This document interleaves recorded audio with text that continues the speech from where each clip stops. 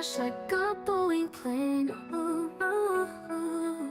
400 million right down the drain. Ooh. But a dollar store knockoff of Overwatch, what a shame. Now we laugh. It's Concord in the Hall of Lame. Yellow trash can with pronouns, what a joke. Nobody wanna play that except the weird folk. Hermit holes, climbs will devs hit the highway. At least Concord won't ever again see the light of day. Ooh, ooh, ooh, ooh, ooh, ooh, ooh, ooh. What the hell is even Etsy? Some kind of fish? Oh wait, I got it, she's Tracer that you order from Wish. Kip's up in here with the cheap pantsuit, chillin'. She's the bubblegum knockoff of Hillary Clinton. Lennox in a life vest looking bored. He's the bastard love child with Killer Croc and Star Wars. Just 600 players, what a massive fail. Whoever greenlit this should be in jail. The player base could fit inside a high school lunchroom. Everyone except Herman knew this game was doomed. Whoa, whoa, whoa, Herman is a prick. Whoa, whoa, whoa, whoa. The absolute state of modern AAA makes me sick. Yellow trash can with pronouns, what a joke. Nobody wanna play that except the weird folk. Hermit holes, climbs will devs hit the highway. At least Concord won't ever again see the light of day. Ooh, ooh, ooh, ooh, ooh, ooh, ooh, ooh. Theo is just David Duchovny, but lame. He's the most generic white man I've ever seen in a game. Hey, Mars, an insufferable, arrogant woman. She's generic agent number 607. And the rest, well, I couldn't bother to remember. They're all gone and buried, they couldn't be any deader. Yellow trash can with pronouns, what a joke. Nobody wanna play that except the weird folk. Hermit holes, climbs will devs hit the highway. At least Concord will never again see the light of day. Ooh, ooh, ooh, ooh, ooh, ooh, ooh, ooh.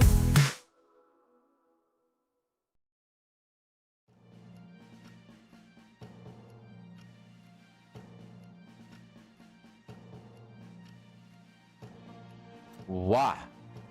Welcome to the Foxhole, everybody. How you all doing tonight?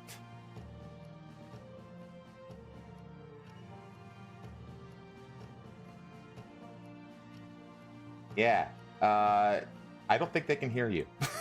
Hang on. God. I am sharing screen with you. There you go. Now say hi. I can't. There you go. Hi! There you go. I can't see nothing. Can't see anything? Oh, that's probably because the window isn't up. You should. How about now? Yes. There you go. Yeah, it's just because the window isn't up. You're good. Well, anyway. Oh, NDA has a joke. Hang on. What does a necrophiliac and an alcoholic have in common? They both like to crack open a cold one. True! Real! I'm both of those things. Chat, do you approve of the banger, of that banger of a song that I whipped up for you during the intro? I'm gonna play it again later when we get to that topic, but simply put, I discovered AI music generation. And I wrote all the lyrics to it. So yeah, it's a really, really nifty little program, though, and I plan on doing more, having a lot of fun with it in the future. I want in the future try it, and cause I songwrite, chat. I do songwriting, and so I want to see like what it does with the lyrics that I've written. Just out of curiosity.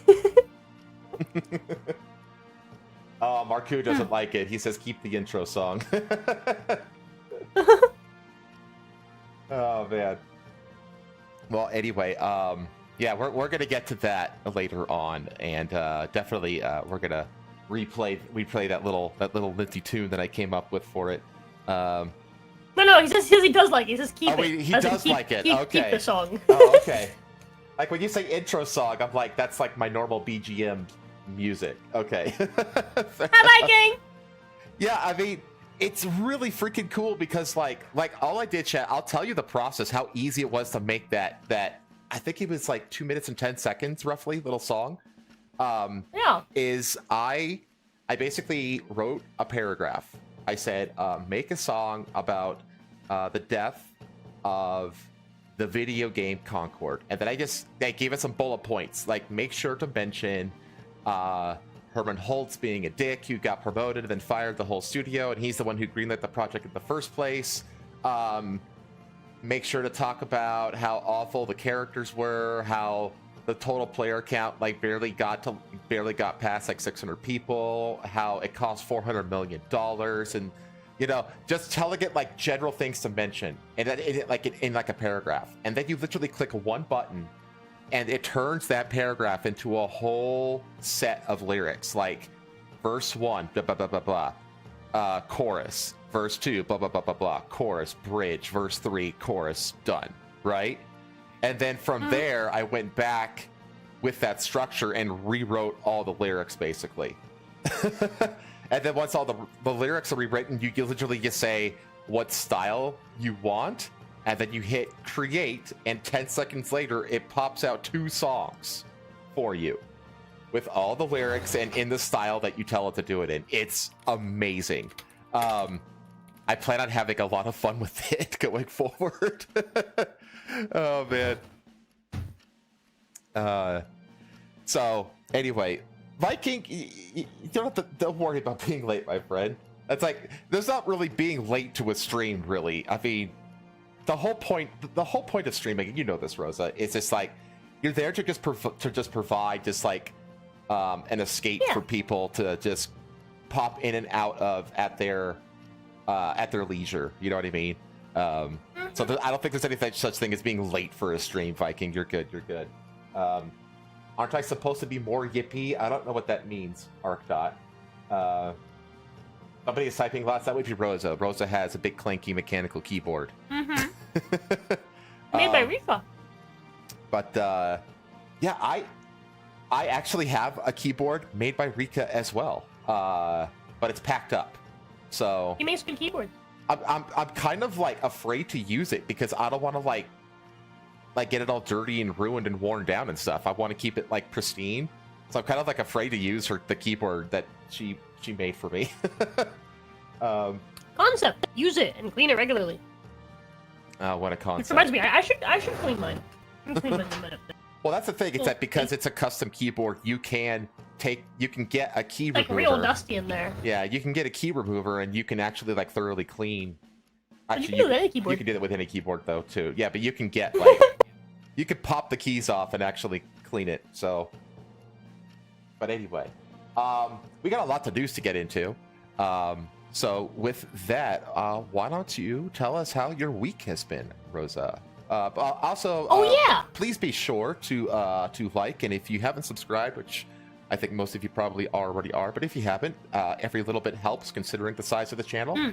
Trying to get it to, what is it, 500? At 500 we can get monetized, but I don't really care about that. My ultimate goal, I think, is 1,000, because at 1,000 you can raid. I actually care more about that than monetization. Wait, you can't raid at 500? I don't think so. I think you have to have 1,000. Either way, I don't qualify. I honestly care more about the ability to raid to get. I mean, technically, I am monetized because I just have a Streamlabs link in the description. Everything donated goes right back into the channel. By the way, chat. I don't like use it for my lunch money. But yeah, having said that, how was your week been, Rosa? It's been okay. Just okay? Yeah, it's been okay. The first half of the week was pretty good. So I was real sluggish. I've been real sluggish. Like I completely fucked up my sleep schedule at some point. Near the end of last week. Yeah, because you stayed up. You stayed up so you can play like the Monster Hunter beta like minute 1, right? No, that's not true. Why'd you stay up late then? That wasn't even last week. That was this week. That was this week, yeah. I just couldn't sleep. You just couldn't sleep. Okay. Like the last few days of like the end of last week, I just couldn't sleep. Oh, you're glitchy. Hang on. Give me 10 seconds.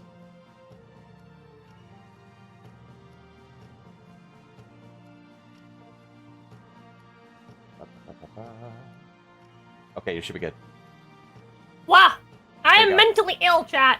I am mentally ill. And Well, so that's my not mental news. illness prevented me from being able to sleep. And so I fucked up my sleep schedule. And then that kind of like fucked up my schedule for like my streaming. And then I had the genius idea on Wednesday. But I had to wait till Thursday.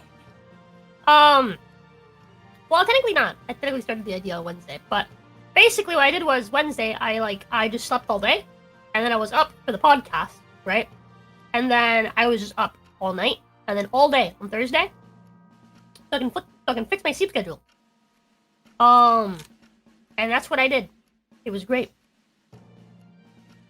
I almost fucked it up because, and I say I, but really it's, my fucking ISP almost fucked it up by forcing me to, take a nap because they were like, hey, we're gonna do maintenance. You know, you just started streaming. And you know, you're trying to stay awake and shit. So, yeah, I got fucked over. But they fixed it decently quick. It was a very short nap I took, and then I came back.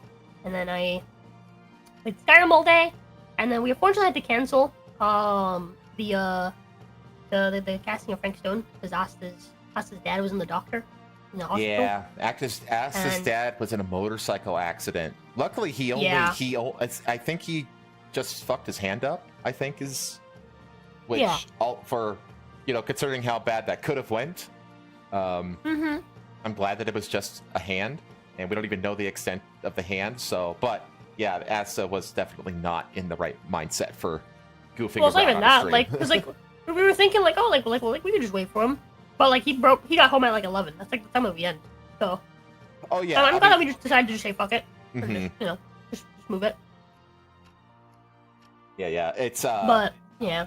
even if he was able to get back in time, there's no way. That would have been, I would have protested asking him to stream, honestly. Yeah, same. So, But yeah, so we just pushed it to Tuesday. It's no big deal. yeah. This coming Tuesday we'll finish off Frank's Stone. I have to say, that game is turning out to be better than I thought it would. Same. Although it's a real slow burn because no horror has happened yet, and we're halfway through the game.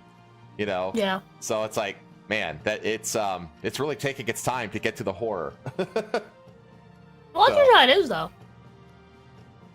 Well, I mean, what was the first supernatural encounter we had in Until Dawn or the Quarry? I mean, I think maybe chapter 3. Like halfway in. No, Is it that I guess like Until Dawn had the like constant like something's watching you, even though nothing would happen. That doesn't count. I mean, like actual like the characters have encountered something supernatural and horrific. You know, like that moment. The first moment of that would have been Jess getting fucking pulled through the window. Okay, yeah, and I think that was what, chapter 3 or 4? Mm-hmm. Something like that. That was the Quarry. And then Until Dawn. No. That was Until Dawn. You're right. That is Until Dawn. Yeah, the For Quarry. the Quarry, first moment is when Nick gets attacked by the thing. Unless you count the intro. No, not counting the intro. When does Nick get attacked? Because that is pretty later on, isn't it? Like halfway in. Yeah. Okay. Okay. Well, Maybe like a little less than halfway in. I have to say that this Until Dawn thing, not Until Dawn, this casting of Frank's Stone seems to not be so much of a creature feature. It seems to be like haunting kind of a vibe I'm getting from it. But I don't know the lore of the world that is set in. So I don't know. Yeah, neither do I. We need to ask Faith about it next time that we yeah. Because it's the whole thing, it's setting up like some kind of like a haunted camera kind of thing, right? kind of.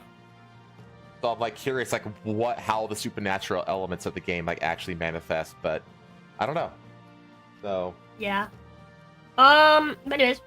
Besides that, I've just played more ZZZ because we're still doing the sponsorship for Jazz. mm-hmm. I played lots of Monster Hunter Wilds, which I actually like. How do I put this? I feel bad because Jazz is like, oh my god, yay, she actually likes it. It's like, well, feel bad saying that I like it. Like, I don't hate it, but I also like. It's passable. I've always liked Monster Hunter as a concept, right? But the gameplay is only just now like decently passable that I can enjoy it. Yeah. Because I played Monster Hunter like a lot, like as a kid. Like I played like on the school bus with like friends. I played like on the PSP. But like I feel like I don't know. Like as a kid, you're like more tolerating of like shit mechanics. And so like years pass. I played lots of different games. Worlds comes out. I'm like, wow, this sucks. And I just completely lost interest in Monster Hunter entirely. Until now that like they've added some like aiming and stuff, and it's like, wow, this doesn't feel like dog shit to play anymore. How long did it take them to add a fucking reticle? For God's sake. Yeah, like I get that like a lot of their like fans are like, oh my god, yeah, but like they're keeping it like the same, right? For like the old fans and blah blah blah. It's like that's great and all, but like you don't think the old fans would like just a little bit of innovation? Or just like a little bit, like think about how excited everyone is about the fact you can aim now. Yeah, right? That right? baffles me. I was complaining to Jazz about this. Yeah, like I get what he's saying about like, oh, they're just keeping the same for the old fans or whatever. But everyone seems real excited whenever something new comes out. Yeah, everyone, right? So like I don't know, man. I think the old fans would probably like some new shit too. There seems to be just old like fans would probably like it if their game doesn't suck. Most of the game sucks. Very, very, very basic like quality of life standards like need to be met.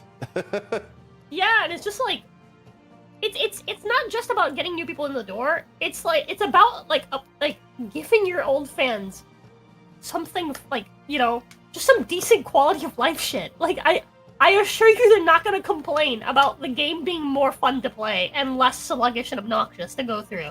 Like dude, I don't understand what's the point of me like inviting Patho to my fucking Link party if that doesn't make me play with her. That just okay.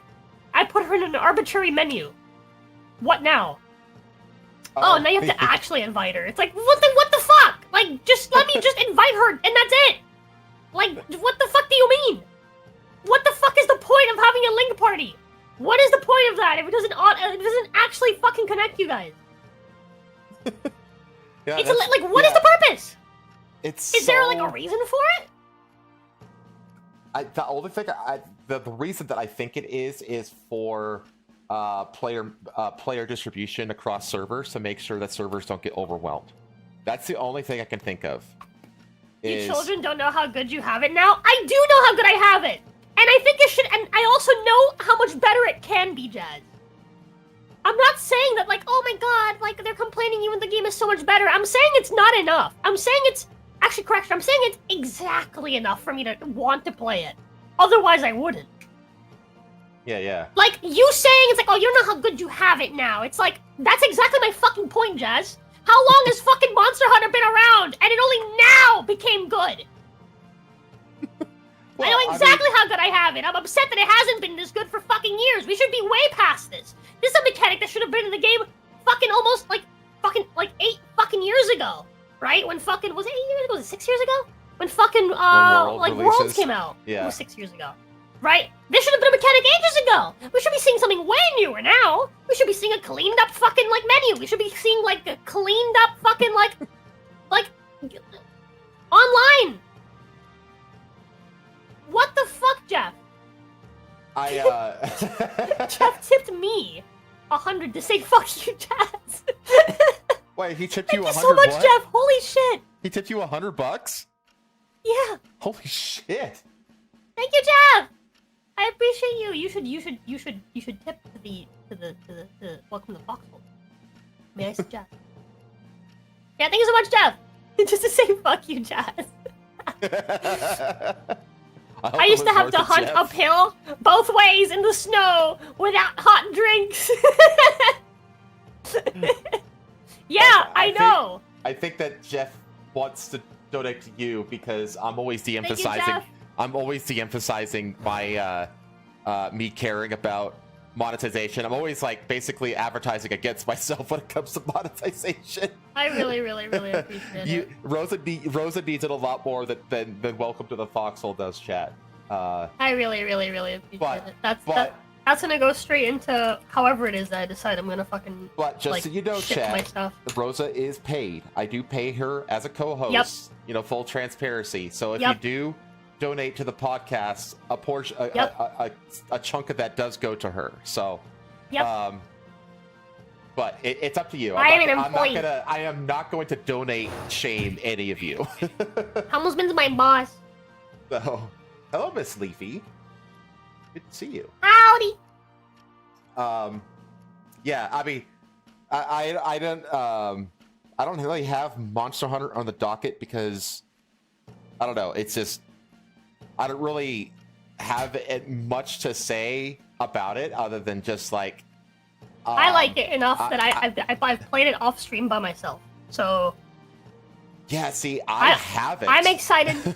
I'm excited to finally enjoy a Monster Hunter game again because conceptually, I fucking love the idea of Monster. I love the concept of Monster. Thank you, Viking. Fucking donated $20. Yes, that will go to Rosa. Yippee! Anyway, what was I saying? Oh yeah, like I think I'm in the same boat as you. And honestly, because I played the tutorial and like the first open mission of the beta solo, and by the end of that, I was already kind of like, okay, I'm already kind of like okay on it, you know. But then yesterday I played it with Jazz. I did a stream for it, and it's a lot more fun. Number one, when you have somebody who knows what the fuck they're talking about, and how like they actually like play the nuances of the game, helping you out, which is honestly that hurts the game. I can't even imagine because Jazz doesn't know how to fucking use greatsword. Well, the thing is that I appreciate, and I could see like it's way more fun playing with people, and that's what I look forward to. I look forward to hunting like with Jazz and you and other friends and stuff like that. But like solo, I don't really see myself playing it a whole lot solo. I really don't. It really does like seem like it's meant to be played with friends. Is what it feels like. Yeah. And I got that vibe for the first time last night with Jazz. And I was like, okay, I could see myself like buying this on day one and streaming it and playing with y'all. But like solo, I don't know. I really don't know. In a quest to like get good, I've been actually going out of my way to fight things solo and to play the game solo. Like last night when like when Patha was trying to try the game, I like while I was waiting for her to like set up stream and like while she was like doing her character and stuff, I hunted like 6 or 7 different things like back to back solo.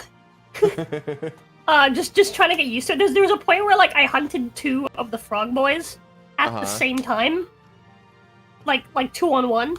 Yeah. Solo. So I've been trying my best just to like really push myself to get like comfortable with the controls. Mm-hmm. And I've hit the point where like I know that dude today, if Aqua, you bastard. If Aqua hadn't joined me right midway through the fucking fight with the fucking lightning boy, the big fucking lightning boy that's in the beta.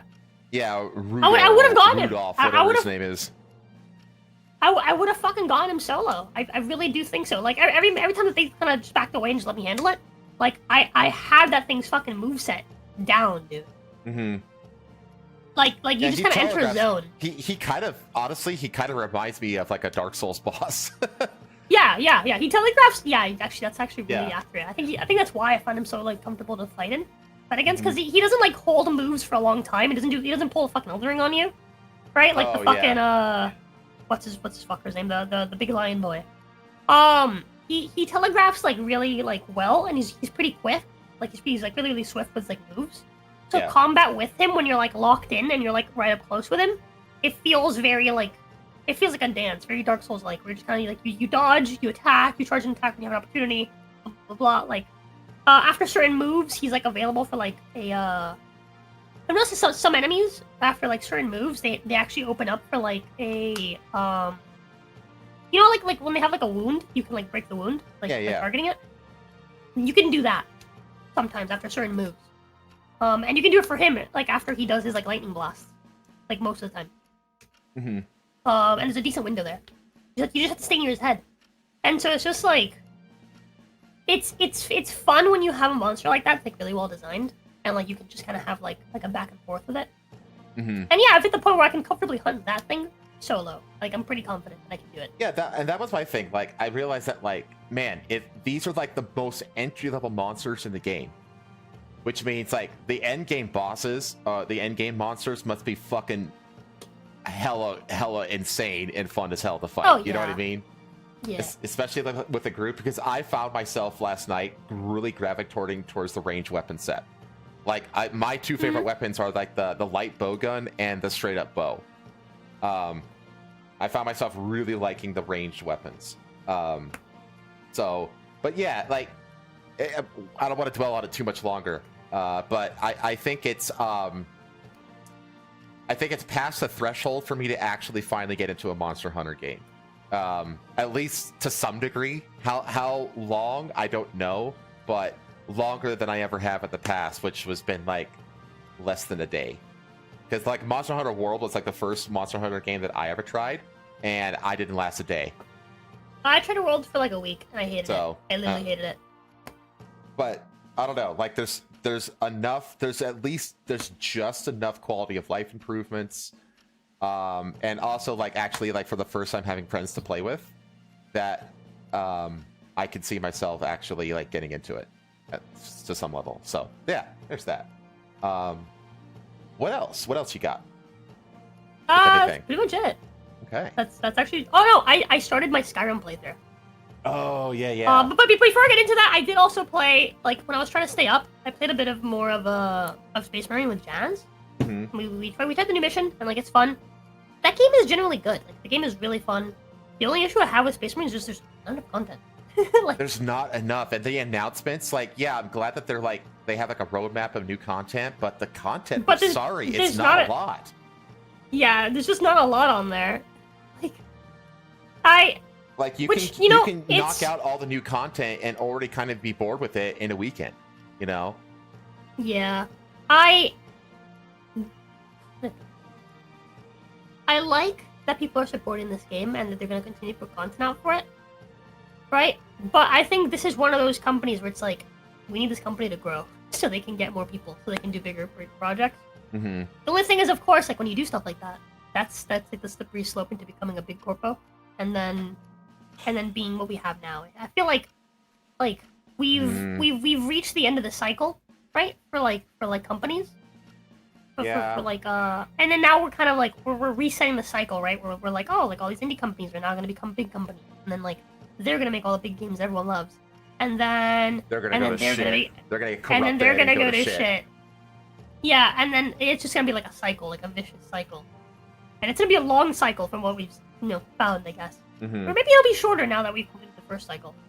But I don't know. We'll see. We'll see. Because you have to remember that Saber Interactive is developing that Avatar game. Remember? Yeah. Yeah. So that's like their next game on the docket. I think they're behind the. It's like a way in the distant past, like before, like the Avatar: The Last Airbender show. Like, so. I don't know. I'm curious to see like what like a weeb, a weeb IP can be done with the studio that's behind a fucking grim dark Warhammer 40K franchise. You know what I mean? Like I'm curious what what that kind of a studio can do with like a super weeb IP like Avatar. So So we'll see. We'll see. But that aside, I did start my Dark Souls. My Skyrim Hunter or Huntress RP playthrough. So the whole concept is, chat, that it's a modded run, right? So like I've modded it so I can start in the middle of the woods by myself with some like starting gear of my choice. Mm-hmm. And there's like a bunch of like modded content in it. But that aside, basically the premise is that I can basically start with like some buffs and debuffs to kind of like specify the way that I want to play. And so I specify my character to effectively be an NPC. Like I have no HP, I have like no stamina, I'm very, very, very weak compared to like the world. Right? Viking said it was 3 hours of Rosa searching for a bed. Yes, it was like 3 hours of me trying to find sleep. We're playing with the with like survival mod, right? Like the survival stuff. Oh, So we that have makes to it we interesting. have yeah, like if we don't sleep, we can't use our magic. Which Oh. we're not really using magic anyway. I was gonna say, I thought Um, you were a hunter. Yeah, it's not really the biggest deal in the world. But if for example, if we don't eat, our stamina goes down. Mhm. Like we always start with like very low stamina and health and stuff because we have commoner stats Uh-huh. that we're starting with. Basically, that means we start with half the stats that you would at level 1 as like a normal player. We also have a negative that makes it so that we gain XP slower than like a normal hero. So Okay. there's a lot of negatives. Almost sounds like you kind of made it kind of just a little bit D&D like. Kind of, A yeah. little bit of a slower pace. Yeah. But Yeah. but anyways, and so our goal, right, is to hunt things, right? Hunt monsters and stuff like that. Hunt. Well, we're gonna start obviously with hunting game, right? That's the idea. Hunt game. Just make ourselves food, survive, right? Because if we don't eat, our stamina goes down, and if that's another thing as well. It's like we need to like make sure that we're not cold and shit. Because if it's cold, our HP goes. Yeah, that makes sense. So we have to be careful not to freeze to death. It's colder at night, right? Stuff like that. Everything can effectively like 2 to 3 shot me, so I need to like be real careful, you know. Yeah. I mean, But we are doing stealth archers, so like we'll survive. is the mod like specifically for this kind of playthrough, or are you still following like the main storyline where you gotta like Fusro dodge dragons and shit? I've installed a bajillion mods. Okay. But you don't have to follow the main storyline just in general in Skyrim. That's true. In Skyrim, you can't just the- fuck off and just do whatever you want. That's true. The mod does have me skip the intro, so I literally just start in the middle of the woods. Oh, nice. Okay. Yeah. But we've gone through. We hunted a troll. We got chased by the fucking we went on like a random quest that finds like a merchant that had gone missing, and we got attacked by fucking the elf people, the evil elves. And that was fucking scary because they chased me all around town, and the fucking people in town did nothing about it. The guards did nothing. They were like, "Oh no, danger!" And I was like, "Yeah, do something about it, please." They're killing me. I can't survive. We managed to kill a troll, a nice troll. He got stuck. And I was able to spam arrows into his face. I shot it like 70 times. Just those things like have like regen and shit. Are there any sorry, go continue. I'll ask a question after go you're done. on. I was gonna ask because it's not entirely related. Is there a mod in Skyrim that kind of turns it into like a survival crafting game? Yeah. Oh my gosh, I want to do that. There's several mods that do stuff like that. But one of the mods that we installed, because I'm playing on consoles, I'm limited on like mods, and it's on purpose because otherwise I'd be stuck for forever. No, there's no gun mods. I'm not doing any gun mods. I'm playing on console. We're very limited on what mods we can have. Okay. But one of the mods makes it so that when I like kill a creature, right, and I want to harvest it, I actually have to like prepare it, right, and then I have to like skin it, then I have to like take its like bones and stuff. Oh yeah, actually have to do the meat. work of actually, yeah. Yeah, and cool. it's just like an animation, but it takes in-game time. Yeah. So you have to you're like, oh fuck, like I don't really have time for this right now, and so you can actually just pick up corpses and put them in your inventory to get to deal with them later. When you're safe. Red Dead Redemption 2 does something like that. It's not as intensive as what you're describing, but like there's like a long animation. If you like want to skin a bear that you hunt, like it takes time and you're vulnerable during that. You know. Yeah, exactly. But yeah, so like that was pretty cool. And obviously we use those things that we get. We can sell some of them for money. We can use them to craft other things, right? And we can also obviously cook them to, have food and not die. But we do have a mod that makes us a giant woman. We're like for context, everyone else is like booby height for us. We're like a half giant lady. Which came in clutch, alright? We got chased by like a fucking like saber tooth really early on. And a giant that was in the area just fucking like flattened it. It was amazing. Nice. I was like, yeah, dude. Fun. Keep talking. I'll be right back. Okay. Now I'm on the spot. We found a horse. All right, we found a horse, like a wild horse, and we tamed it, chat. We broke a wild horse and we tamed it. We tamed a wild horse, chat. That was cool. And then we lost it, but then we found it again. We put a saddle on it and we named it. We have a horse now. We also went and we found Miko, so we have a dog. Here we have a horse and we have a dog. All right, our hunting party is complete. Also that merchant whose body I found, who I got attacked by the fucking I got attacked by the racist elves. The merchant had a ring that was able to trade to another merchant, or a full set of light Daedric armor. Except for the helmet. The helmet was a heavy helmet, but that was crazy. I need to do this. I need to look at, because I have not played Skyrim in years. Like many years. Like, I'm talking like 5+ years I haven't touched Skyrim. I need to like look back into it and figure out like a fun streaming series to do on Skyrim. Yeah. I pick it up every now and then. The concept for this one was that like I wanted an idea for like something that we can do that will last us a long time. That will take us a long time to get through. And so the idea for this playthrough is that we want to basically just roleplay as a hunter, which means that we won't go on quest to like kill monsters and stuff. We'll try to like avoid like problems as much as possible. Like if I go somewhere and there's bad people, I'm like, all right, no, it's cool, I'm leaving, goodbye. I'm good. Unless I'm like desperate, right? Like there was a point where I was desperate and I got like halfway through like a fucking camp, right? But I was trying to find that one body, right? Like the body that was like the merchant. It was like bandit stuff, but like you know, I just like killed by the result. But there was one guy left, the leader was left. He was like sleeping through the whole thing, so I didn't kill him. So like I will kill people if I need, you know? Yeah. For the most part, it's like I'm too weak if I like run to like wizards and like or something like that, or like outside like a cave, I'm just gonna die. So I try to steer clear. But the end goal is to buy one of the houses from Hearthfire DLC, right? Because how the Hearthfire DLC what it did was it added land that you can buy. Oh, see, I didn't even know this was a thing. That's just how out of touch I am with Skyrim. Yeah. I really need to get back into that. So the first DLC, if memory serves, was I think Dragonborn, right? Yeah. And then that one added obviously like the whole new island and like blah blah blah, right? And after that we had the Vampire DLC. Yeah, see, right? Dragonborn is literally when I stopped. That's how out of date I am with it. Damn. Yeah. But after that we had we had Dawnguard. I'm pretty sure Dawnguard came second. And then that's the one that like had all the vampire stuff. And then the last DLC was Hearthfire.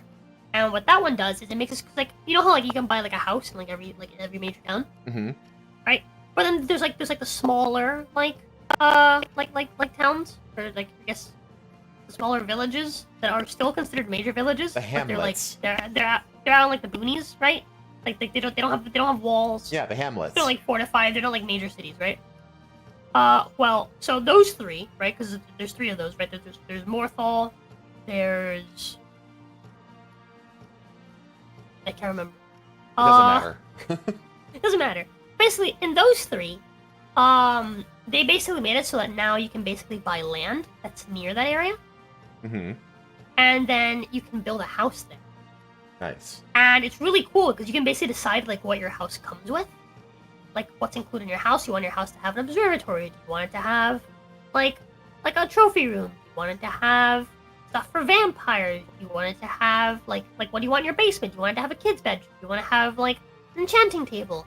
Right? Do you want like alchemy? Like you can basically choose what goes into your house, and you can also choose like within your house how you decorate it. And so my goal is to basically reach the point where I can buy land and then work towards building a house, and then completely, because here's the thing, to actually fill a house with all of the potential trophies that you can put in it takes a long time. There's a lot of hunting and like individual things that you have to kill to basically get the materials to then mount ahead. Actually like craft the statues and all the things you can put in the house. So my goal, right, for this run is to reach the point where we have a house, right? We have a trophy room, and then just have a complete filled hunter's trophy room. Nice. And that's when I'll consider the run complete. That's cool. And that's gonna take forever. We're replaying this game for like forever. We're gonna become the next Skyrim grandma. There you go. There you go. That's what the idea spawned from, I think. It was someone mentioned like Yeah, she Skyrim retired. She yeah, got she bored retired. of And I was it. like, yeah, and I was like, this is my chance. This is my moment. And that's why we had the fucking the pink hair, like dimmed out hair for like all of last month. That's right. Yeah, it came from Skyrim Grandpa. Yeah, that's why it happened. Right. Now you on. know. Right. Yeah, that's me. Cool. What did I do? Well, I have carved a niche out where whenever we do RP collabs, I'm always the bimbo, and I am happy with this. So I am Chris, which I guess is short for like Christine or Christina, whatever. In casting of Frank Stone. So that was fun. That one stream. I ended up as the only living but still turned into a werewolf character in the Quarry playthrough, which was interesting. And then what else? Survived until dawn. I did. We were gone for the entirety of it, but I know, right? I actually you feel threw like a the casting, snowball and no one killed you. I actually feel like the casting of Frank Stone, strangely enough, has the most balanced, like how much every character gets to play. Like, it has better balancing than the other two did. Yeah. Which is, I did not expect that. But I played Yakuza. I played the Monster Hunter beta on stream, and do I have anything significant? Oh yeah, I'm gonna be in Orlando in 2 weekends. So yeah. By the way, chat, a little bit of like looking into the future just by a couple weeks. Rosa is going on a vacation, so she's gonna be gone all through at least next Saturday, right? Yeah. My vacation starts on Wednesday because it's my sister's birthday. And then Thursday is my uncle's birthday. And then Friday is when Pedro comes to visit. Right. And she's gonna be here till Monday. She's gonna be here for the whole weekend, basically. Yeah. Yeah. So because of that, Rosa's gonna take some time off so that she and Patho can do some off collabing. And in the meantime, I am going to be taking Rosa's place on Wednesday on OCP. And on Saturday, I will be joined by Asta instead of Rosa. So look forward to that. But in the meantime, I already talked about all the gaming kind of stuff I already talked about. There's nothing to talk about with Yakuza because that's just like an ongoing... I'm actually really happy that... through all of the collabs that we've been doing this last month, I never had to interrupt my Yakuza schedule, which I'm happy about. Yippee! And apparently, I think... Gosh, let me look it up real quick. I think... Yakuza... Hang on, one sec. Did it release yet? I think it did release. What? The television show. Oh fuck! Yeah, it's out. It released like this month, and it's mediocre from what I could tell. Which I mean, no one's fucking mentioned it. yeah, well, yeah, it just kind of came. This is the first I've heard of it. Yeah, it came and went. Like it got announced like a few months ago. I covered it before you were co-hosting. I was like, so this is happening, and yeah, I am not confident because I don't see how they could possibly pull off the tonal whiplash that is the games. Because the thing that makes Yakuza is it's the juxtaposition of the super serious melodrama of the main storyline against the absolute psychotic random zaniness of all the side content. And it's like, how do you pull that off in television? You can't. You kind of, all you can do is just like do the main storyline melodrama and leave the rest out. Like, I could... No, you can have episode 1 be like really like melodramatic, and then like episode 2 is a side quest, and then like episode 3 is like you could do the main story, right? You just go like the Bleach method with it, you know? Well, But like The instead only- of doing it via seasons, you do it via episodes. well, the thing that I was thinking is because like, I think that they should, if they could pull it off, they should have done like a fully serialized kind of thing where it's just like, that yeah, they have like an overarching plot across a season, but it, you know, it only like actually moves forward like once every few episodes. You know what I mean? But like, Yeah. but like each episode is like a random zany thing. You know what I mean? Yeah. But they did not do that, obviously, because to do that, you would have to have seasons that are like dozens of episodes long. And they didn't do that. They just did the melodrama. They just focus on the melodrama, and all the other stuff is like left out. And so it's very mediocre. And that's honestly exactly what I expected it to be. I still haven't watched it. I'm probably gonna. I might actually binge it tomorrow before the Rush Hour watch along. I might actually try to binge it. I might actually just pop into the Discord and just throw it on and see what it's like. You just reminded me of something that I did last night.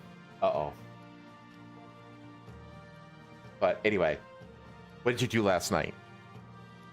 I watched the first half of the 2004 Van Helsing movie. with Hugh Oh, Jackman. the Hugh Jackman one. Yeah, I the watched one- the first half of it, and The then I got one that EP. everybody hated when it came out, but like it's slowly gaining popularity and it's got like a cult fandom attached to it. Yeah, the one that Dad's always like, yeah, that movie's good. That movie is the best werewolf. I finally got around to watching it, and I gotta say, so far, I've really, really enjoyed it. It's I campy got as EP. fuck, but Yeah. but it's real, but it's like it's really fun, and it's got a lot of style to it that I appreciate. Yeah. I came to the realization that I'm pretty sure that Ezio's signature line might be a reference to that movie. I haven't seen it so long, I couldn't quote a single thing from it, but I remember after thinking Van that. Helsing kills something, he does like a little cross. Uh-huh. But after the first scene that he kills, like at the very beginning, when he kills Jekyll and Hyde, I believe, Uh-huh. he says "Requestas in pace," which basically means like rest in peace. Right. Which is the same thing that Ezio said every time that he assassinates someone. That's right. Yeah. Yeah. And I think that honestly might be a reference, considering like Assassin's Creed 2 came out like what, 5 years after that movie. I mean, it's a very common thing. So if you say it the same language, I don't know if Is that's it? I don't know if that's a. I don't know. I don't know if that's a reference. Assassin / hunter person that goes and kills bad guys. Saying it after every kill. That's like the only character I can think of that like does that is Ezio. And now this guy. Oh, maybe. I don't know. I feel like that It's might like be it's like more... very like thematically similar. Yeah, I agree. Like Maybe. yes, it's like saying rest in peace in like Italian is like, yeah, that's just a thing people say, no shit. Right? Like that's just language. Yeah. But like the very, very specifics of being like, oh, this is like an assassin / monster hunter, etc., right? Someone who kills bad people. Right? In like at night, you know, for the most part. Right? Yeah. And after killing a bad guy, says the line, right? Right. Like that's kind of really specific, and the only character I can think of up until again like last night, right, is Ezio. The only character I can think of that I associate with that like habit Okay. Maybe. and like that same theme, you know? I'm sure. I'll just say sure. I think it's a reference. That's my headcanon, Jack. Totally fine. I'm not gonna. But yeah, I didn't finish the I'm not movie. gonna argue 'cause against it. it, but The idea was I was gonna watch something because I couldn't sleep. My allergies were killing me. And then I was like, I'll watch something to entertain me, and then I'll like eat food, and then I'll fall asleep. And that's exactly what happened. And I thought we were like more than halfway through the movie, and then I checked and we were less than halfway through the movie, and I was like, oh, this movie's long. I see. All right. Well, I think that's about it for me. So with that said, shall we get into the news? Yeah, you need a share screen again. Again? Yeah, you're not share screening at all right now. Oh. You like ended it. Why did I end it? I don't know. There you go. I didn't want to break your flow, so I didn't say anything. Oh, you're You fine. ended it like a while ago.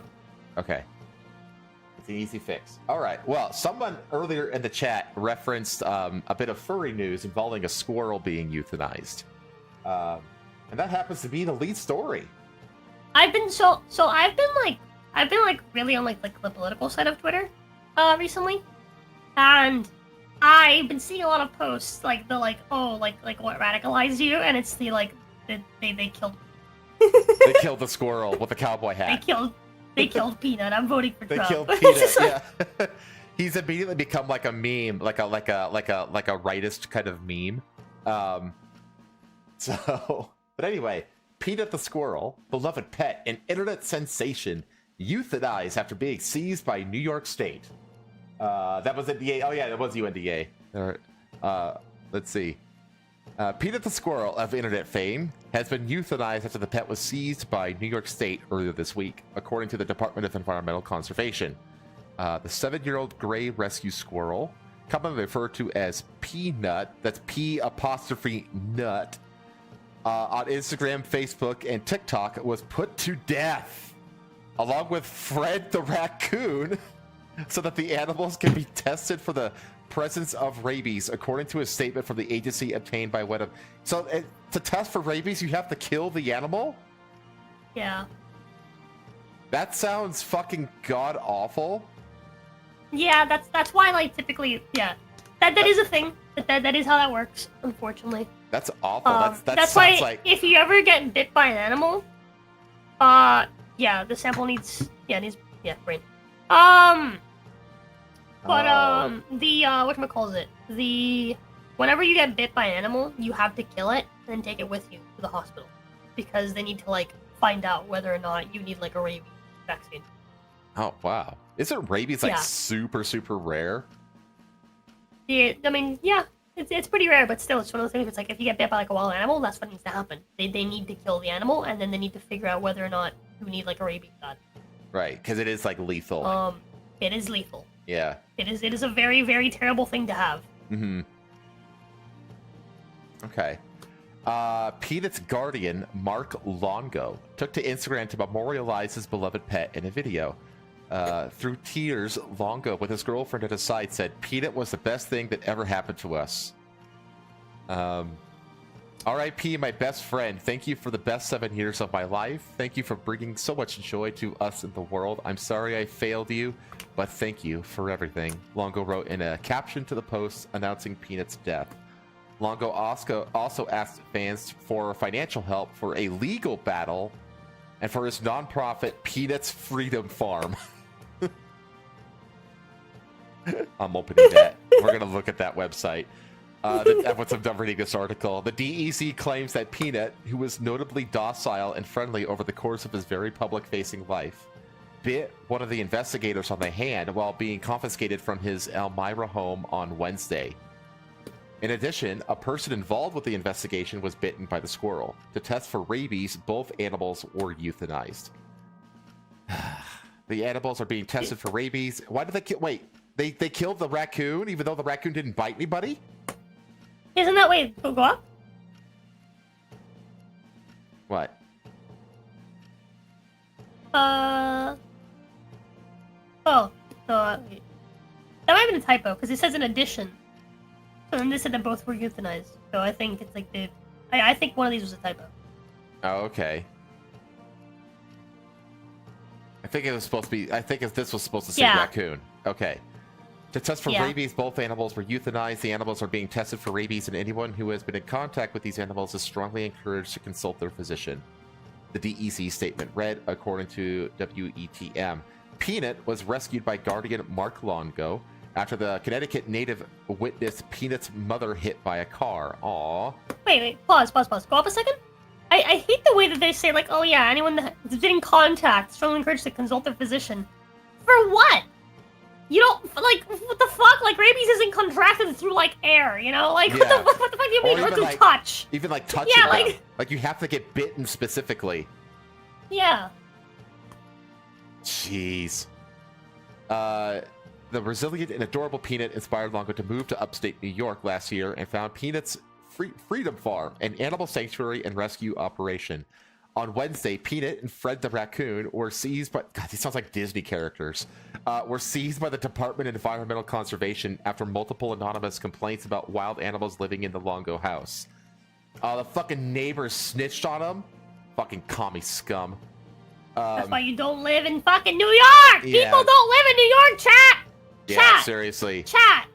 I hate when people say that, like, oh yeah, the cities are where the majority of people live, and that's why they have all the votes. People don't live in cities, chat. Commies do, and commies aren't people. Don't live in cities, chat. Yeah, live like just outside of cities. So like you're not in the city, but like you have access to the amenities of the city if you absolutely need them. Yeah, like dude, it's people are always like, oh my god, but like the suburbs are for rich people. It's cheaper! It's fucking cheaper! Yeah, It costs less fucking money to live anywhere outside. other than the city. Exactly. You're full of shit! Like, God! Well, Internet, you won, Longo wrote in a caption after the animals were seized. You took one of the most amazing animals away from me because of your selfishness. To the group of people who call DEC, there's a special place in hell for you. I agree. You should become a Christian just so that you can believe that there's a hell for these kind of people to go to. In a statement to the Post on Wednesday, the DEC said that they were responding to complaints of a rabies vector species that was in the home, namely Fred the raccoon. Oh my god. So, yeah. I actually think that there is... let's check out this animal sanctuary. So here's the Freedom Farm. Hang on, let me make it work. There's Peanut! Look at it, it's Peanut. I don't see the raccoon on here though. Peanut Freedom Farm Animal Sanctuary. Meet our animals. They have Chance the horse, Wilbur the other horse. They have a lot of horses. Cheyenne. Hi. Yeah. Timmy. Look at Timmy's close-up snoring. Romeo. The cows, they don't even have names for them, apparently. Oh, wait, Star, Moon, Lucky, and Charm. And then more horses. Meet Cruiser. And Rooster. And this derpy-ass alpaca. They are so derpy looking. Stella, Luna, and Greta. That's the name of your cat. That's the name of two of your cats. Yeah, actually, yeah. That's wild, actually. I mean, they're not that, like, you know, unique names. It's just Star and Moon. Yeah. Star and Moon. Meet Mamuna. Kirby. Kirby. This derpy-ass picture. Look at Roger. Living at Peanut Paradise. Tony. Seamus. Yeah. Caroline. Is that a pig? Is that a hog? Potbelly pig, yeah. Hilda and Louie, the geese. Yep. Starlight, the toothless horsey. Has no horse. Teeth, wow. Apache. Foxtrot. Grace and Pickles. Norman. Gloria. Thisbe. So it looks like it's primarily a horse sanctuary. Yeah. But still. But yeah, They should make a cartoon based on Peanut and Fred. Hang on. There is... And then Disney at the front of it should put based on a true story. And then this is a great time to bring back sad Disney movies. Yes. So there is a Know Your Meme article about Peanut the squirrel. Let's see. So this is the first upload to Instagram, and then that was back in 2017. And it's still a baby, and then it was euthanized literally yesterday. Was this like sounds like Greta? No, we're done. And they're not happy about it, and neither are we, chat. Fucking justice for Peanut. Vote Trump, save the aminals. Aminals.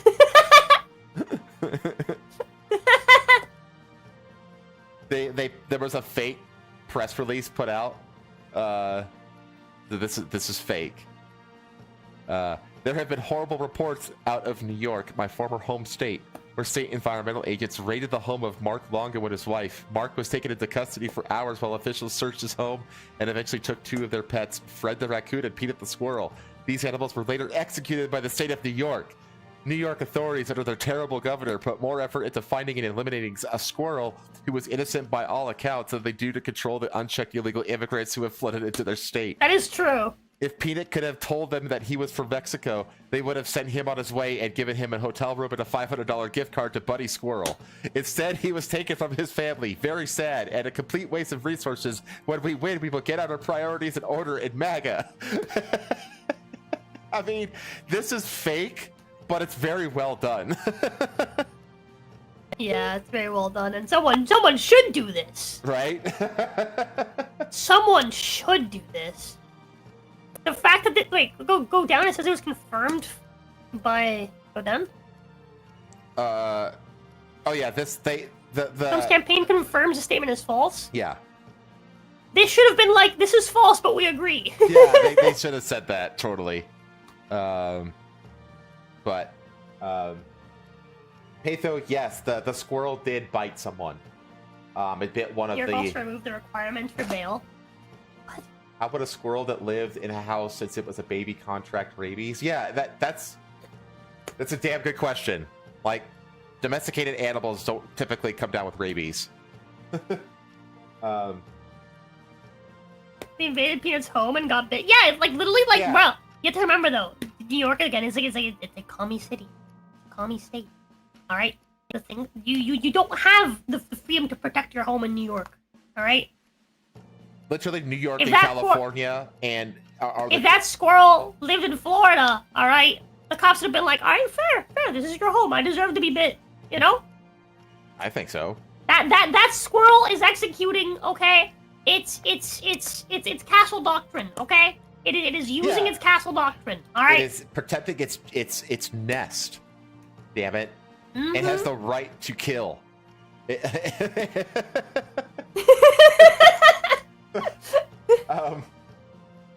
Maybe no one got bit though. Maybe you know how they plant drugs to get people to cooperate. Oh, yeah.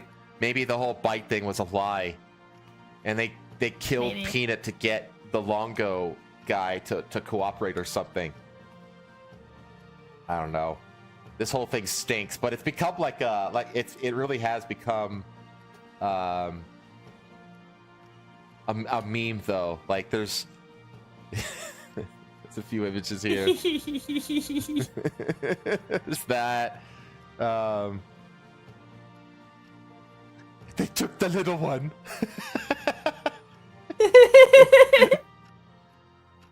All squirrels are gonna have a jet. There's the state of New York with when they see adorable pet squirrel. It's just the scene when Anakin kills the younglings. And then it's just like the Trumpist way. In reality, they're after me. They're after you. I'm just in the way.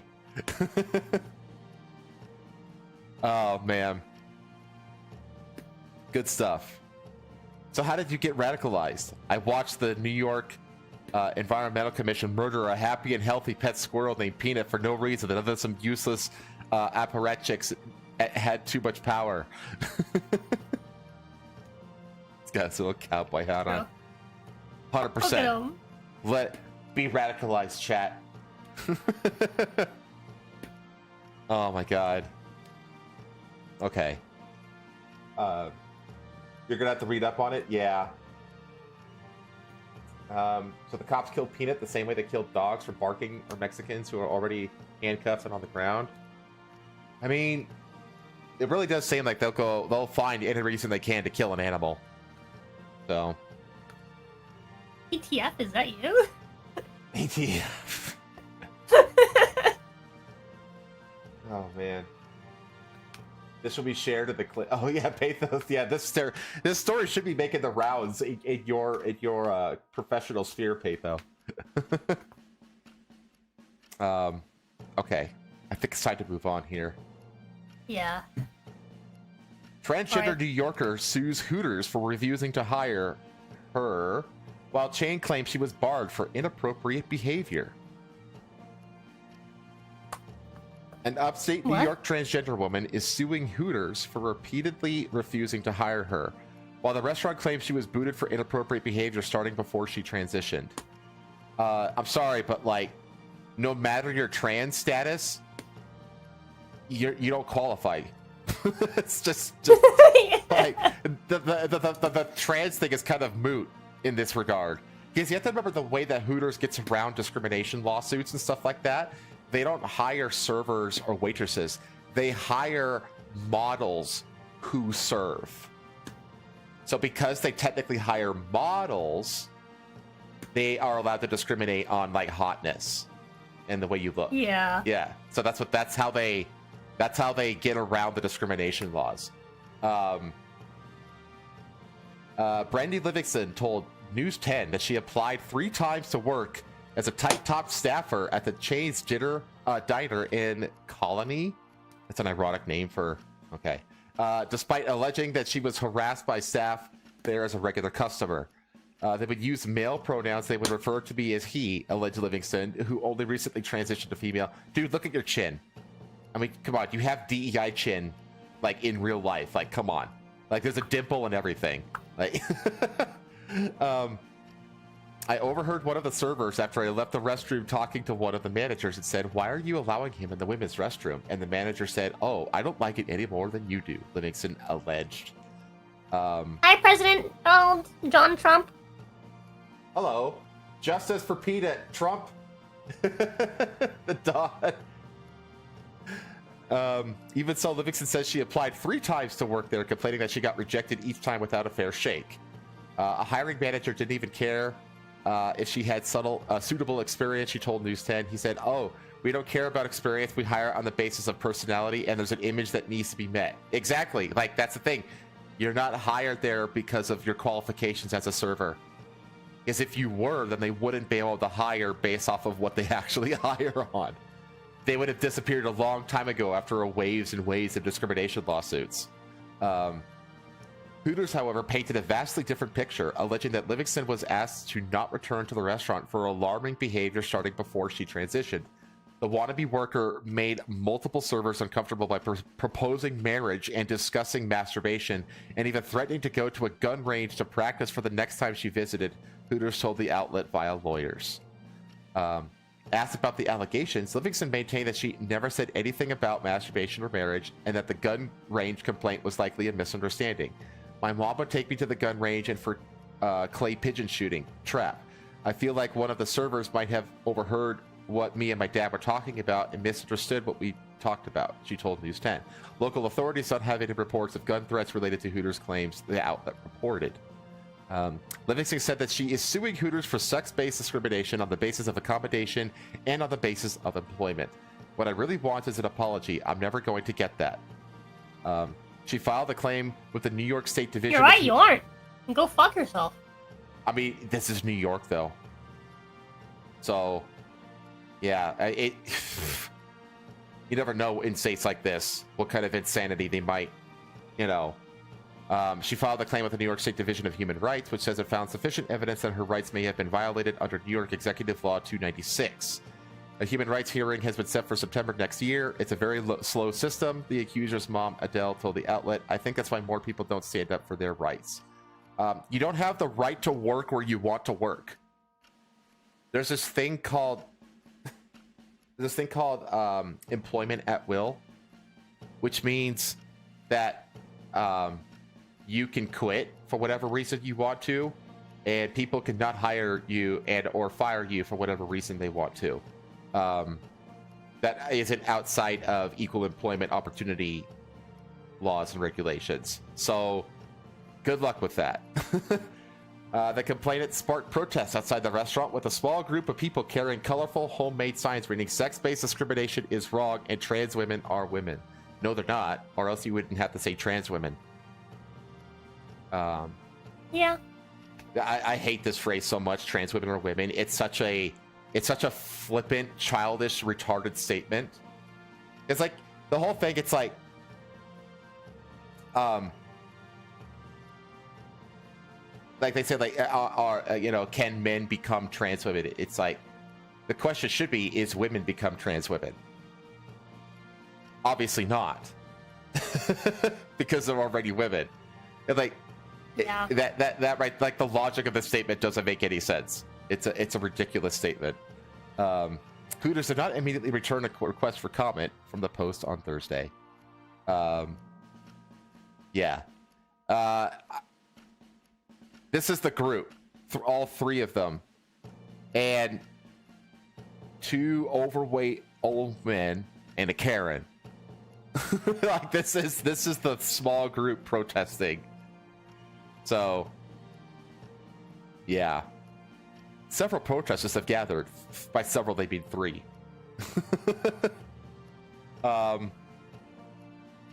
Okay. Stop supporting trans women or women once they made it apparent they were being literal. Oh, yeah. The Ku Klux Trans attacks again. Next year, the headline will be Hooters pulls out of New York. I mean, potentially, yeah. I mean, that's what happens. You know what I mean? Like, you only see this kind of bullshit popping up in these fucking deep blue, you know, shit lib cities. So, let's see here. Okay, we're still in America. Got a few more here. New York mom and two young kids, including 5-month-old baby, dead after jumping off of Niagara Falls. Why? But Why though? What? A New York mother jumped off Niagara Falls with her two young kids, including a 5-month-old baby, and all three are dead. Yeah, you think? Chianti Means, 33, stepped over the guardrail Monday night at Luna Island, a popular overlook above the falls, with a nearly 200-foot drop, according to New York State Police. Police responded around 9 p.m., with investigators determining that the plunge was intentional. The circumstances remain under investigation. Means and her kids, 9-year-old Roman Rossman and baby Mecca Means, were residents of Niagara Falls. Rescuers have still been unable to locate any of the bodies as of Wednesday. The mother worked as a domestic violence counselor, according to her LinkedIn profile, and graduated from school in nearby Buffalo. Friends quickly began paying tribute to Means on social media. I have been speechless and crying and couldn't sleep at all, wrote friend Keishauna Morgan on Facebook. My heart is broken. Mental health is no joke. I can't even bear to write a post about her and share memories, said friend Mick Molina. I am literally sick to my stomach and I can't even deal with the emotions I am feeling. Just know her and her children are dearly loved by me and my children, she added. You never really know what anybody is going through, said another, Nisha Ukaya. Luna Island is one of several popular overlooks perched above the New York side of Niagara Falls. It is one of the more secluded overlooks in the expansive Niagara Falls State Park, being separated from the rest of the grounds by a causeway over a river channel. There's little more than a chest-high railing separating the platform from the deadly drop below. It doesn't. It doesn't have. It doesn't have any reason for it though, so they have no clue why she did this. So, called Hooters. Well,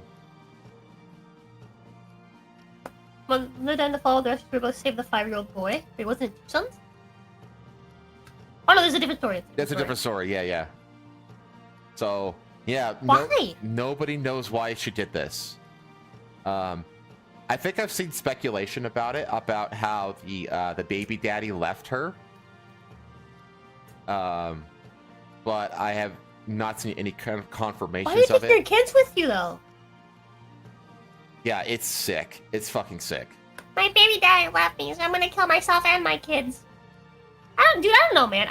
Fuck your mental health. Like, the second that you, are unable to, separate how you feel, right, from, the safety of your kids, you completely lose me. Well, the number one source of infanticide is their own mothers. Yeah, from that moment, Like from the moment where you decide that like, oh, I'm gonna take these innocent children with me. Go fuck yourself. I hope you rot in hell. Yeah, that's evil as fuck. That's like, Jesus. I don't care what the fuck your mental health state is. Go fuck yourself. Yeah, you lose all empathy, sympathy, all of that. So, I feel like a little bad, so like post. Dude, I'm telling you, chat, I'm telling you.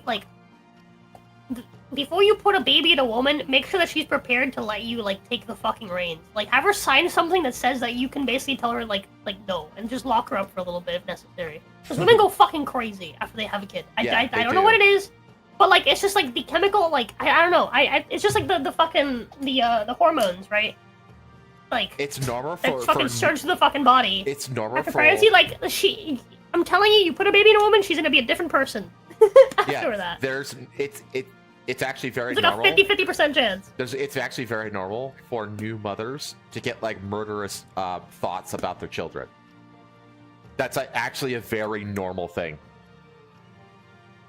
So, yeah, guys, keep watch so that this shit doesn't happen. Okay, we finally get out of the United States. We're gonna head south of the border. PhD student finds lost city in Mexico jungle by accident. What? So, a huge Mayan city has been discovered centuries after it disappeared under jungle canopy in Mexico. Archaeologists found pyramids, sports fields, causeways connecting districts, and amphitheaters in the southeast state of Campeche. Campeche? That's awesome. They uncovered the hidden complex, which they have called Valeriana, using LiDAR, a type of laser survey that maps structures buried under vegetation. They believe it is second in density only to Calakmul, thought to be the largest Maya site in ancient Latin America. Yeah, this is recent. This just happened. The team discovered 3 sites in total in a survey area the size of Scotland's capital, Edinburgh, by accident when one archaeologist browsed data on the internet. What? What? I was on something like page 16 of Google search and found a laser survey done by a Mexican organization for environmental monitoring, explains Luke L. Thomas, a PhD student at Tulane University in the United States. It was a LiDAR survey, a remote sensing technique which fires thousands of laser pulses from a plane and maps objects below using the time the signal takes to return. But when Mr. All Thomas processed the data with methods used by archaeologists, he saw what others had missed. A huge ancient city, which may have been home to 30 to 50,000 people at its peak from 750 to 850 AD. That is more than the number of people who live in the region today, the researchers said. How do you miss this? Does nobody just go exploring, in like local Mexican villages and shit like that? Or do they just like... What the fuck? Mr. Alden Thomas and his colleagues named the city Valeriana after a nearby lagoon. The find helps change an idea in Western thinking that the tropics was where civilizations went to die, says Professor Marcello Canuto, co-author in the research. Instead, this part of the world was home to rich and complex cultures, he explains. We can't be sure what led to the demise and eventual abandonment of the city, but the archaeologists say climate change was a major factor. Oh, fuck off. Like... Yes, climate change, this new problem, was a major factor even back then. Climate change... I swear is it a new thing? Or is it an old thing? I swear Decide! I fucking swear to God, climate change is like the god of the gaps to fucking scientists. If they have no explanation, it's climate change. That's all. That's it. You know what I mean? It's like, God, it's so fucking lazy. Give me a fucking break. But didn't you see that the problem with climate change was the gas and the fossil fuels? They didn't use those things back then. Shut up, climate change. It's like, fuck you. Well, you want to know what it probably was? It was probably disease. That's probably what it was. It was probably because well, this was like pre-conquistadors, but you know, these cities and stuff, they communicated, but not a whole lot because, you know, the jungle is rather treacherous. Oh, hold on. But Hold on, because... Wait. You said it was pre-conquistadors, but wait. Scroll up a little bit. 5850. Oh no, hold on. So because NDA says estimates of 5 million... The city was found on accident by the Spaniards, but the guy was written off as crazy because they couldn't find it again. Says NDA. So yeah, it's very likely that maybe they did find it. It's just, like, disease. You know? Like, oh, one guy found it, and then he left, and then they couldn't find it again. But Well, that one guy spread disease. do you know the legend of the lost city of Zed? No. So there's this like this fabled city. Oh, thank you for the subscription. Do you want to play a game? Question mark. Welcome in. Shit, I lost my train of thought. Oh, yeah. So the lost city of Z. They made a movie about it with what's that fucking kid? Tom Holland in it. And it's basically like this city that was. It was like remnants of it were discovered, like evidence of it was discovered, but like it was Percy Fawcett, I think is the guy's name. Maybe chat can correct me on that. I think the explorer's name, he's a British explorer. He was going upriver along the Amazon River, and he saw like remnants of a city, like pottery and like dilapidated walls and stuff like that. But because of like the fact that the jungle is like obviously like that especially back then, like it was a coin toss. Like if you went deep up the Amazon River back then, you know, it was a coin toss if you were going to come back because it's just so fucking dangerous. And so but when he went back like years later to try to find it and couldn't find it and all this other kind of stuff. So like there's this like fabled city called the Lost City of Zed. It's like this ancient, massive city that no one has found and stuff like that. They actually talk about it, I think, in the second season of the Graham Hancock show, the Ancient Apocalypse on Netflix. It's a great show, by the way. Great show. Yeah, like check it out. Yeah, I definitely suggest watching it. It's really cool. Like he goes into the whole thing about like there being like an actual flooding event caused by the Younger Dryas and like these giant like 1,000-foot plus tall ice walls and stuff like that. And I'm sitting, everybody's like, they're all skeptical of it, all the geologists, or not the archaeologists, but I'm sitting here as a geologist being like, we were taught about the Younger Dryas in like undergraduate school. Like it's well known in the geological circles about this catastrophic ice dam in the northern hemisphere that like, you know, caused a massive, flood that covered like a huge portion of at least North America and all this other kind of stuff. And like it's like normal in geologic knowledge, but like in archaeology they're like more skeptical, I guess.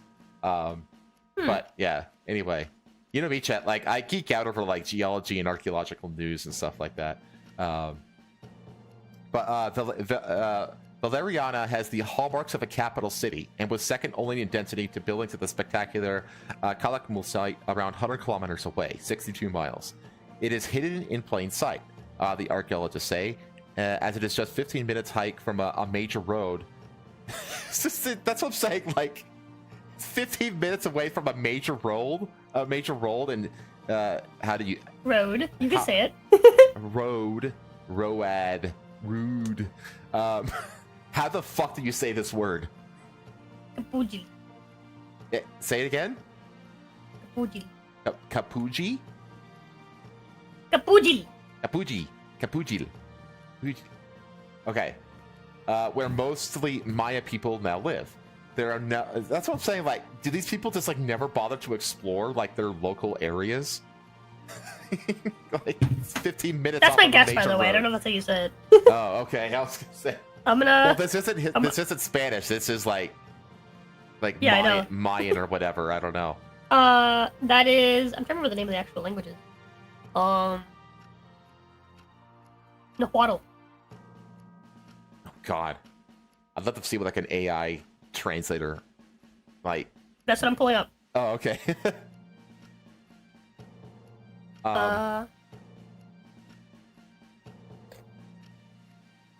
There are no known pictures of the lost city because no one has ever been there. What a fucking...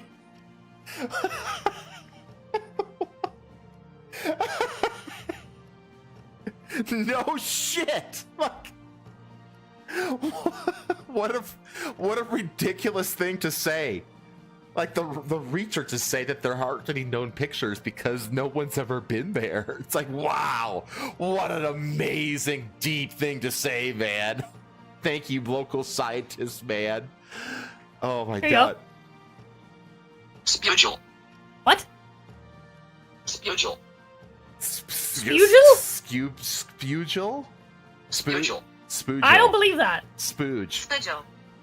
Spooge. I don't believe you.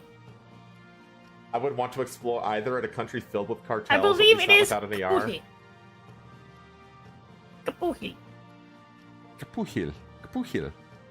I think that's how you pronounce that. I don't know. Let me see. There are no. I heard that although local people may have suspected there were ruins under the mounds of Earth, the city, which was about 16.5 square kilometers, had two major centers with large buildings around 2 kilometers apart, linked by dense houses and causeways. It has 2 plazas with temple pyramids. According to a Mexican man, it is pronounced Expuhi. Expuhil? Yeah. That's a very Expuhil. Mexican way to pronounce it. Expuhi. Expuhil. Let's see. But I'm pretty sure the accent in that language is like a like a K sound. So it'd be like Kapuhi. Kapuhil. I'm pretty sure is how the X was. I just don't know where language. I just don't know where the emphasis goes. Could be Kapuhil or Kapuhil. You know, there's like different places you can put the emphasis. Yeah. But anyway, it has 2 plazas with temple pyramids where Maya people would have worshipped hidden treasures like jade masks and buried their dead. It also had a court where people would have played an ancient ball game. Is this that famous where they knock the elbows with their elbows? It's like basketball, but they can't use their hands or whatever. And they have to like, they have like the rings along the sides of... I can't remember what the name of that. Apparently the accent of Wada language is pronounced SH, so it would be Shpuhil. Shpuhil. Okay. There was also evidence of a reservoir indicating that people used the landscape to support a large population. In total, Mr. Al Thomas and Professor Canuto surveyed 3 different sites in the jungle. They found 6,764 buildings of various sizes. So this is the LiDAR image right here. So you see houses. Oh yeah, those are definitely clearly structures here. There's a dam here. Look at, that's cool. A ball court. That looks like one of the pyramids. It's fucking wild. Professor Elizabeth Graham from University College London, who was not involved in the research, says it supports claims that Maya lived in complex cities or towns, not in isolated villages. I thought that was more common knowledge these days, that the Maya had like these massive cities and stuff like that, peppered all across the jungle. The point is that the landscape is definitely settled, that is settled in the past, and not, as it appears to the naked eye, uninhabited or wild, she says. The research suggests that when Maya civilizations collapsed from 800 AD onwards, it was partly because they were so densely populated and could not survive climate problems. Oh, here we go again. Again, the density of the population also leans towards disease and not fucking climate change. Although, I mean, you could have, like, one bad crop cycle, and that's going to lead to the starvation of a lot of people, you know? That's also possible. But that won't, like, kill everyone, though. That won't kill everyone, yeah. It suggested that the landscape was just completely full of people at the onset of drought conditions, and it didn't have a lot of flexibility left. And so maybe the entire system basically unraveled as people moved farther away. Yeah, that's the other thing. It's that, like, a lot of these civilizations, they didn't die. They just dispersed. Left? Yeah, they just literally left, essentially. Warfare, the conquest of the region by Spanish invaders in the 16th century, also contributed to eradication of Maya city-states. Well, if you can't defend your land from invaders, then Yep. many more. That's that's the way of the world. Many more cities could be found. LiDAR technology has revolutionized how archaeologists survey areas covered in vegetation, like the tropics, opening up a world of lost civilizations, explains Professor Canuto. This is, yeah, we know this. I think we should clear out the area, right? And then, like, rebuild, right? The city. Deforest the whole thing. And then, yeah, just deforest the whole thing, rebuild the city, boom, new city, new land, rent. Locals are known to keep quiet about finds so archaeologists don't come and dig up their farms. Yes, that is true. That is very true. Ah. Like, when I was in Panama and stuff like that, I was, like, with local Panamanians, and one of them, we ate dinner at his house, and he's like, yeah, there's, and he told us that, like, literally, like, less than a football field away was, like, remnants of, like, an old, like, what would it be? Panama would be not Maya. It would be what, Incan? Yeah. Or it might be yeah, like you, like the people who. Wait, no, Panama. You like. I think it's in Peru where they had the Inca. The Incan. Panama.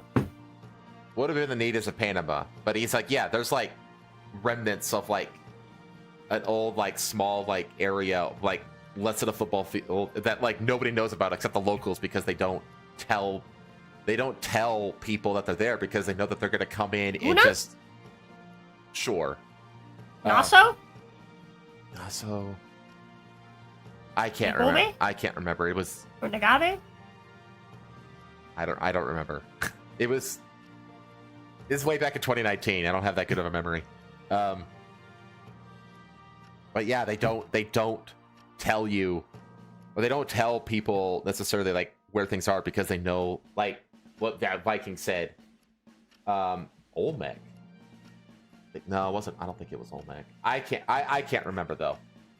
But yeah, they don't want, archaeological crews coming up and digging up their land, and suddenly they're not allowed to travel within like 100 yards of the site. So there's all these bullshit movement restrictions that they put down. They just don't want to deal with all that shit, so they just don't tell anybody. So makes sense. Yeah. Okay. Let's go across the pond. Let's talk about the big floods that hit Spain. Oh boy. Yeah, so death toll rises to 205 as nation braces for even more rain.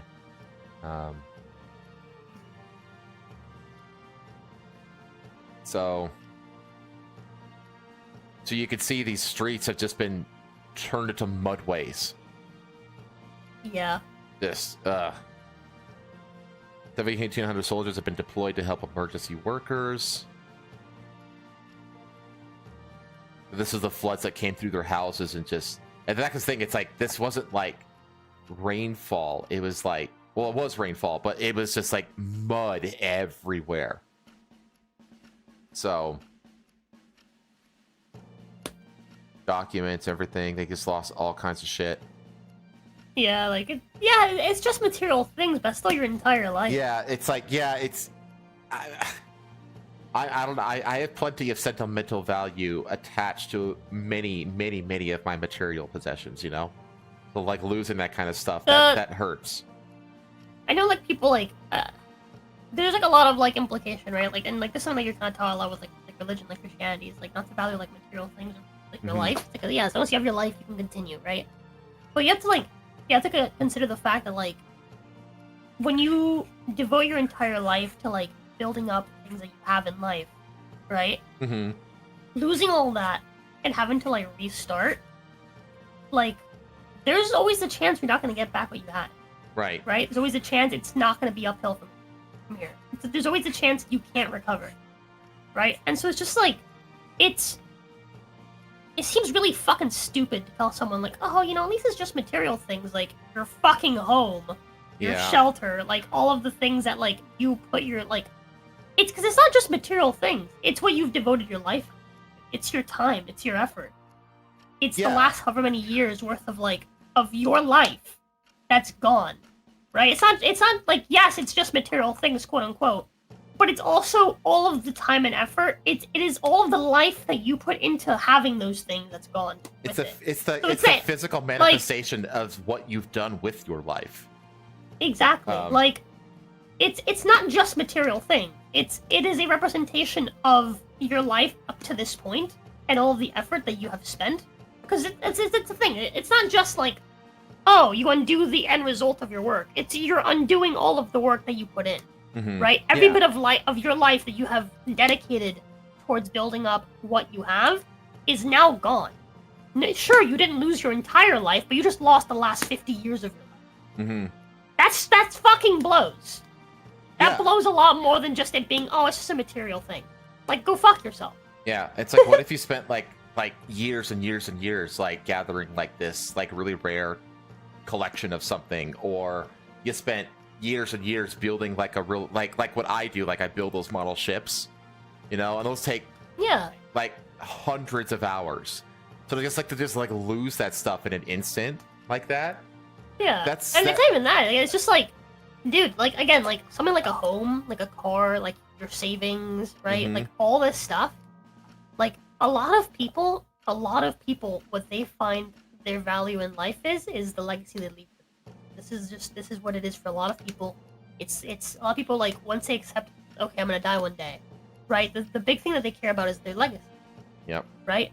If you spend your entire life working towards a legacy to leave, you know, your children, and now that legacy is gone, you will see your life as like a black spot in the lineage of your family. A spot where no progress was made. Right? Like, the like level of depression that like can send some people into is ridiculous. Yeah. Right? 100%. Like, you know? Yeah. It's like that sucks. That sucks so bad. Flood-hit regions in Spain are bracing for more heavy rain on Friday, while hundreds of soldiers have been deployed to assist in rescue efforts after devastating flash floods killed at least 205 people in the nation's worst natural disaster in decades. Torrential rain and hailstorms on Tuesday caused flooding across multiple regions, including the hardest-hit eastern province of Valencia, turning streets into rivers that ripped the ground floors of homes and washed away cars and people. The damage in many communities resembled the aftermath of a major hurricane or tsunami. As of Friday, 202 deaths have been confirmed in the Valencia region alone. Another 2 people were found dead in neighboring Castilla-La Mancha, and 1 in southern Andalusia. An unknown number of people are still missing, and the death toll is likely to rise as some flood-affected areas are still inaccessible. Phew. At least 1,700 soldiers have been deployed to help regional and local emergency workers in the search for bodies and survivors and to provide aid. Spain's Defense Minister Margarita Robles told state broadcaster TVE on Friday, more troops are sent to join the rescue and aid effort tomorrow, as there is still a great deal to be done. National Weather Service AMET has issued amber rainfall warnings for Friday for areas of the Valencia and Castellón regions where many communities are still reeling from the floods. While the rain is not forecast to be as heavy as Tuesday's downpours, it could pose a fresh flooding risk as the ground is already saturated. I was just about to think that, like, the mitigation of floodwater, you know, has already been maxed out. So, like, yeah. Red warnings have been issued for areas of southwest Spain to the border of Portugal, including the port city of Huelva.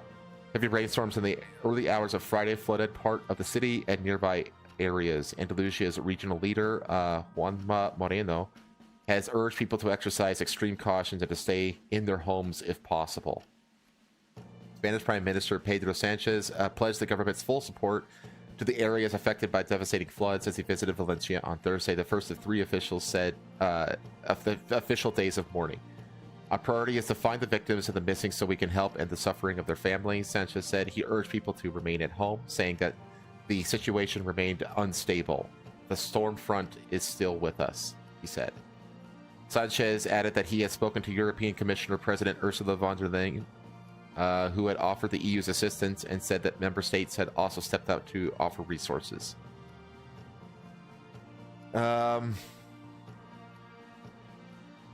The floods in Spain are not only a national tragedy, it's also a European one. No, it's a Spanish one. I fucking hate this EU bullshit. It's like, no, it's a Spanish thing. It's not a European thing. Meanwhile, thousands of people in Valencia had been left without water and electricity, and hundreds were stranded after their cars were wrecked or roads were blocked. Floods have swept away infrastructure, including bridges and submerged greenhouses and farms in an area known as Europe's garden for its exported produce such as oranges. The region remained partly isolated, with several roads cut off and train lines interrupted, including the high-speed service to Madrid, which officials say could take days to repair. A high-speed train with nearly 300 people on board derailed near Malaga on Tuesday, although rail authorities said no one was hurt. Wow. Got lucky on that one, I guess. Many flights were canceled or diverted on Tuesday and Wednesday in various airports, and normal services have since resumed. Of course, the government got criticized. Some opposition lawyers have criticized the central government for a delay in warning people about the floods and deploying rescue teams. Spain's Interior Ministry said in a statement that regional authorities were responsible for civil protection measures.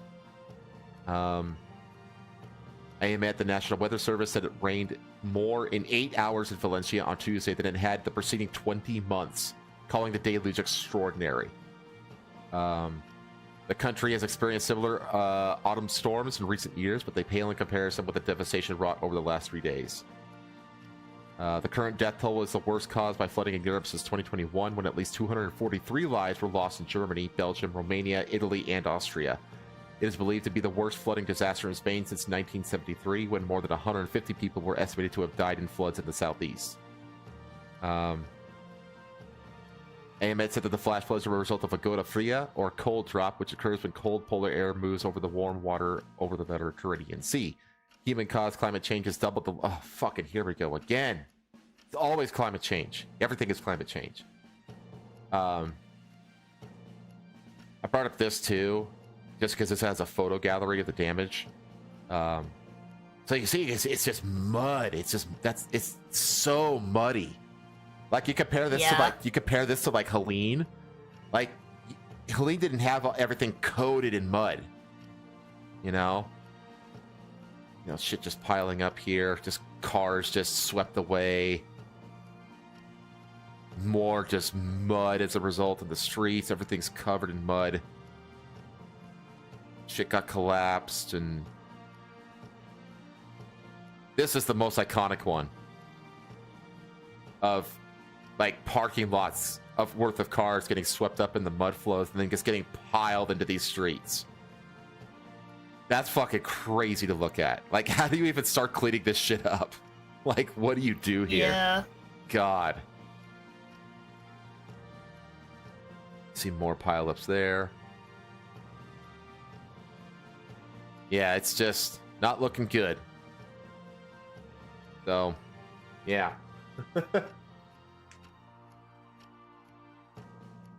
All right. I don't really have much to say about this. I just, natural disaster is gonna natural disaster. So, and it sounds like they were really caught off guard by this, because 200 plus deaths, you got to be really caught off guard for that number of deaths, Like, even though it's like flash flooding, but when you see like particular deluge forecasts, you can flash flooding can be, you can prematurely run away from that. You know what I mean? So it really does feel like they were caught off guard with this thing. All right. Lightening the mood a little bit.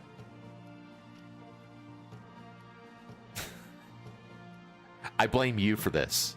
I think that you were the culprit here. Artisan cheese seller in a pickle after thieves made off with massive cheddar haul.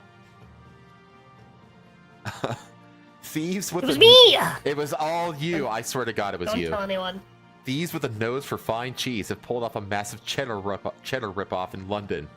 Neil's Yard Dairy said a con artist posing as a wholesale distributor for a major French retailer had made off with 22 metric tons of award-winning cheddar worth 300,000 British pounds before the company realized it had been scammed and reported the theft on Monday.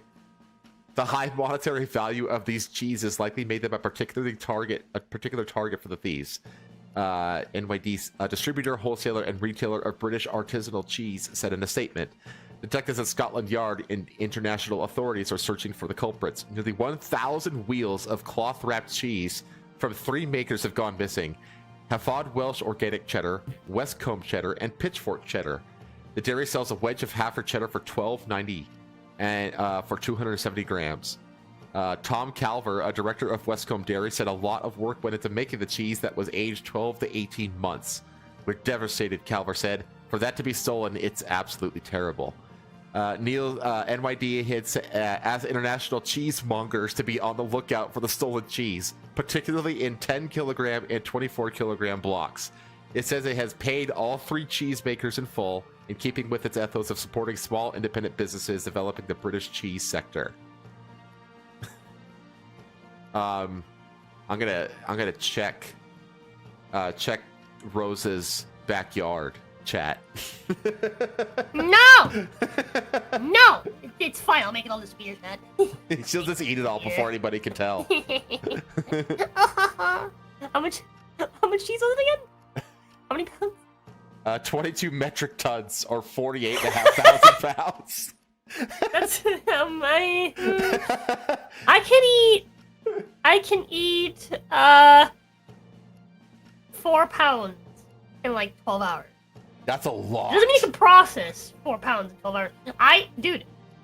Last year, I think it was, the year before, I ate 4.5 pounds of cheese within a 12-hour period. How did your body handle caught that? Me pretty well. Jack caught me a 9-pound Wensleydale cheese wheel. I split it in half and gave half of it to my grandpa, 'cause he also likes it. And then I ate half of it within the span of 12 hours. And then he gave me back the other half, because he didn't like it. And so I spent the rest of the week eating it. And by the end of the week, I ate the entire 9-pound wheel of cheese. But those 4.5 pounds, that's like 5% of my body weight. I was gonna say. I was 5% cheese, Dad. Oh, Noka-chan. Being from the UK, I am devastated by this. Yeah, this is.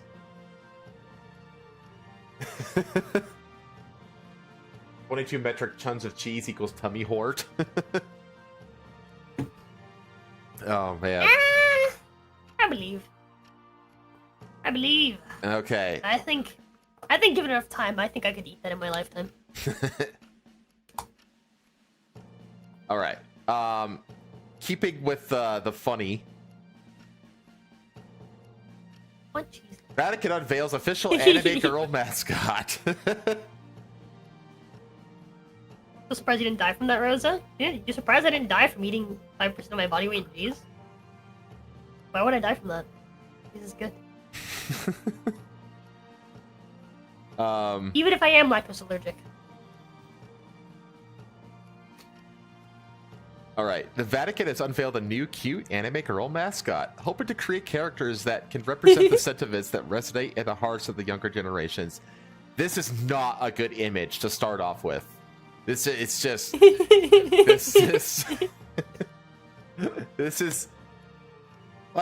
actually a really good little character, but this image is bad. It's not a good looking image. The new character named Luce, which means light in Italian, helps to guide young pilgrims towards hope and faith, according to the Catholic News Agency. Luce and her friends were designed by Tokidoki co-founder Simone Legno. That's then it's named Tokidoki. Tokidoki. I think that's the name of the people that do the Sanrio stuff. If I'm not mistaken. Okay. I swear to God, Tokidoki just means sometimes in Japanese, but I might be wrong about that. Luce is joined by her dog, Santino, alongside her friends, Faye, Jin, and Sky. With a design reminiscent of Sanrio characters, Luce and her friends wear colorful raincoats and boots to travel on their holy pilgrimage. Luce and her friends have unique markings in their eyes, which Jubilee Chief Organizer Archbishop Reno Vizcaya describes as a symbol of the hope of the heart. I like the dog. I don't know. I don't know what that symbol is. It's like a little like crown thing. Which symbol? Like a shell. It's in her eyes. In her eyes. Oh yeah. Yeah. I don't know. I've seen it before. I don't know what it is though. I've seen it before, like in churches. Or like on the side of like churches. Like I've seen it like carved. I don't know. I'm not a Catholic, so I don't know the Catholic symbology all that well. Luce will make her debut at the Lucca Comics and Games Convention in Italy, which will be the first time the Vatican will officially participate in a comics convention. Honestly, though, that's smart. That's honestly, if like just looking at it from a pure PR perspective, I think this is a good move. Actually, they've got this figured out better than the fucking like Western game devs. Goddamn. Yeah, right. When is the Vatican's gonna start making their fucking like VTubing branch? Like, let's be real. This is. When are we getting? Yeah. When are we getting the fucking Vatican like the fucking Vatican game devs making fucking Christian games? Yeah, where you're like fucking like hunting down demons and killing them with crosses and staves and shit. I'd play the hell out of that. Yeah, dude, same. Like people love Doom. Yeah, right. There's a. Well, you just foreshadowed something. I'll get to it. I like how they have detail. Like they have the detail of the mud on their boots. Like they've actually been traveling. You know, I like that. Same. The Catholic Church is planning multiple cultural events and projects in anticipation of the upcoming Catholic Jubilee. At present, it's unclear what's planned for Luce and friends insofar as merchandising and possible multimedia projects. I mean, I'd buy. This is adorable. This is a good move. Yeah, this is great. And the fact that they were smart, they worked with the Sanrio people. That's really fucking smart. You know, which is really funny because people think that Hello Kitty is the devil. I know, right? Which is insane. Checkmate, Mexico. Yeah. Matt Walsh must be having an aneurysm. Yeah, totally. The thing is, like, God, dude, like, I like a lot of what Matt Walsh says, but when it comes to cultural stuff and all the anime and like the mainstream cultural stuff, he is just god awful. He's like the worst person to speak about it. In the year 2025, the Vatican has a booth at Comic-Con. I mean, I would be curious. What could I say? If it was announced that like the Vatican was like starting setting up booths at like major like anime or like comic book conventions and stuff like that, I'd be so damn curious about it. I would absolutely make sure to go to that booth and check it out. Are you kidding me? The what's called Anime Demonic? Well, I have bad news for you, Matt Walsh. I know. Perish. Now, of course, this exploded online. This shit absolutely exploded. A single day has not passed where I don't see a fucking Luce meme. Oh, I know. It's beautiful. Like, this is the Know Your Meme page. Let me actually reload it because it's more than doubled in length since I first bookmarked it. Here's your fellow demon hunter meme. Hell yeah. Imagine if Luce was like a DLC character in Mortal Kombat. When this new guy came to town, burn. Anyway. The Cruel Angel's Thesis. Fantastic. Fantastic. What else we got? There's so many. That's just what I need. We got free to watch Demon Slayer. Like Lion Kinging. My child will hate whimsy and fun. What else we got? This looks fucking cool. Yeah, it's awesome. This looks awesome. Are you kidding me? A Templar Vatican Chan. That's amazing, dude. I love this so much. How to be Christian Go do justice. Yeah. It's brilliant. It's so good. Die, monster! I have the power of God and anime on my side. Wait. Let's voice act this. I'll do the first line. You do the other one, yeah? Okay. Die, monster! I have the power power of God and enemy on my side. What is with this sassy lost child? Oh man. There was, hold on. There was this one fucking meme that I saw, where it was Jesus being like, "It's your turn," and then her being like, "Huh? They're gonna crucify me on the internet." I think we're gonna have to kill this guy, my child. Dang. Dang. That's cute. Scroll down. Let's see if I can find it. See if I can see it. Some of these are like Inside you there are two Catholics. some of these are just like so legitimate good artwork. Like this is great. This looks fantastic. That's so cute. 'Cause that's not a meme. Have it you just- seen the R34 yet? I have. Yeah. Day 1, there was 74 on R34. Our newest ad mascot. Are you sure this will help us reach out to young people? Yes. It's like the subversion of the typical stone toss Yeah. meme. It's like, yeah, it totally will.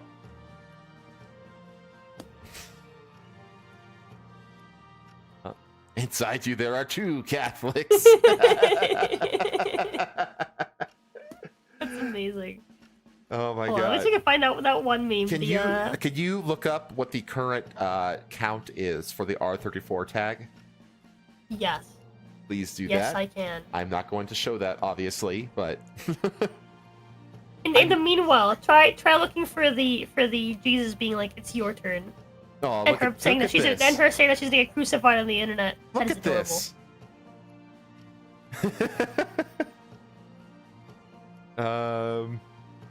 This is like the original image.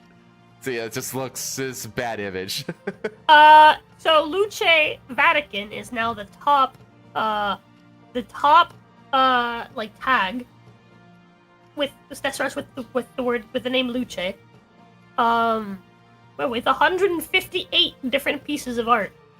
It's up to 158. Most of it is AI, but I mean that's kind of the case for like. Yeah, most. that's normal these days. I don't see the one. There's Luce getting fucked by black men.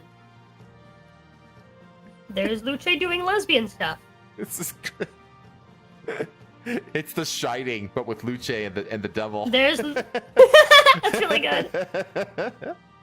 There's Luce with a massive penis. It's bigger than her body. I don't see There's the one. femboy Luce. There's devil Luce. That's the bottom of it so far. I'm sure that this will continue to grow, though. Oh man, it's so good. There's pregnant Luce. What is this one? There's Luce being raped by Satan. Look at this one. It's making fun of that crazy ass anime with the girl's antler gets knocked off.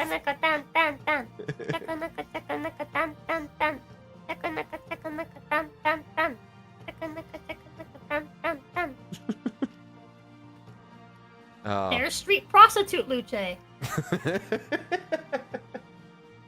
I have talked about the squirrel Cornell. That was a leading story.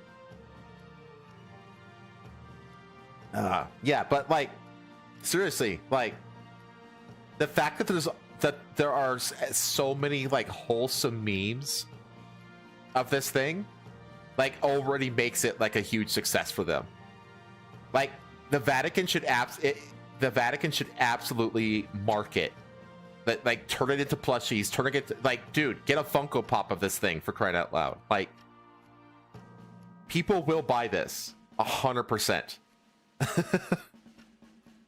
So I think it's great. It's like I can't remember the last time there was like a story, like every time the Catholic Church pops up in the news, you're like, oh god, here we go again.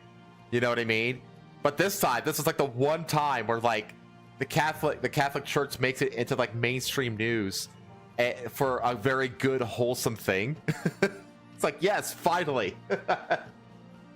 Luce gonna be the next VeggieTales? I mean, yeah, why not? Okay. Let me see here. Okay, I need to find the Luce meme that I'm fucking talking about. It's too funny not to fucking. I found it. You Oh, found I it? don't wonder if I knew it was in fucking Spanish. Oh. I think what was that we looked at? Was that on the podcast? Let me get. On Wednesday? Let me I get. think so. I'm gonna do a little bit of tab cleanup here. I'm gonna send it to you. I sent it to you. It's Okay. Jesus being like, "Tú eres la siguiente," and then Luce is like, "Gracias Jesús-sama," and then in her thought bubble it says, "Me van a crucificar, a crucificar en la internet." But basically saying, "You are next," and she says, "Thanks Jesus-sama." They're gonna crucify me on the internet. They're not though. The internet is embracing this adorable thing. Yeah. Jesus came at a bad time, all right? He was 2024 years too early. Yeah. Yeah, Jesus came at a bad time, all right? Well, I mean, Luce, though, perfect time. They're not Well- going to crucify her. They're just going to spit roast her. technically, Jesus. Technically, Jesus came when he did specifically to die. Like that was his purpose. So, but Huh? yeah, I mean, he was sent to Earth, literally, born on Earth, and to be crucified for all of man's sins. Like that was his purpose. So, yeah, like, okay, let me move this over here. Jesus came so Luce could come.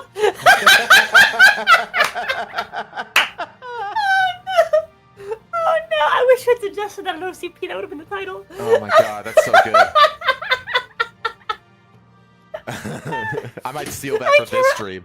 I can't remember what the title was for OCP, but it wasn't that good compared to that. It was really good. Bear is a poet, but oh fuck, that's funny. Kind of want to work that into the title for this stream. Honestly, I want to steal that. Hang on, I'm doing it right now. Hang on. They gooed in the face of God was the title for OCP.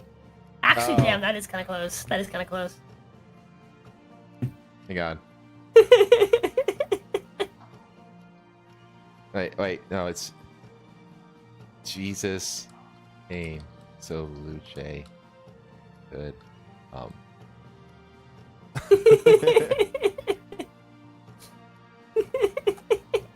I can't breathe. breathe, Rosa.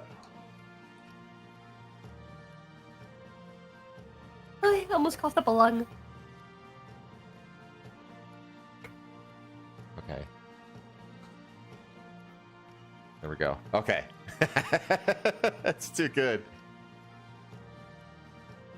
All right. We gotta move on. Next one's weird. Well, you just helped name your first WTF NDA. So there you go. There's one in that slot now. Funny. Okay. Next. Taliban bars Afghan women from hearing each other's voices in new edict. Fuck. Right. A woman's voice is considered awra, meaning that which must be covered and shouldn't be heard in public, even by other women, the Taliban Minister of Vice and Virtue says. Jesus. The Taliban have banned Afghan women from allowing their voices to be heard by other women, adding yet another restriction to their string of radical measures against women. You know what? Maybe we should let the progressives bring Islam to the West. Yeah, Queers for Palestine, I support you. Queers for Palestine. Yeah, I support Queers for Palestine. I'm all for that concept. I agree. I think queers should shut the fuck up for Palestine. In fact, I think they should shout it from the rooftops.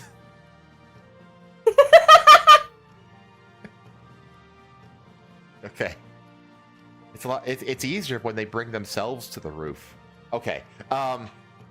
Mohammed Khalid Hanafi, the Taliban's Minister of Vice and Virtue, said in an audio statement last week that the women should refrain from reciting the Quran, the holy book of Islam, aloud in the presence of other women. According to Amu TV, a U.S.-based network established by Afghan journalists in exile after the fall of Afghanistan's Western-backed government. That would be the fall of Kabul. If a woman is not permitted to perform takbir, then how could she be allowed to sing? The minister was quoted as saying, referring to an Islamic expression mainly used by Muslims around the world, which means God is greater.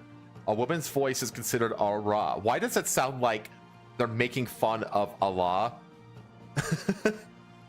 Like, that's how, like, a Japanese person would pronounce Allah. Ara. Ara.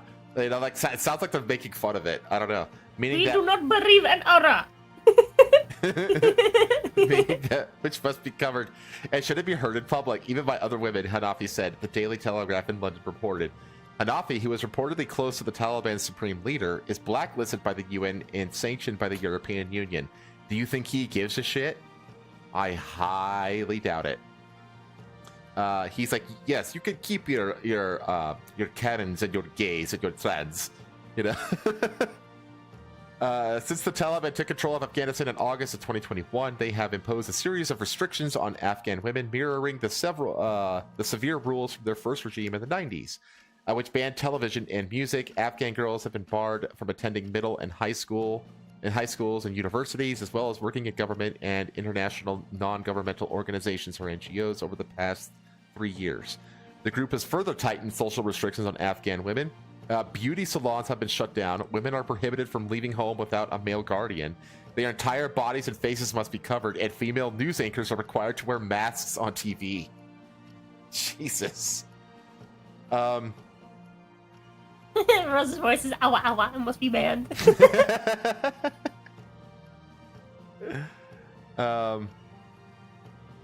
Samira, a midwife who, like many Afghans, goes by one name, told Amu TV she has worked in remote villages in western Herat province for 8 years, but Taliban restrictions have intensified in the past 2 months. She says the Taliban now forbid female health workers from meeting with male companions or patients, making health services even more difficult. They don't even allow us to speak at checkpoints when we go to work. And in the clinics, we're told not to discuss medical matters with male relatives. Man. Richard Bennett, UN Special Rapporteur on the situation of human rights in Afghanistan, who last week visited Canada and met the Afghan diaspora, released a new report on Monday detailing the worsening human rights situation in Afghanistan for women, children, and minorities. The Taliban have imposed a litany of edicts, rules, and policies that restrict virtually every aspect of women's and girls' lives, preventing them from exercising their fundamental rights, including freedom of movement, education, work, healthcare, freedom of expression, and access to justice, the report says.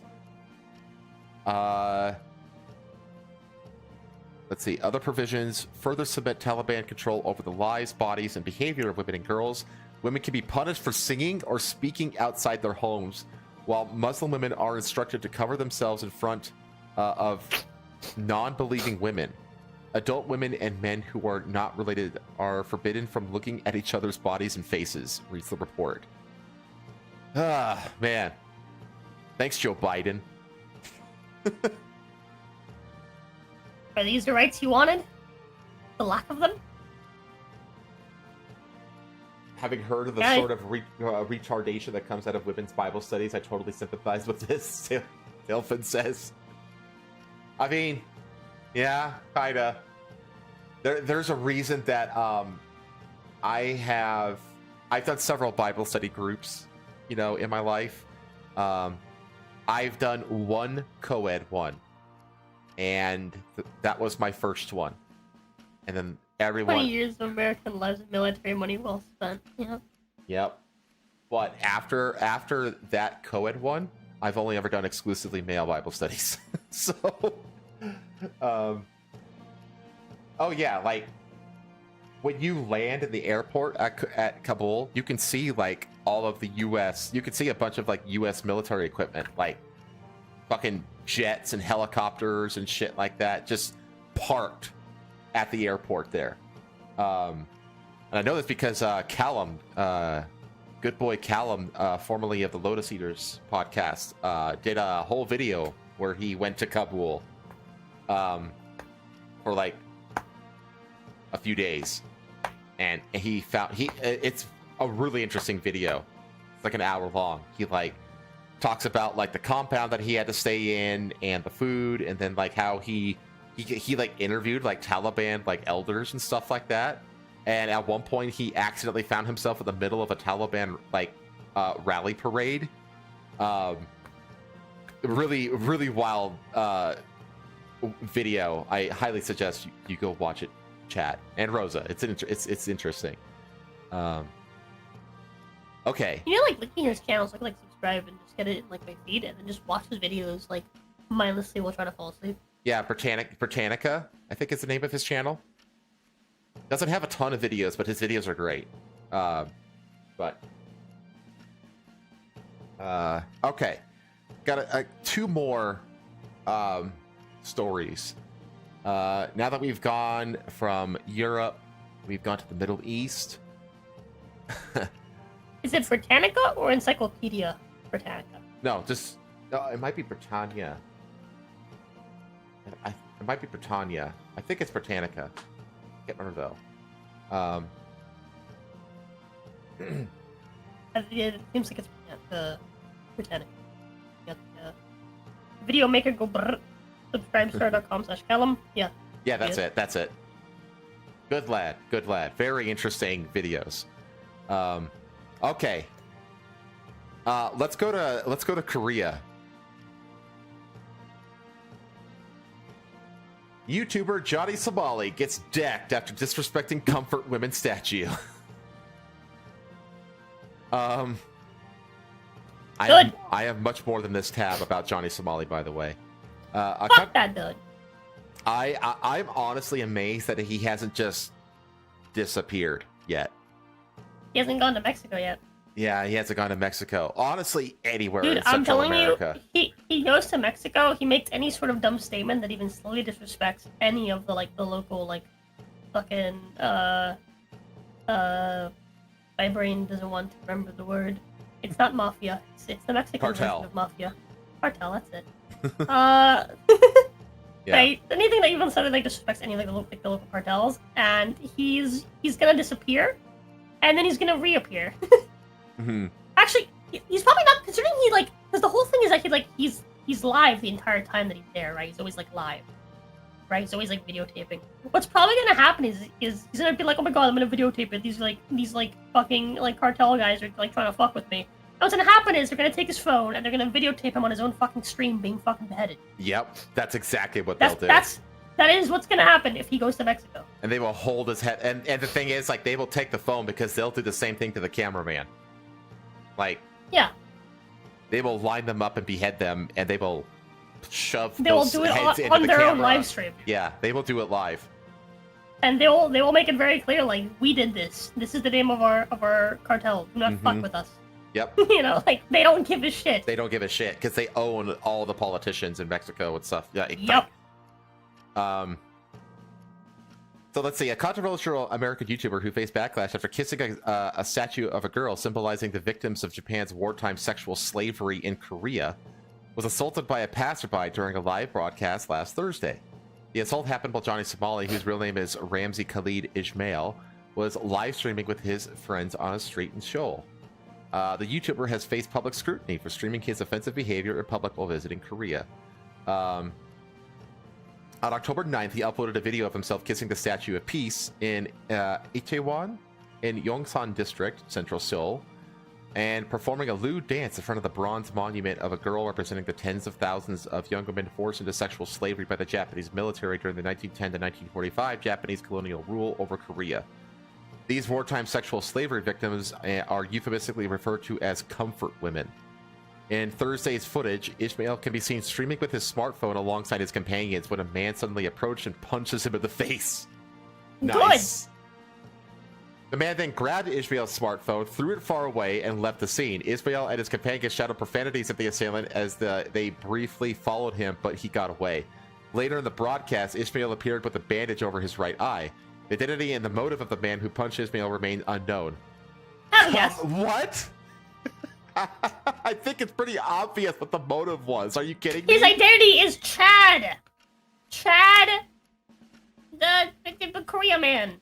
I've been wanting to say China man because I'm instantly like I fucking warrior. God.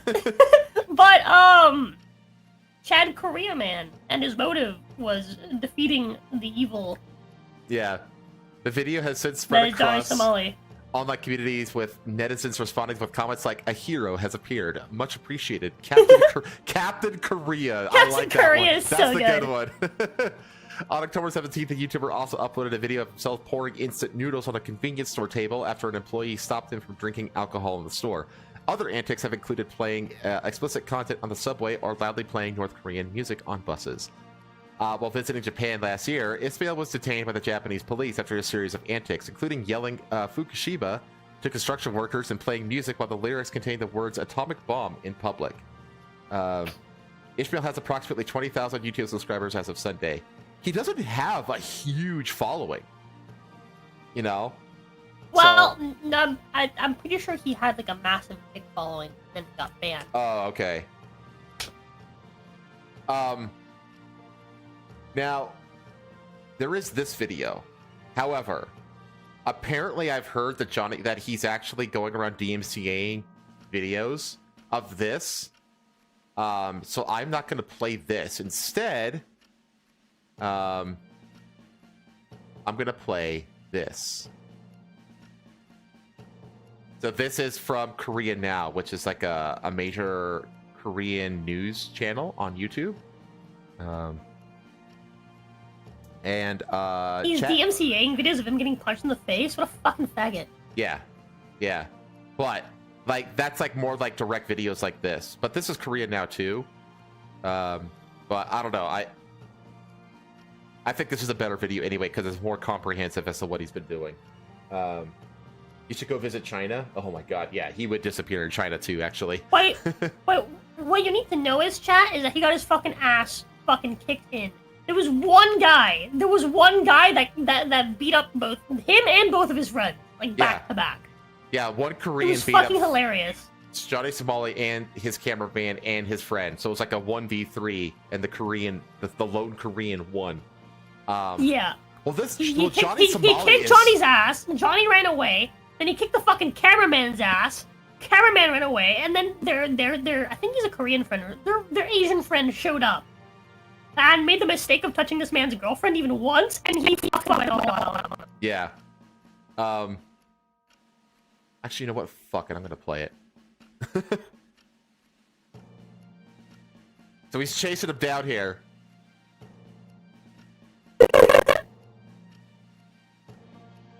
I'm gonna turn the music down.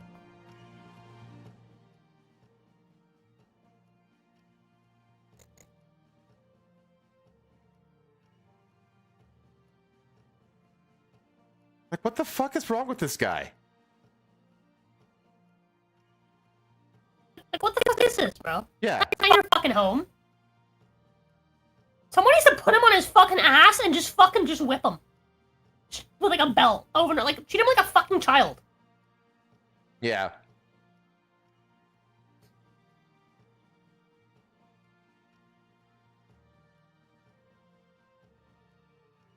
Boom.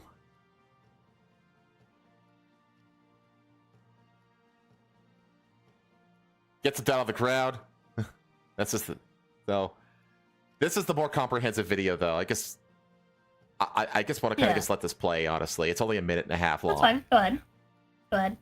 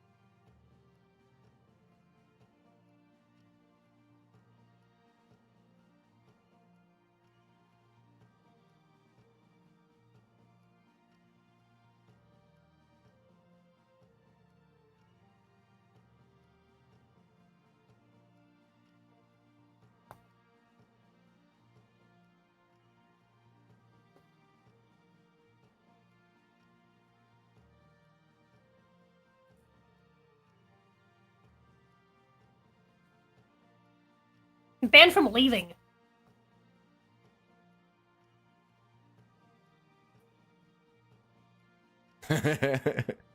Yeah, fucking Yeah. a special forces guy kicked his fucking ass. Kicked his ass, and then he got arrested, but then they released him with like no charges. Yeah, So from what I've heard, it was like several like Korean streamers were basically like stream sniping him to try to find him and like yeah, they like, were beat stalking him.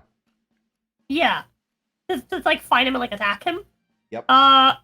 Among them was like a former MMA guy, which I think is the guy that hit him and like the guy who saw them like kicked him. Mm-hmm. Yeah, that's what And then happened. of course was also like there's also like the special forces guy. So the YouTuber Jonny Somali has been charged with 2 counts of assault and drug use during his stay in South Korea, and his antics have been brought up in the country's parliament.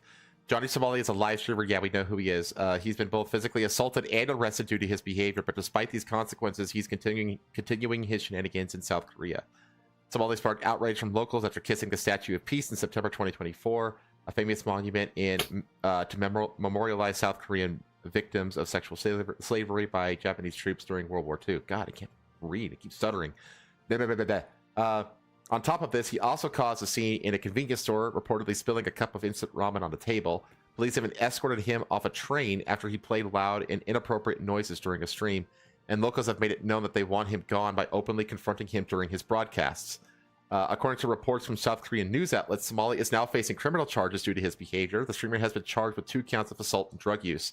We plan to investigate the related complaints, a law enforcement official said in a statement to Yonhap. They also revealed that he has not left the country, despite concerns he has done so after posting a photo at Incheon International Airport on Instagram. During an October 30th meeting of South Korea's parliament, a member brought up the incident with Jonny Somali at the Statue of Peace and asked for legal consequences to be taken against the streamer for his antics. That's the, let's see, Somali acknowledged the charges against him in an October 29th live stream titled Catch Me If You Can, Korean Neats. I hope you know you Koreans who are planning to attack me. I will legally prosecute you, and I will legally sue you. You warned after being alerted that the other creators were attempting to find him. Yeah, because he knew that he was getting stalked. This marks the latest in a string of incidents surrounding the content creator who has hit back at criticism against him from other foreigners living abroad. At the time of writing, no further news has been released regarding the charge against Somali, whose action got him banned on Kick. Pretty soon, he's not going to have any more platforms that he's going to be allowed to stream from. Like, his source of like publicity is going to get just eaten up, you know. Let me see here. Oh, that's the Japanese one. Let me see here. But yeah, and also he's not allowed to leave the country, and because he's under investigation.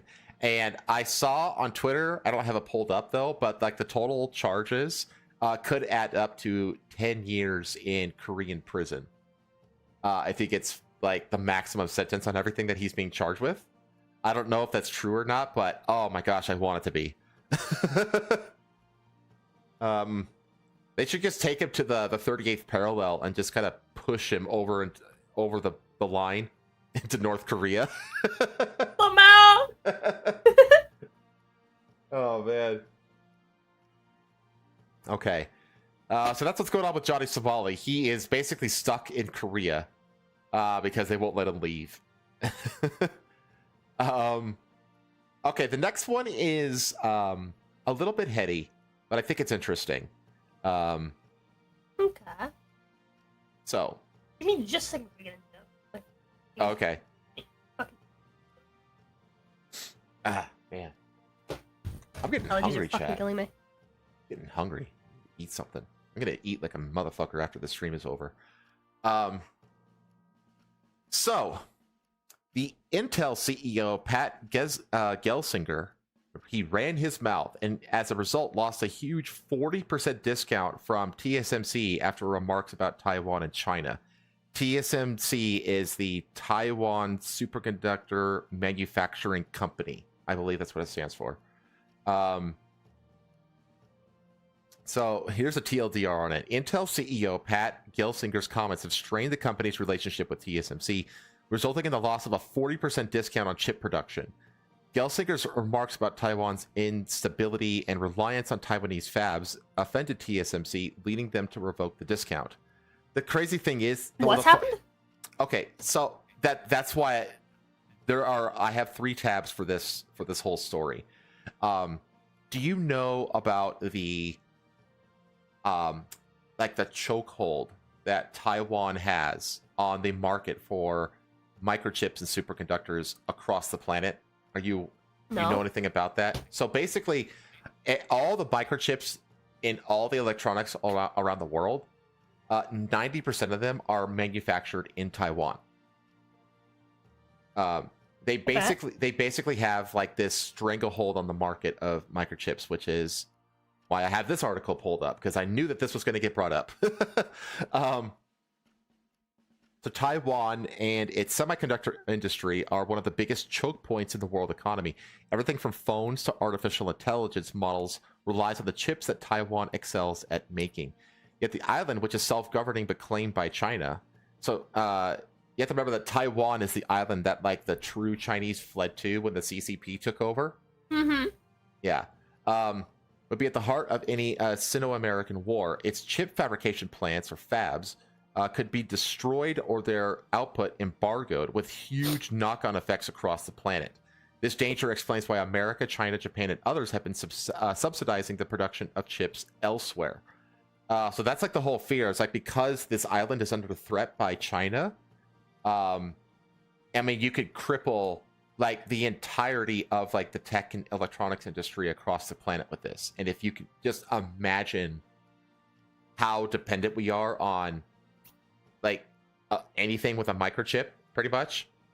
We're talking to every appliance in your house, from your refrigerator to your dishwasher to your microwave to every television, every phone, every piece of computer equipment you have. They all have chips made in Taiwan built into them, and they can't operate without that. Like, that's how important this market is. And interestingly, Joe Biden, during his presidency, passed what's called the CHIPS Act, which was basically like a massive funding program to ramp up chip production here in the United States. It was like one of the few, one of the very, very few good things that he actually did. But the problem is this: the bill was filled with DEI bullshit, and it killed the act. So the identity-obsessed dogma that goes by DEI has now trained Google's new AI to refuse to draw white people. I remember that what was it called? Gaia? What was it called? The one that like churned out a bunch of black Nazis and stuff. Yeah, that was hilarious. What's even more alarming is that it's also infected the supply chain that makes the chips powering everything from AI to missiles, endangering national security. Yeah, that's a whole sector I didn't even mention. Like, think of like the entertainment industry. Pretty much everything that we rely on in the military uses chips made in Taiwan. You know, the Biden administration recently promised it will finally loosen the purse strings on $39 billion worth of CHIPS Act grants to encourage semiconductor fabrication in the U.S. But less than a week later, Intel announced that it's putting the brakes on its Columbus factory. The Taiwan Semiconductor Manufacturing Company, TSMC, has pushed back production at its second Arizona foundry. The remaining major chip maker, Samsung, just delayed its first Texas fab.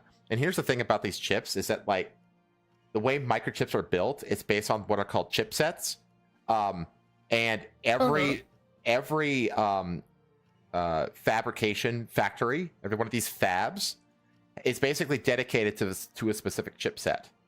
And it takes a fuck ton of money and a fuck ton of time to change a factory's infrastructure from one chipset to another.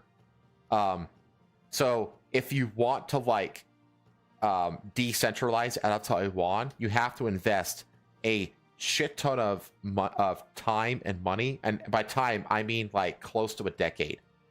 A minimum of like 5 to 6 years at least to build these fabrication factories. They're massive. They are incredibly complex. And again, each factory is dedicated to a single factory. And it takes so much time and effort and money to switch from one chipset to the next that it's more cost effective to just build another factory for that other chipset. So this is not the way the companies typically respond to multi-billion-dollar subsidies. That is basically halting their production. So what explains chip makers' apparent ingratitude? In large part, frustration with DEI requirements embedded in the CHIPS Act. Commentators have noted that CHIPS and Science Act money has been sluggish. What they haven't noticed is that it's because the CHIPS Act is also loaded with DEI pork that it can't move. The law contains 19 sections aimed at helping minority groups, including one creating a chief diversity officer at the National Science Foundation, and several prioritizing scientific cooperation with what it calls, quote, minority-serving institutions. A section called, quote, opportunity and inclusion instructs the Department of Commerce to work with minority-owned businesses and make sure chip makers increase the participation of economically disadvantaged individuals in the semiconductor workforce. The department interprets this that as license to diversify. Its fact sheet asserts that diversity is, quote, critical to strengthening the U.S. semiconductor ecosystem. So, handouts abound. There's plenty for the left requirement that chip makers submit detailed plans to educate, employ, and train lots of women and people of color, as well as, quote, justice-involved individuals, more commonly known as ex-cons. There's plenty for the right. Veterans and members of rural communities find their way into the typical DEI definition of minorities. There's even plenty for the planet. Arizona Democrats just bragged they've won $15 million in CHIPS funding for an ASU project fighting climate change. That project is, yeah. So what happened? Yeah, well, let's keep reading here. That project is going better in Arizona than the actual CHIPS part of the CHIPS Act. Because equity is so critical, the makers of humanity's most complex technology must rely on local labor and apprentices from all those underrepresented groups, as TSMC discovered to its dismay. Tired of delays at its first fab, the company flew in 500 employees from Taiwan. This angered local workers since the implication was that they weren't skilled enough. With CHIPS grants at risk, TSMC caved in December, agreeing to rely on those workers and invest more in training them. A month later, it postponed its second Arizona fab. Now, TSMC has revealed plans to build a second fab in Japan. Its first, which broke ground in 2021, is about to begin production. TSMC has learned that when the Japanese promise money, they actually give it, and they allow it to use competent workers.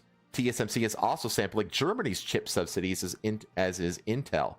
Intel is also building fabs in Poland and Israel, which means it would rather risk Russian aggression and Hamas rockets over dealing with America's DEI regime.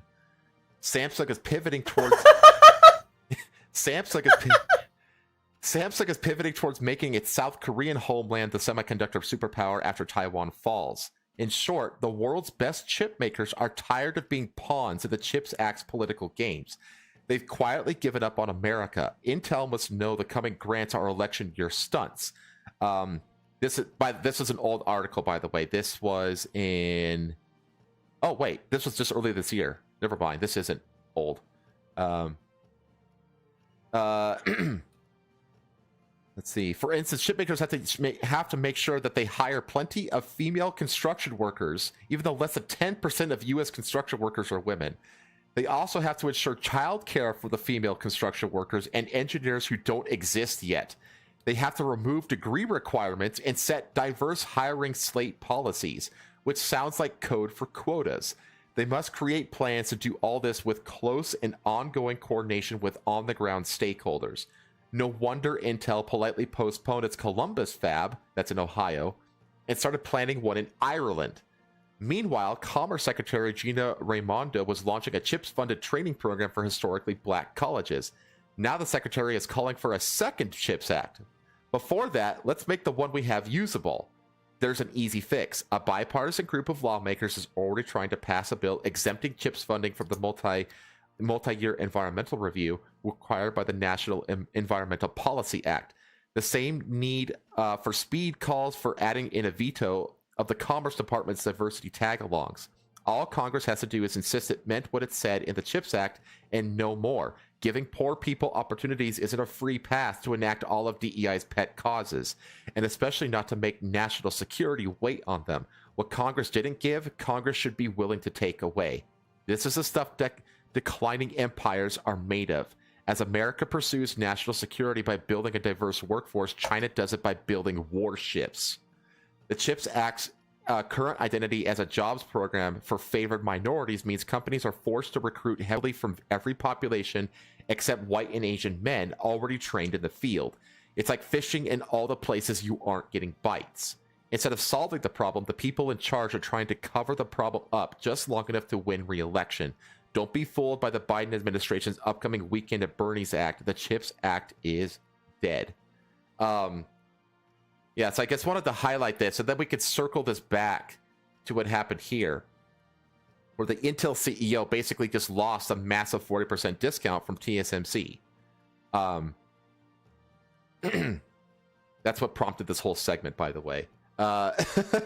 In the write-up by Reuters, the site points out that Intel had a sweet deal going with TSMC where it would make the chips that Intel designed, but couldn't produce. TSMC was offering deep discounts to Intel, according to 4 people with knowledge on the agreement. Reuters says that instead of the CEO nurturing the relationship with TSMC, with Gensler hoping to restore Intel's in-house manufacturing process, ended up offending TSMC by calling out Taiwan's precarious relations with China. Gelsinger said in 2021, you don't want all of your eggs in the basket of a Taiwan fab, which is completely true. However, in December 2021, encouraging U.S. investment in U.S. chip makers, Gelsinger said Taiwan is not a stable place. In the eye of the public, TSMC downplayed Gelsinger's comments, with TSMC founder C.C. Wei calling the Intel CEO a bit rude. But behind closed doors, TSMC said it would no longer be honoring the discount it offered Intel, with Reuters sources saying that about 40% of the 23,000 3-nanometer wafers on which TSMC would be fabbing for Intel. Intel was forced to pay the full price, which saw its profit margins disappearing from the deal. Reuters says that Intel declined to make Gelsinger available for an interview, which surprises no one. This news really makes those stories I've got linked to above really stand out. Now we know Intel is in trouble, but sheesh. Yeah, Intel has been spiraling for a while now. Like you see it too. Like, I don't know anybody with a gaming PC that uses the Intel core. Everybody uses AMD Ryzen. Everybody. Like, that is like the core, and then it's also the key core that's used in like server infrastructure as well. So like Intel is like, they're spiraling. They're kind of like in a less public kind of doom loop as Boeing is. It's just not as sensational. But I thought this was interesting because it's like, I have a feeling that because it said in that other article that like Intel, they're currently building manufacturing facilities in like Poland and Ireland and these other places around the world to decentralize out of Taiwan. Losing this discount is just going to accelerate that, you know.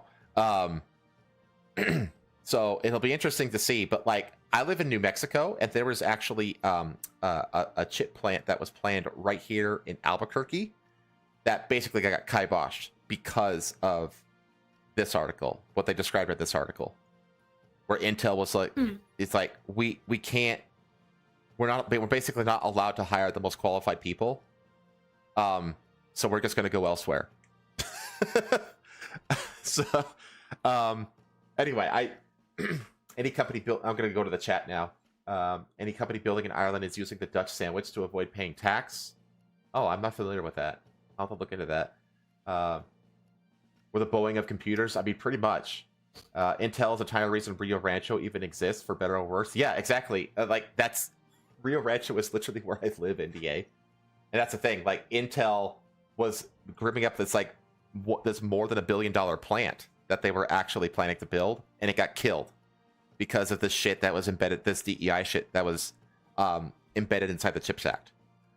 So, it was interesting how, like, we actually had, like Biden actually had, like, the idea to, like, hey, we should probably not be so reliant on Taiwan. Let's actually get chip manufacturing back in the United States. It's like, yeah, that's a very good thing. But then, like, he couldn't help himself, and he wokeified it basically, and he killed the whole project. So now they're going to like Japan. Yeah. Now they're going to like Japan, where they said like when they promise money, they actually give it to us because Japan is a serious country. So I don't know. I don't expect comment on this. I just think it's an interesting bit. It's an interesting story to talk about, I guess. So, Rio Rancho factory. Did Intel build another one? Yeah, they were planning on building another one. They were planning, like, remember how I said how like the chipsets, it's actually cheaper to build a whole new facility for that specific chipset than to rearrange the current. Someone's on my door. Okay. Yeah, that's why they were going to build another one. So, yeah, like, because you're right. The reason that Rio Rancho is even on the map is because of Intel. So, blah, blah, blah, blah, blah. Okay. I gotta wait for Rosa to get back because actually, while we're doing that, that's all that I had for the non-pop culture related stuff. So while Rosa is gone, I will make that transition. I'm back. I've been given spaghetti. Oh, that is a fantastic gift. You have been given a great gift. I have been. Spaghetti's delicious. Spaghetti with like chunks of like hot dog and onion. That's interesting. Hmm? I said that's interesting. Yeah. I never would have thought of spaghetti with Fucking hot dog. hate DI, BLM, and shit like this. Yeah, dude. Talk dot. Here's the thing. 3 letters. 3-letter agencies, 3-letter like initiatives, 3-letter bullshit. All of them bad. Except for WTF. You should subscribe. Yes, this is a 3-letter. This is indeed a 3-letter agency that is actually doing the greater good. White trash Rosa, says Cordell. Whoa! I'm Cuban! It's because of the hot dogs. What? Look, man. Here's the thing about Cubans, okay? What we do is we take like shit foods and we make them good, and then we like eat them. We put them together, we eat them. You've never had spaghetti with like grilled hot dog? You know what's funny? Amazing. Speaking of WTF, the channel isn't actually branded as WTF anymore. It's just Welcome to the Foxhole. both the name and the at, but like we just colloquially we call it the WTF. So, but NDA says that Intel is the only company it's in for because of the good they did out there. Yeah, and the thing is, they still have the Intel factory here that they're still operating and employs a fuck ton of people, and people here still very much like Intel. But at the same time, I don't blame them for going elsewhere. You know what I mean? Yeah. It's not, like they're just basically being disincentivized to build here. It's as simple as that. So I don't know. I don't think that Intel is in as bad a shape as Boeing is. Okay. I don't think that Intel is in as bad a shape as Boeing is. But they're getting there. And I'd like to see them come back. I really do want the team to come back, because if they fall, then all we have left is AMD. And that's just gonna kill competition, which is gonna kill innovation. You know what I mean? And we're just gonna like the technology of chipsets and stuff like that. It's gonna slow down if AMD just corners the market on chipset design. At least on the gaming side of things, because I know that there's other like smaller companies that have like much like little fractions of like the market that probably have like very specific specialties in like what they design and build. But like AMD and Intel are the 2 big players, and if one of those goes away, that's not going to be good for anybody, actually. And like AMD will think it's good for them, but it's really not, because they're just going to sit on their asses because they don't have competition. And it's not like it's a market that you can just casually break into either.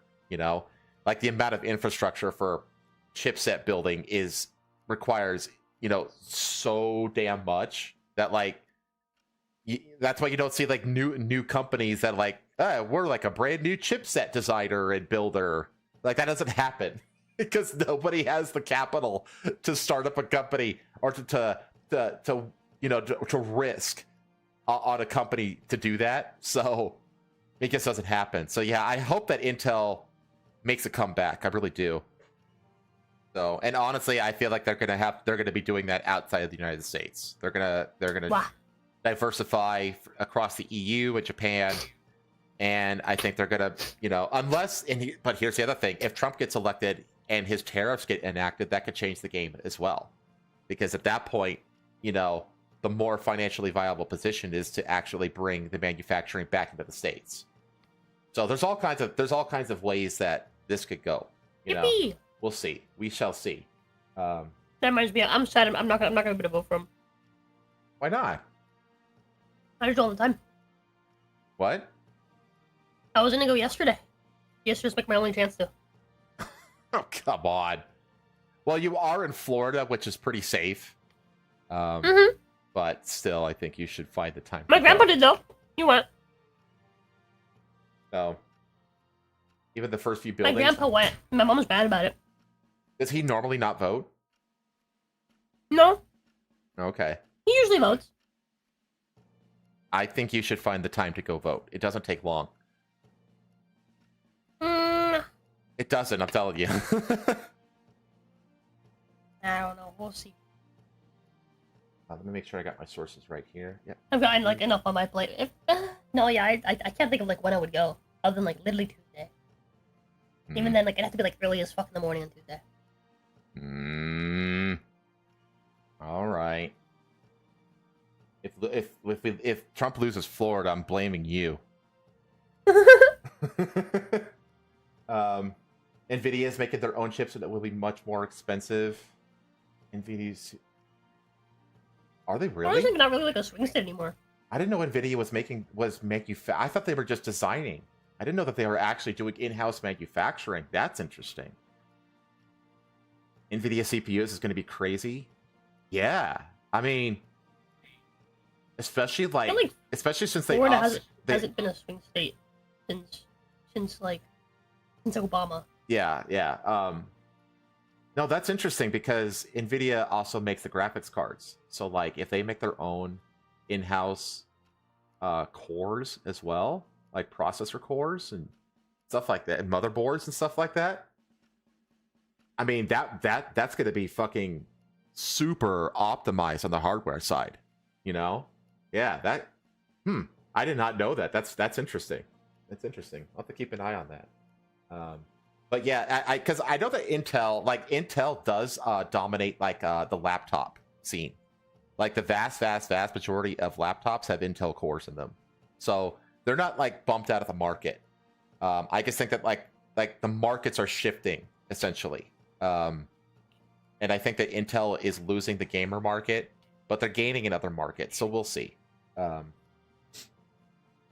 Anyway, let's move over to pop culture and gaming and shit. Starting with the article that prompted my little song at the beginning of the stream. And the text is play it again. The text, yeah, I'm gonna play it For again. anyone that missed it. The text is tiny. It's super tiny for some reason. I don't know why. So Concord isn't coming back. The developer is done for two. So there it goes. Sony says it's considered its options, and apparently the best path forward is to permanently sunset the game and close the studio. I was wrong. Concord isn't coming back, and neither is Firewalk Studios. I guess this is the best time to play it, isn't it? Actually, yeah, it is the best time because honestly, I need to take a second. So. Yippee! Chat, you and me, we're just gonna fucking headbang for a little bit. Yeah. Okay, I'm gonna hit play, and then I'm gonna BRB. Okay. Okay. Sunny's dream crash like a Boeing plane. Ooh, ooh, ooh. 400 million right down the drain. Ooh. But a dollar store knockoff of Overwatch, what a shame.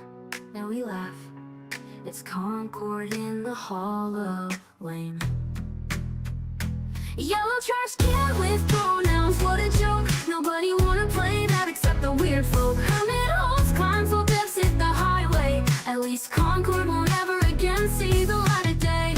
Ooh, ooh, ooh, ooh, ooh, ooh, ooh, ooh. What the hell is even it? If my Some kind of headbanging is fish. off Oh, wait, time, got it's it. She's because I'm tracing hearing it that new delayed. order from Wish. Kip's up in here with the cheap pantsuit, chillin'. She's the bubblegum knockoff of Hillary Clinton. Lennox in a white vest, looking bored. He's the bastard love child with Killer Croc and Star Wars. Just 600 players, what a massive fail. Whoever greenlit this should be in jail. The player base could fit inside a high school lunchroom. Everyone except Herman knew this game was doomed. Whoa, whoa, whoa, Herman is a prick. Whoa, whoa, whoa, whoa. The absolute state of modern AAA makes me sick. Yellow trash can with pronouns, what a joke. Nobody wanna play that except the weird folk. Herman holds climbs while devs hit the highway. At least Concord won't ever again see the light of day. Ooh, ooh, ooh, ooh, ooh, ooh, ooh, ooh. Theo is just David Duchovny, but lame. He's the most generic white man I've ever seen in a game. Hey, Mars, an insufferable, arrogant woman. She's generic agent number 607, and the rest, well, I couldn't bother to remember. They're all gone and buried, they couldn't be any deader. Yellow trash can with pronouns, what a joke. Nobody wanna play that except the weird folk. Hermit holds climbs while devs hit the highway. At least Concord won't ever again see the light of day. Ooh, ooh, ooh, ooh, ooh, ooh, ooh, ooh. Yay!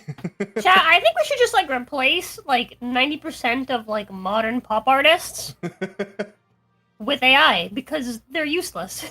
Like this is just Right? as good, if not better. So for context, chat, I got introduced to AI music production program, and I played with it a little bit, and I came up with that in about 2 hours. And I plan on making more of them based around like topics from the stream in the future. Like the next one I want to make is going to be about Boeing and like the doom loop that Boeing is in. So I look forward to writing about that one and making a little tune for it. Are they all gonna be pop? No. I'm going to do all kinds of different styles. Yippee! Yeah. I think the Boeing one is probably going to be country, I think. Okay. So, what's the name of the program and did it cost anything? You can get the free version. It's called Suna, S-U-N-A. And the free version, well, you can make like, maybe, it's really like a trial is what it is. Because what it is you have like credits, and every song that you generate costs 5 credits. And the free version, you get like 50 credits. So you can make 10 songs, and if you like to get like one. Oh, so I can just try this for free? Oh yeah, you could totally try this for free. Oh, dude, I'm gonna try this with the lyrics that I've written. Yeah, you could produce you could probably get one decent song, because you have to iterate is the thing, chat. You have to iterate on it. Like, you can either feed it original lyrics, or you can like write what you want the song to be about, and then it'll turn that into lyrics. Yeah. Early Sabbath style. I could do that. I could try that. But yeah, so what you do is you do that, and then you tell it what style you want it to be. You want it to be in. Like for this one, I said female vocalist and viral pop, and that's what it made. But again, you have to iterate on it, because some of the stuff it puts out is better than others. And like I said, you get 50 credits, and each song takes 5, so you can make 10 with the free version, which should be enough iterations to get one decent song. But after playing with it for like literally like 15 minutes, I just bought the subscription, which is like $10 a month, and then you get like 2,500 credits a month that replenish every month. So like I plan to make like more of these and like feature them in the stream. That's more than enough credits to like facilitate that. So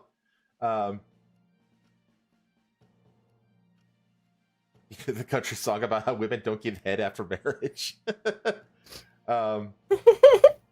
Think hole in the sky. Oh yeah. Yeah, I can totally see that. Oh man. But anyway, let's get into the article. It looks like Concord will be making a comeback. I predicted. Typical games journal fucking up. And Sony announced, like, we speculated on this, I think, like 1 or 2 streams ago. But I think we were wait, I'm sorry, hold on. I've been going through a rap memorial for Peanut. That I should do that one. I should write my own version of that too.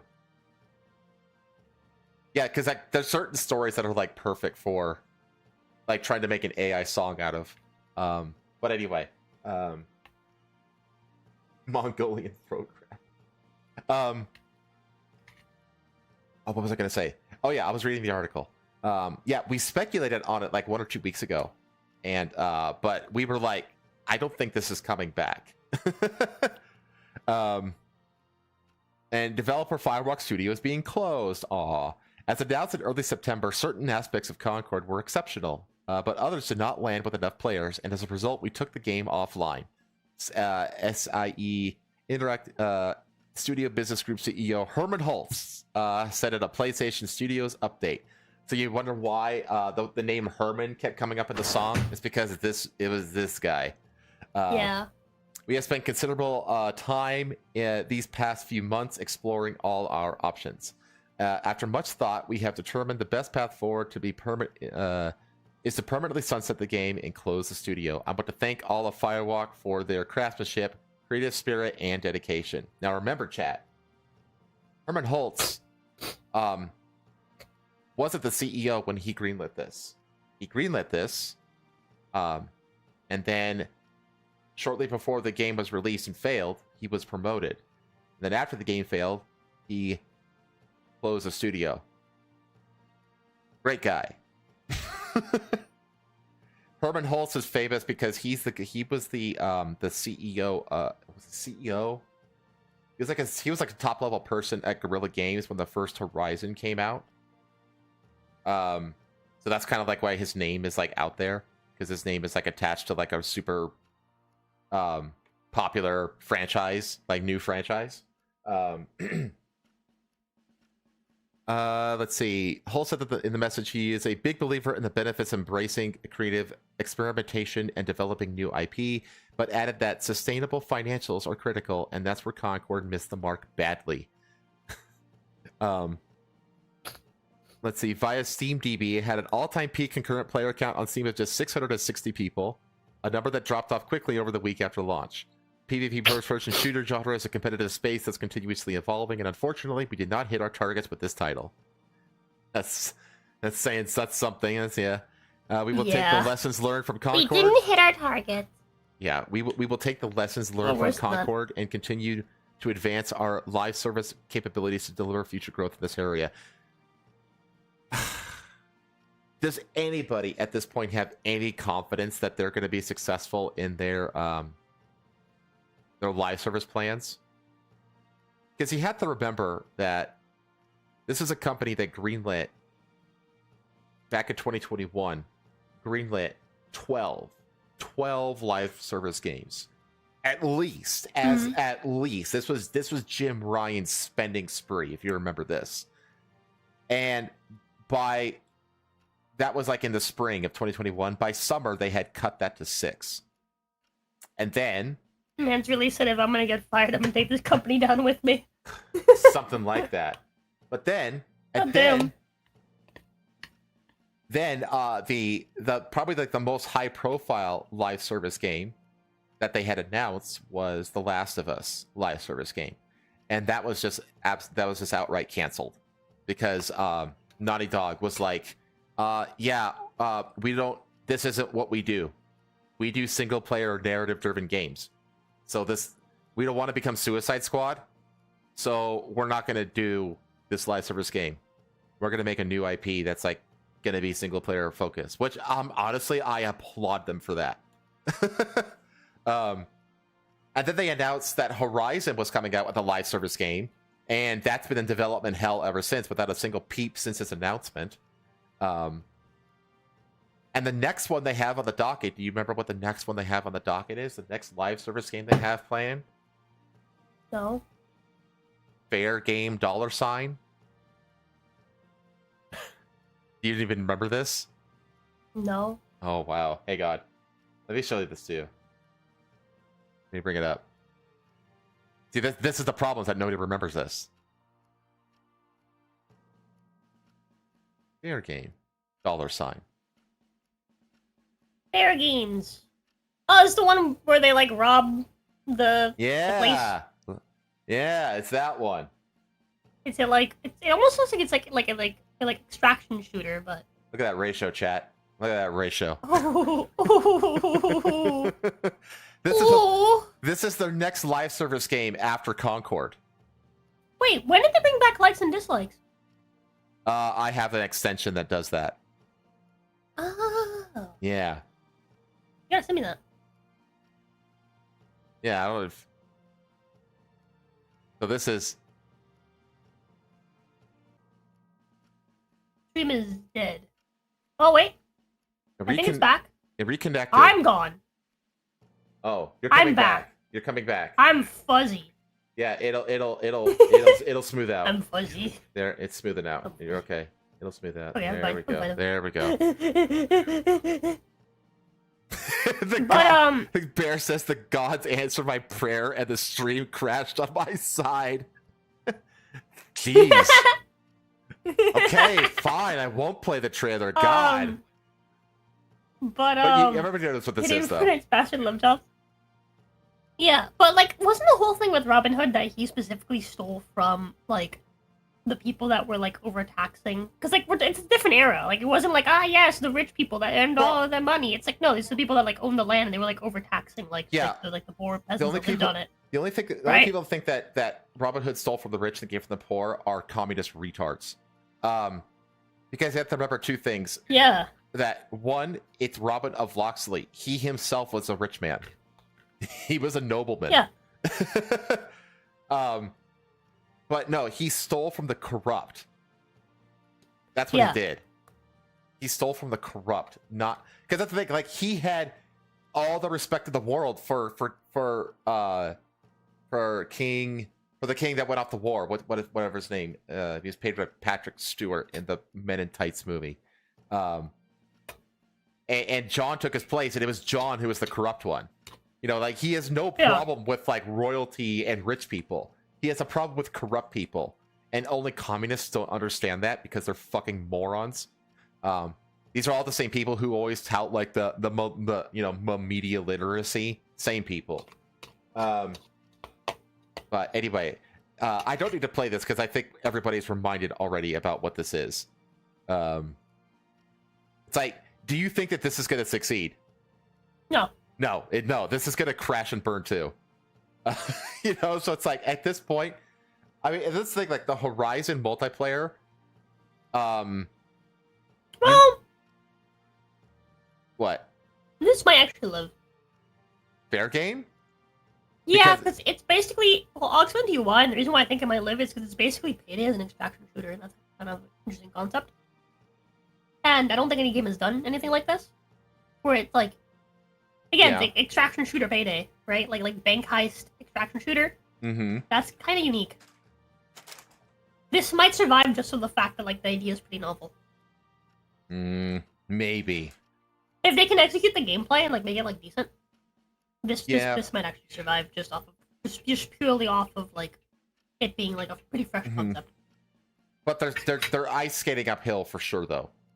Oh yeah. Because at this point they have absolutely no goodwill whatsoever. So even because I think that a lot of players this is the thing, like a lot of players for something like this. Nobody's pre-ordering this. Yeah, nobody's like interested in this. It's that now obviously it's one of those things that where it's gonna come out, right? People are gonna be like, oh, that game actually looks like kind of interesting. And then people like slowly kind of pick it up. But it's not gonna be like a big name like. No, it's not gonna make a splash. It's not gonna splash. It's gonna. People are gonna be on the fence, and because they're on the fence, there's no goodwill. They're gonna be like, I'll wait for a Steam sale. I'll wait for for my friends to see what they think. I'll wait for this. I'll wait for that, and they're just not gonna buy it. It's going to take a bunch of points in the positive over time to convince the majority of people to play this, and I don't think that's going to happen. Assuming that I'm right about this being a PvEVP extraction shooter, this is to be competing with stuff like Hunt Showdown. And Hunt Showdown.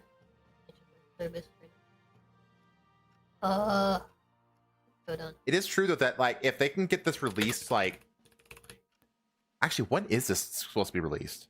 Does this thing have an actual release date? It says "See you soon." Hunt Showdown has 12,000 concurrent players. It's 24-hour peak, and that's right now. Its 24-hour peak is 24,000. Its all-time peak is 6,000. God damn, this game has just managed to stay alive, like, and honestly, pretty consistent numbers. Yeah, because extraction shooters are kind of like the current, like, they're kind of like the current in thing. Dude, the all-time peak for this game is actually recent. What the fuck? Hunt Showdown, what are you doing? Its all-time peak was, like, in August of this year. This game's been out for, like, 7 years. Well, it sounds like it was it came too early, and it was, like, too ahead of its time, because it's only now that, like this year when, like, extraction shooters kind of started, like, getting on people's radar, you know? Like, before that's, like, what's the most popular extraction shooter? Like, if you told people to, like, name an extraction shooter, what's the one that almost everybody's going to say? Starts with a T. Yeah, Tarkov. Yeah, Tarkov, exactly. Escape from Tarkov. That's like the one that people know about, but it's still very niche, you know? So this is a fad. If this was like this trailer, it said "See you soon," and this trailer was released earlier in May of 2023. So this is more than a year old, this trailer. So I think this game is actually going to be coming out pretty soon here. They could actually capitalize on the popular, like a new trend, actually. But we'll see. I am very skeptical about this game being successful. So, and at that point, the only thing they're going to have left of any notoriety is the Horizon multiplayer, and that game actually looks like Fortnite. But like, question: Have you ever played Hunt Showdown? No. We gotta. Yeah, like, let me look it up real quick. Hang on. I think you'll like it. It's pretty cool. It's like a Western shooter. It takes place in like the bayou. I think they have like new maps now. They've continued to like improve on the game for like a while. See if I can find a wallpaper for it. What? I'm looking for the Horizon multiplayer game. Oh. I don't see it. But it has like this cartoon. Yeah, that Ghostface DLC. Yeah, but that's recent, Jazz. See? That's like October of this year recent, not August. August is when they like blew up. Not blew up, but like they've had like a they had like a 6,000 gain in oh, there player. it is. That looks so lame. Yeah, let me show chat. This is the art style of the multiplayer live service Horizon games coming out. It's going to look like it's been Fortnite-ified. You know, do you think that like hardcore Horizon fans are going to like be super thrilled about playing this? I don't like. Dude, I love seeing games like I'm sorry, I'm looking through like the history of like Hunt Showdown's like Steam chart, and it's been nothing but like growth. They have like the occasional like month, a couple months where it's like kind of like diminishing, right, the numbers, and then boom, big jump. A couple months diminishing, boom, big jump, and like their average has gone from being like 1,300 on release, right, to let's see, release February of 2018. Same month, 2019, they were actually sitting about the same. 2020 jumped up to 5,000. 2021, 7,000, almost 8,000. 2022, 12,000. 2023, 14,000. 2024, only 14,000. Yeah, they've been saying around 14,000 cents. So it sounds like word of mouth is just is like the sole life source of that game. Is what it Yeah. sounds like. Like, yeah. It hit its peak players in in August. And I've heard this year. I've heard about this, that the reason that they're going with this more cartoony art style is, number one, it'll be less hard on the servers. Like the photorealistic stuff is harder on the servers. And they also want it to be like very much separate from the mainline games. But I don't know, man. Like I don't know if people want to play,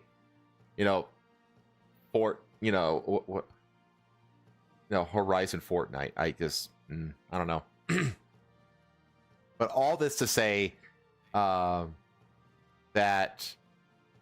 Sony's live service plan ain't looking too hot right now.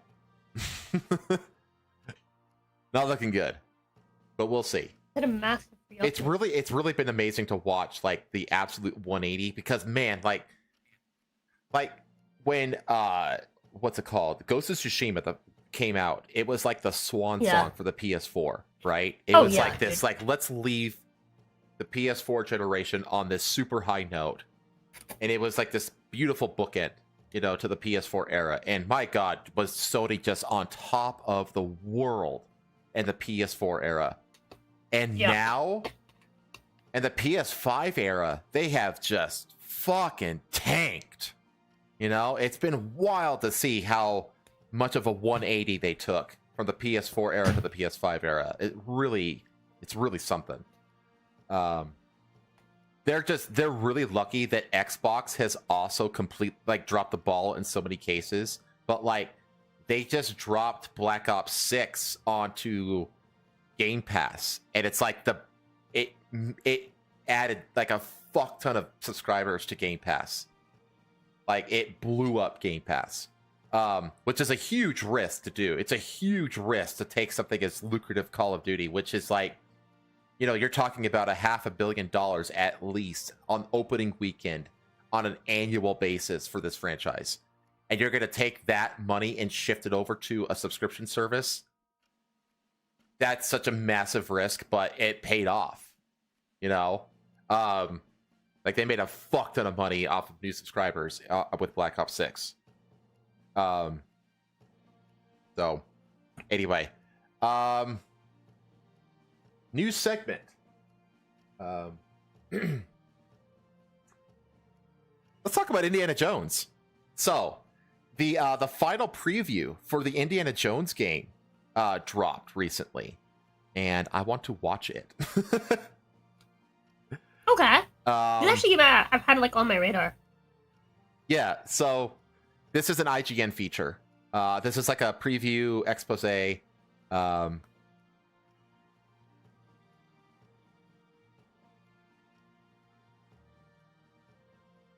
I like how they just don't even. Yeah.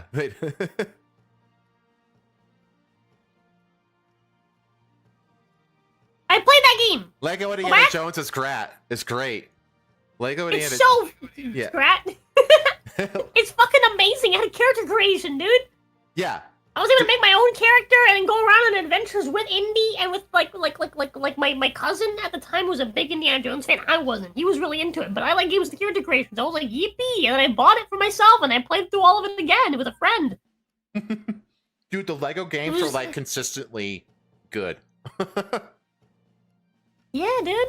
Like, even character creation, a fucking Lego game. You can make your own little dude and be yourself, and then like have like your own setup and like weapons of your choice. And it was awesome. It was awesome. That game had swordplay. I love how fucking Lego game. I love how even IGN like doesn't even acknowledge like the last two movies. They're just like, yeah, like the last good thing Indiana Jones was 35 years ago at the Last Crusade. It's like, yes.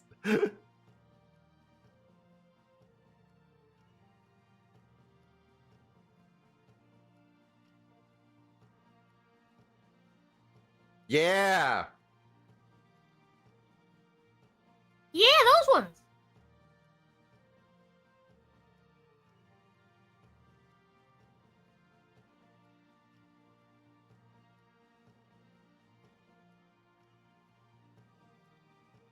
That is a problem, actually. Because, like, But, Indiana Jones is very, very much like, I'd say, like, the last generation that even cared about Indiana Jones as a franchise were being, like, millennials. It's kind of a dead franchise. You know what I mean?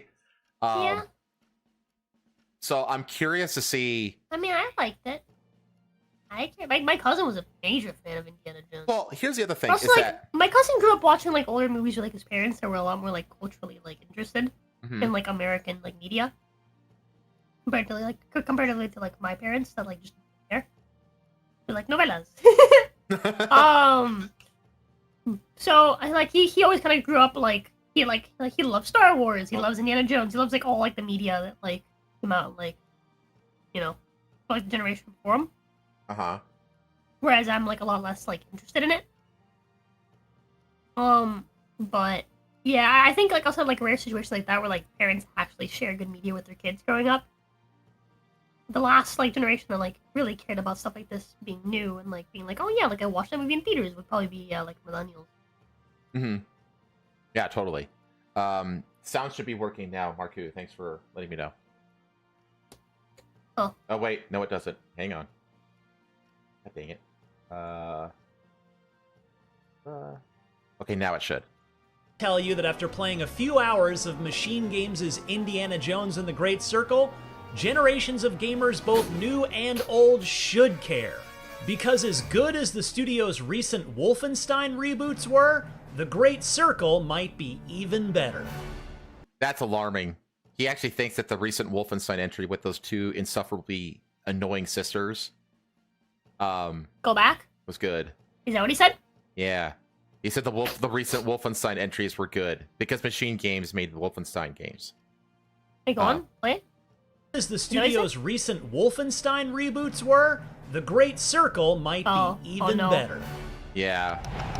That worries me in terms of his opinion. I thought he said remakes. I was like, I don't know, No. there was Wolfenstein remakes, but I mean, if remakes of the old games, I don't see why not. No, he But no, he thinks did say reboot.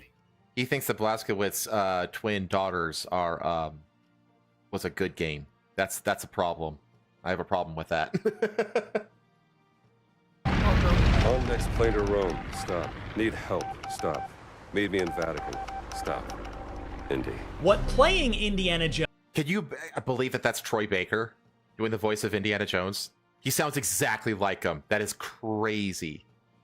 I don't necessarily have, like, in my head, I don't really have it, like, You don't know what he yes, sounds Indiana like? Jones. Well, No, he's not that Harrison I don't know Ford. what he sounds like. Yeah, I know he's Harrison Ford, but what I'm saying is in my head, like, that's not, like, a super, like, yes, if I heard this voice, I'd know it's Indiana Jones. I'd know it's Harrison Ford. Like, he has, like, a very, like generic older white guy voice. Like, I Yeah, don't he think it's a does. very special voice. But he does I don't sound, think it's a hard voice to execute. but he does sound just like him. Either way. Jones and the Great Circle showed me, among other things, is that it's more of an adventure-action game rather than the typical action-adventure game. And it's absolutely not a first-person shooter. Yes, Indy has a revolver here, you can also grab rifles and German Luger pistols, but I used it exactly once the entire time I played. And when I did, the gun wasn't the only thing that got loud. It alerted everyone at the Giza dig site near the Great Pyramids, and Indiana Jones is no match for Ooh, that's a two-armed clean bad parry! guys, And let alone put Right? the several. thing on his In ass! short, That's awesome! I have to say, like, Watch that again? Full screen that shit.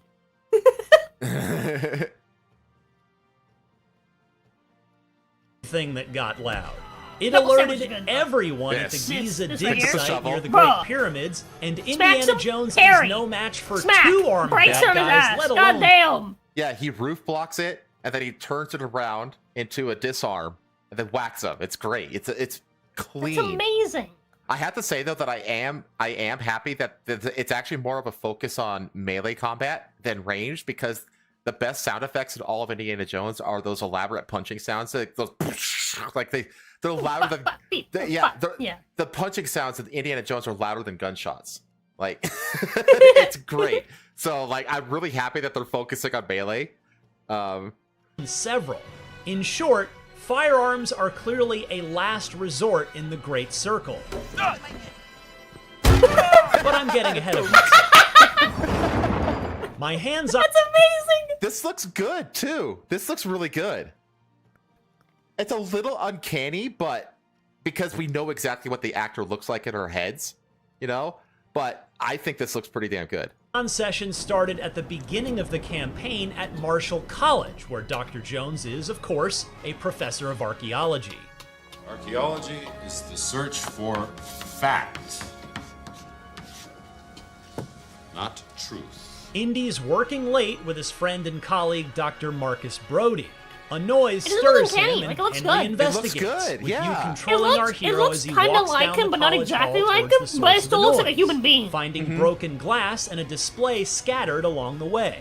Thus we come to the Great Circle's first puzzle, putting the fallen relics back on their proper shelves using clues in the displays. Which is clearly like a tutorial. That this is a tutorial Yeah. kind of thing, obviously. That statue goes in the Egyptian section. Once that's done, Indy encounters an extremely tall man wearing a talisman who takes something from the college's museum display, beats up our good doctor, and escapes, leaving the pendant around his neck behind after it I like how tore he off takes his during licks. getaway. When a presumably concussed Dr. Jones awakens the next morning, he and Marcus suss out a lead based on the stolen relic. He took the cat mummy, Marcus. But why? And Indy quickly packs for the Vatican, bringing only his bullwhip, the pendant, a vinyl record for a friend in Italy, and of course, Indy's infamous fedora. I have to say though, like he said, like it's more of an adventure action than an action adventure, and I see where he's coming from there. Where like the focus is on the adventure and not the combat, even though the combat is there. I remember the initial trailer for this had That's a like, good thing. yeah, exactly, that is in the spirit of Indiana Jones, because the spirit of Indiana Jones is like, I mean, it's very much, I mean, think of it's honestly, it's what inspired like the Uncharted games, right?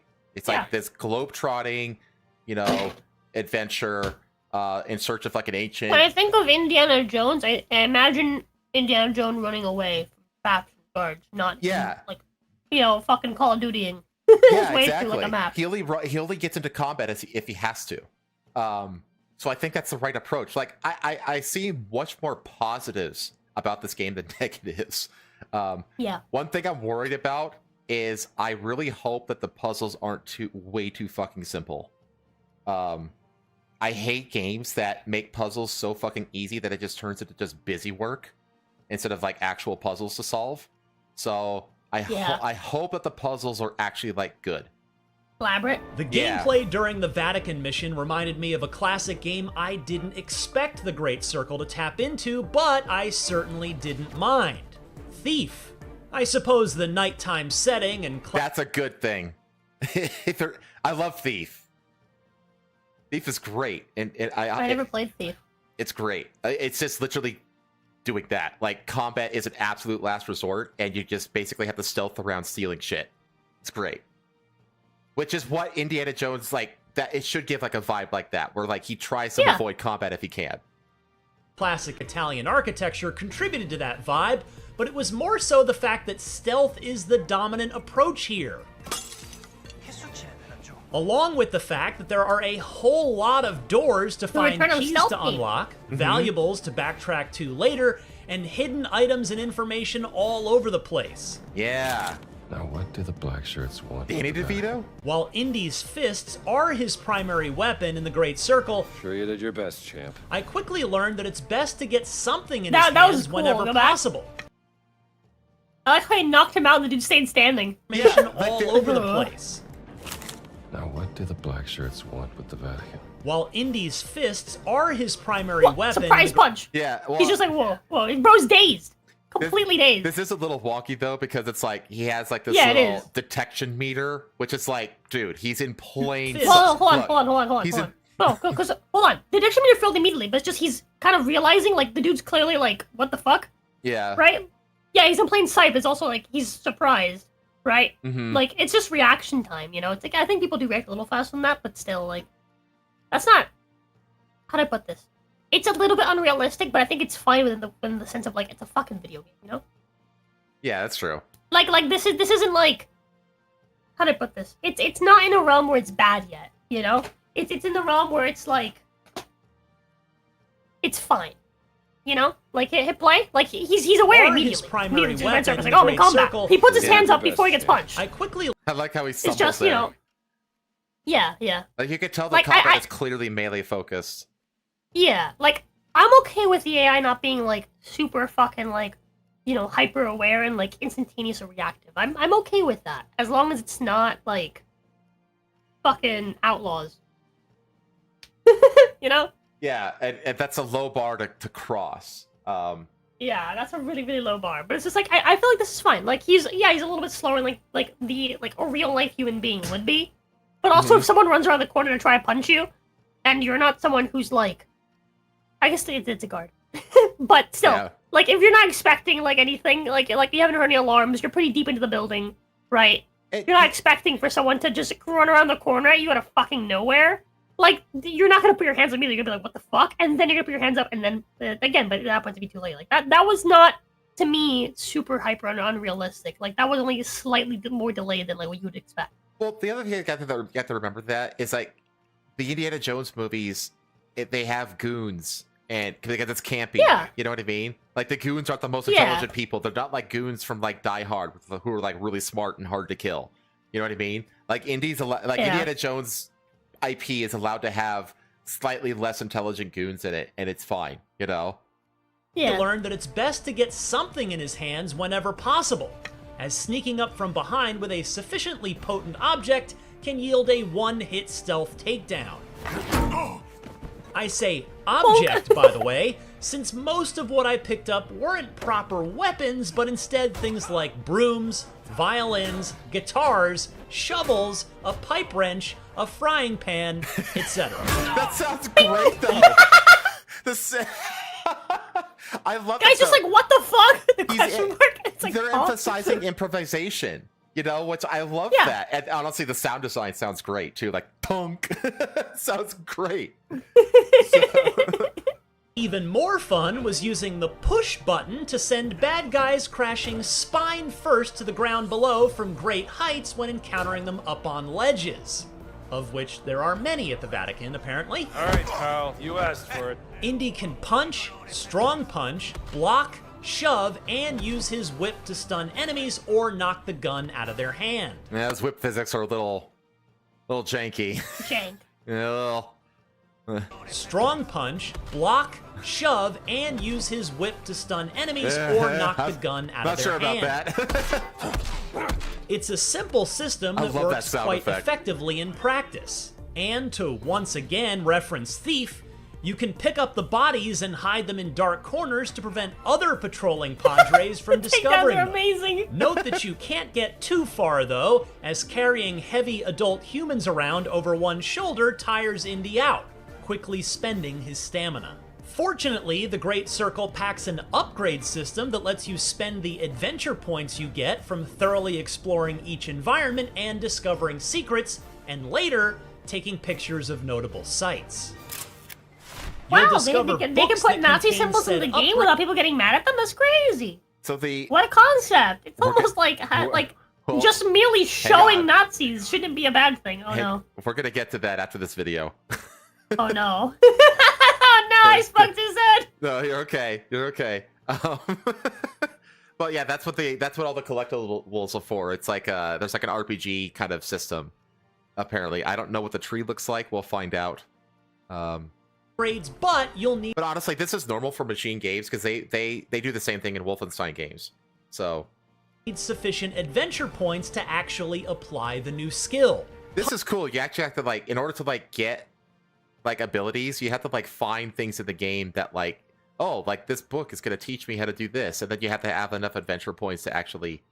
So you have to like discover the ability before you can purchase it with adventure points. That's cool. So it's like it's really encouraging you to like explore around, which I like. Yeah. Punch Out, for example, replenishes your stamina when an enemy is knocked out. I also used Lucky Hat a few times, which gives you a second chance when killed, in which you're on the ground, the screen goes black and white, and your fedora is somewhere nearby. If you can crawl to it in time, you'll get back up and be able to continue on. I That's like so that. cool. That's cool. That's fun. amazing. Yeah. It's not like it's like a generic second wind. It's like, no, it's like dependent on like where your hat lands. I think that's fun. That's really fun. Weren't there more of you? In all, the upgrades fall into 5 categories. Oh, here we go. Survival, fitness, packing, brawling, and combat, thus giving you incentive to not only fully explore each area, but to tailor Indy to your specific playstyle. The third and final section I got to play fast-forwarded me to Giza, Egypt, a bit later in the campaign. Here, Indy had already connected with Gina, an Italian reporter looking for her missing sister. Giza is wide open like an old Splinter Cell Chaos Theory mission. You can visit dig sites, a bazaar, and the Great Sphinx. And mercifully, That's cool. street signs you find serve as fast travel points. You can highlight any area listed on the sign and you'll zip over there instantly, sparing you a lot of walking. In choosing one area to explore, I successfully snuck my way around to the opposite side. Sound. Sound? Yes. Audio. Discord. Oh, on your side. Is it screwing up for Yeah. chat as well? Probably not. Okay, I just need to stop sharing and reshare. Nope, they said robo sound as well. Probably for me. No, they hear robo sound. Okay. Well, let me fix it on your side. It was. Okay. Okay. Man, yeah. you've fully contracted my It's all your fault. I blame you. And then on route, I gotta do this. I gotta switch it over to something else. Literally anything else. And switch it back. I wonder why that is. And we're both experiencing this weird issue. Yeah, it doesn't happen on my solar streams. Yeah, that's weird. It's all me. I'm the problem, Chad. Okay. Okay, Turn we Rosen. Full stack. should be good. It should be good again. Of a Nazi dig site that I needed to literally get to the bottom of, where the elevator was, No one gets down to the tomb. only to find that its 2 sources of power were disconnected. Why is this thing not working? This led to 2 more stealth sequences into separate caves to get them turned back on, one of which let me sadistically fry some Nazis who were standing in a pool of shallow water with a wire I just brought to life. That doesn't look very good. No, it doesn't. That doesn't look very good. And another even had me swimming underwater, before finally getting to ride the reactivated elevator all the way down to the underground tomb. A stone glyph logic puzzle down there challenged me to place 3 round stone plates into their correct spots on a mural, triggering a beam of sunlight that shone across the room onto a wall. I picked up a nearby sledgehammer, Wait, pause, bashed pause. the wall a few Audio is very fucked. Really? Yeah. Still screwed up, huh? How about you, chat? Is it still screwed up for you, chat? It was fine, and then it gradually became bad again. How did it get that bad that fast?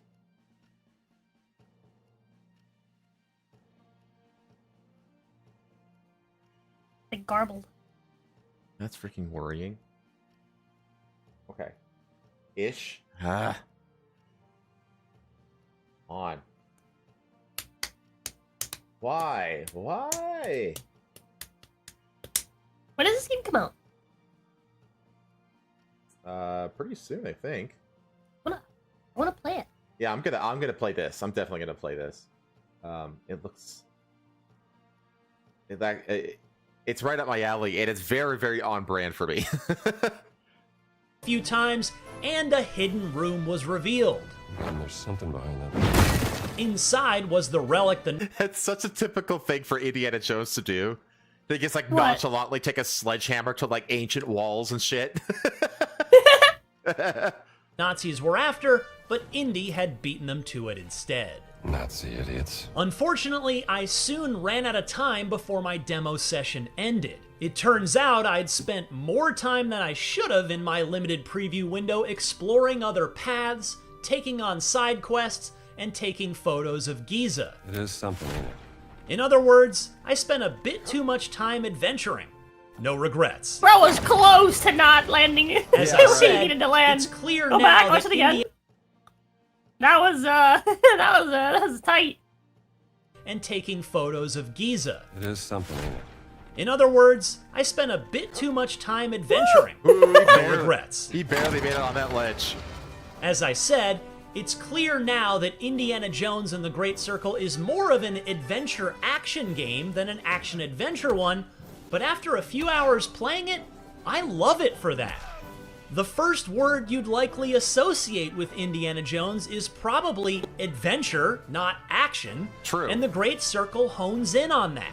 I'm absolutely smitten with the look, tone, pacing, and voice acting here. I said, who is Father Ventura? Shout out to Troy Baker for effectively pulling off a 40-something indie. What Machine Games has got going here is a very unique blend of gameplay. In fact, I talked in my first hands-off preview about how much Indiana Jones and the Great Circle reminded me of 2004's seminal first-person stealth adventure game, The Chronicles of Riddick: Escape from Butcher Bay, which not only proved that licensed games could be incredible, the opposite was usually the case back then, but it showed that a first-person game didn't have to be a shooter to be riveting. Butcher Bay was built by the same core group of developers that later founded Machine Games, many of whom are still with the studio, and that Riddick influence is just as evident when playing The Great Circle as it is watching it. I don't know if executive producer Todd Howard, who famously pitched this idea to Lucasfilm many years ago, had Machine Games in mind when he came up with it, but the pairing absolutely works, and I absolutely can't wait to experience the rest of Indy's latest adventure. For more on Indiana Jones and the Great Circle, don't miss the 5-minute cinematic trailer as well as the release date trailer. And for everything else... What's the release date trailer? That first one, This one? I think. No. This one. The top. This Yeah. one. Yeah. What if I told you there was a connection between ancient cultures around the world? A great circle. Does it exist? Is it the key to some lost power? That's up to you to uncover. I'm Troy Baker, and I play Indy. It's humbling playing a character that so many people, myself included, look up to. As a kid, seeing Indiana Jones in the theater for the first time was a defining moment for me. And I never would have guessed that all these years later, I would be the one wearing the hat. But here I am. It's been a dream come true. A dream that I cannot wait for you to live for yourselves. The beauty of a first-person game like this is that we all get to feel what it's like to become Indy. You are the one who cracks the whip, who feels the weight of every punch and the thrill of finding every clue. Indy is such a unique character. A professor, That looked great. an archaeologist, professor. Wait. This is a fantastic shot. Like Yeah. his hair's all trussled up, you know, he's got the cuts on his face. Unique character. And he's got that little Just smirk. a slight He smile. Looks, Yeah. Yeah, this looks really good. A professor, an archaeologist, a brawler, an explorer, the quintessential all-around adventure. And this game has everything you'd expect from an Indiana Jones adventure. Mysterious artifacts, cunning villains, ancient discoveries, hard-hitting action. It's a world of constant danger where you've gotta think on your feet to stay alive. The Great Circle spans the entire globe, from snake-filled jungle temples to scorpion-riddled desert tombs. Stunning open areas to explore freely, full of secrets for you to discover. And you'll get more than just the classic whip and revolver. Indy's journal and his camera will immerse you in the mystery, providing extra info on all of your finds so you can appreciate all of the little historical details he obsesses over. And those details are your key to solving the ancient puzzles that hold the secrets you're after. But ancient secrets don't come easy. It's best to have an exit strategy. This is an incredible new way to experience Indiana Jones, and I can't wait for you to play it. Hold on to your hat.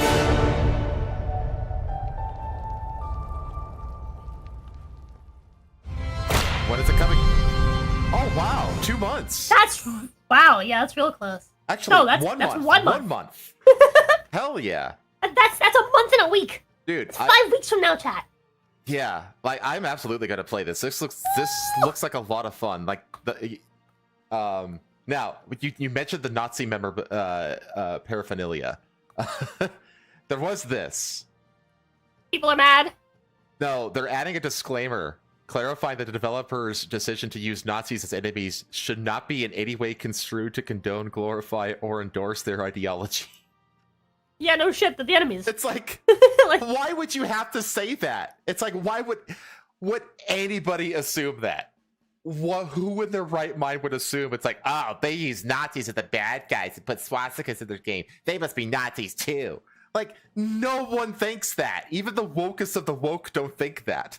Like, You'd be what? surprised. People will get mad. People will get mad just because of the fact that there even is a Nazi symbol in your game. They're so adamant about it just not existing. It's insane. It's so The stupid. people that most yell Nazi are most like upset when they so much as see its fucking existence. They want it erased. I'm not gonna read this because there's nothing. This is just it. This is the whole article right here, the title.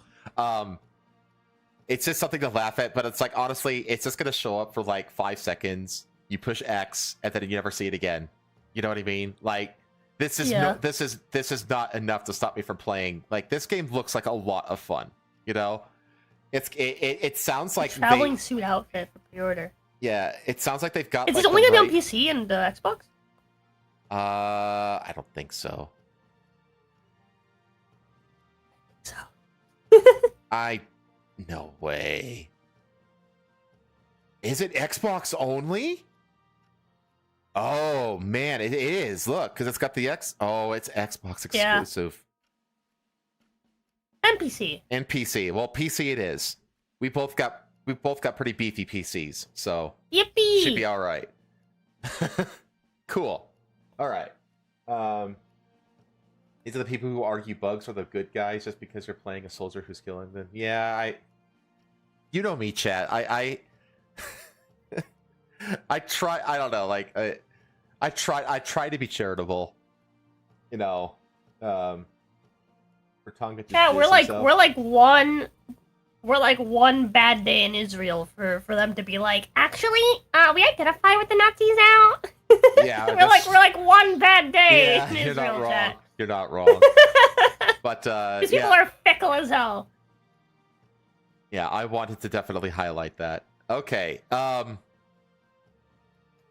Next big story.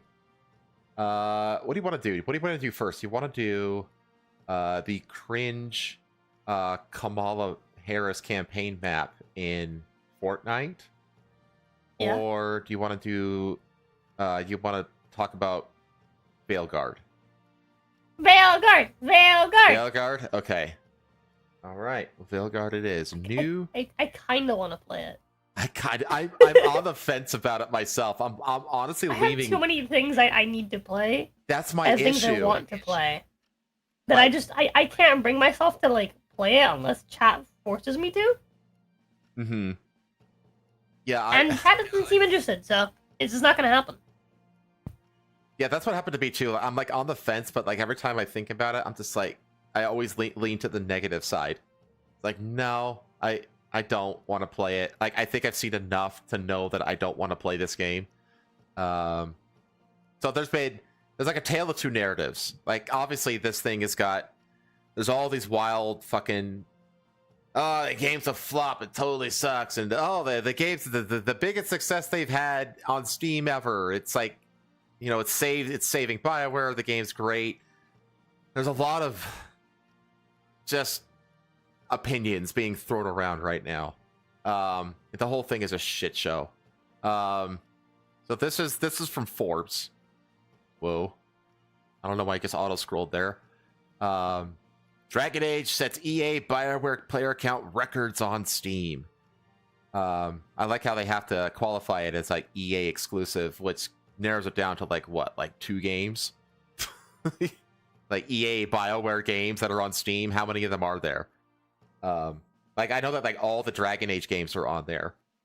And then you have like the one that they're comparing it to is like Jedi Survivor. But let's just read this. This is from Paul Tassi, who is not the best. I'll just say that.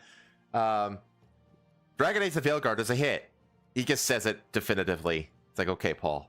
After largely positive reviews that appears to have been translated into sales at a player count that has broken records on PC. It's so he's already poisoning the well here. Let's not jizz in our pants quite yet, Paul. The game has now beaten 2023 Star Wars Jedi Survivor, which peaked at just under 68,000 a year and a half ago. Here's the thing, though, is that Star Wars wasn't a huge success on Steam. Remember?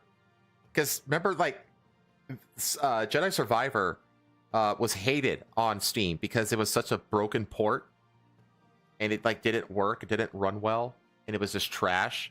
And so it got like almost entirely negative reviews, and like that scared everybody who was like thinking about getting it on Steam away. So they're comparing this game to a failure, or not a failure, just to a very, very not optimal release, which I think is foolish on their part to compare it to, because if Jedi Survivor was like a really good port, it probably would have broken 100K. And this game, they say 70,400 here. I have, where is it? I have the chart pulled up here. Let me refresh this actually. Yeah, it hasn't changed. It's just barely touched, licked the butthole of 85K. Which, I mean, that's not a massive epic flop by any stretch, right? But I honestly, personally, I thought this game was going to break 100K. Mm-hmm. I really did. And the thing is, we're like into Saturday evening now. This is the peak. Like, it's never going to peak higher than tonight, Saturday evening. And this hit 5 hours ago. So this was like earlier in the afternoon, So this is your all-time peak right here. Like, for the lifetime of this game. 85K. Yeah. Now, that's not a failure, but that's not like a massive, massive win either. It's very much a lukewarm, I feel like, success. How does it compare to older Dragon Age games? Well, it's better than all the other Dragon Age games. Oh. Yeah. Look at that. So, but the other, like, good for them. Here's the thing. Like, I can look up the other Dragon Age games now. So you have, see, they have look up Inquisition. Well, Inquisition was fucking dog shit. Yeah. This game was mostly popular on console, not PC. You have to also remember, though, that all of these games, all of these past Dragon Age games, Steam, like, they were all pushed through their, what was it, the Origin store? Is that what it's called? EA. Yeah, these games weren't originally on Steam. They weren't originally on Steam. They never really, like, by the time they got thrown onto Steam, it was just a passing. Yeah, the EA It's from games. the EA, whatever. EA store, yeah. Yeah, that's what people were, it says right here, launch your EA app. Yeah. It wasn't dropped on Steam until much, much, much, much later on in its lifespan. So it's like... Go back to Origins? So let me go to Origins. I bet you Origins will have a higher... Here's Origins. Nobody's playing it. But it had a higher all-time peak. It's a single-player game. 15 years ago. It's a very old single-player game. Yeah. So none of these games like made a big splash on Steam. They were, like you said, they were mostly on console or on PC. They were through the EA store. So these aren't really good. I don't think these are good comparisons. Now, people are also comparing it to things like Baldur's Gate, which had an all-time peak of 875,000 people. Now, that's far greater than a normal success. You don't have to reach, you don't have to come close to these numbers to be a success. And And I actually think that one of the reasons, because remember back when Baldur's Gate 3 first released, there was a lot of journals there was a round of journals making the argument that that this shouldn't become the new standard, the new normal, like this game. I think that this could be why, the whole Dragon Age stuff. I don't know that though. But the thing is, they're kind of right. This isn't normal for any game to reach this kind of number. And then, like, another one I thought of to bring up was Dragon's Dogma 2. It's another one, which had an all-time peak of 228.5. So, like, comparison to other games in the same genre,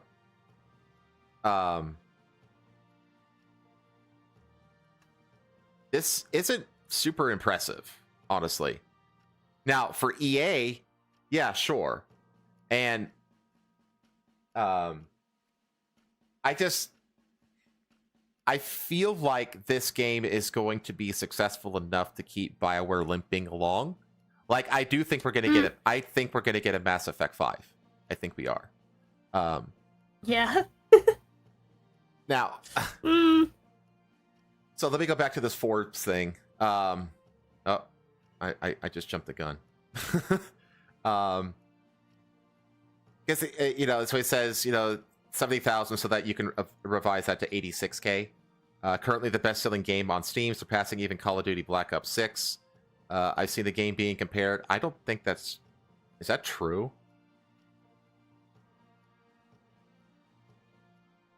Where's he getting that from?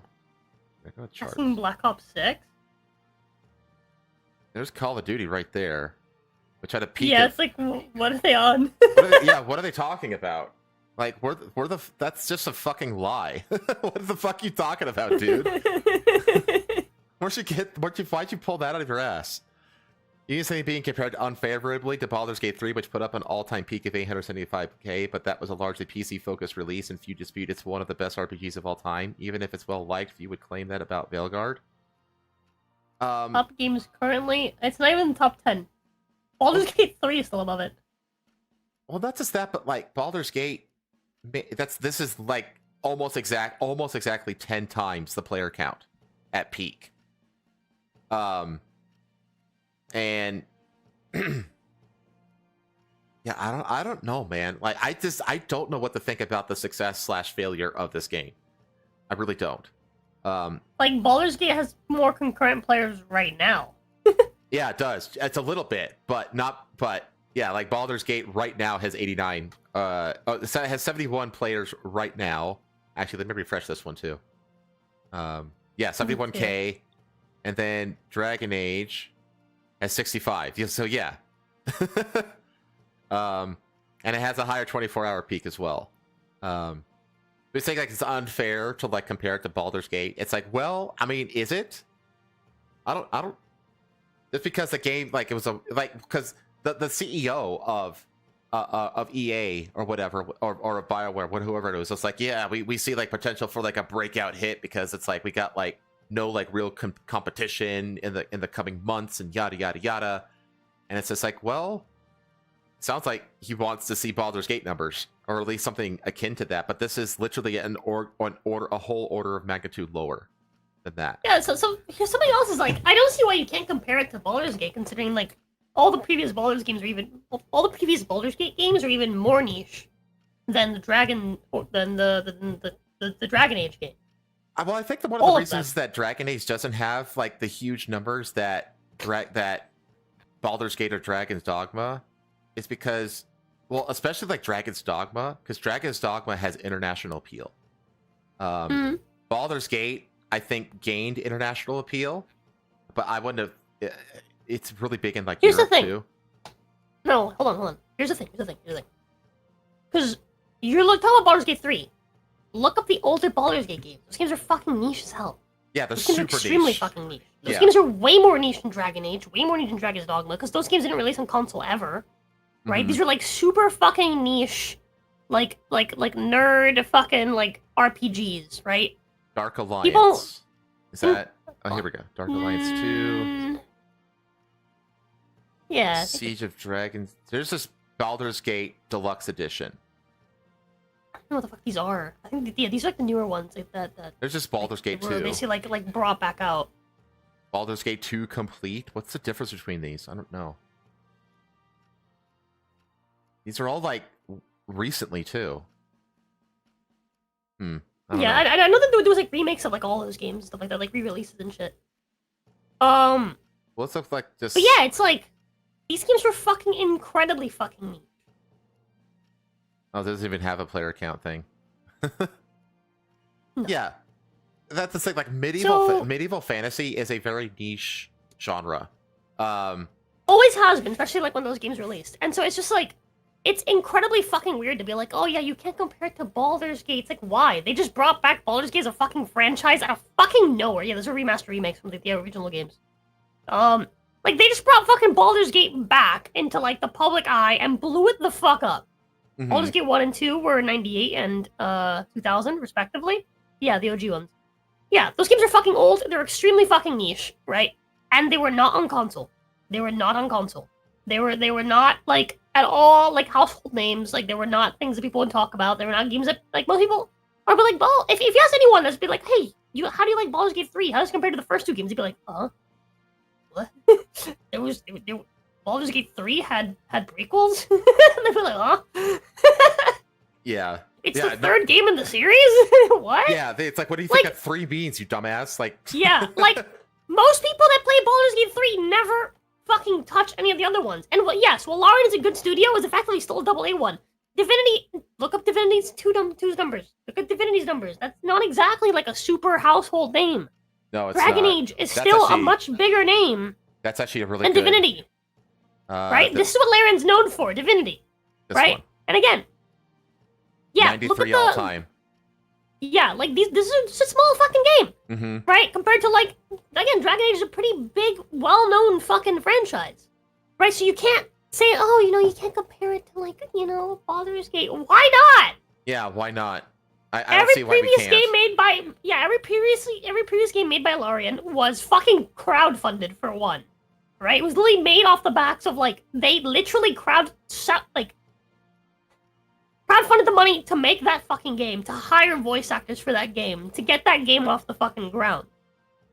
They didn't have some big studio putting money into it, some big name anybody, right? Larian's a pretty small fucking studio.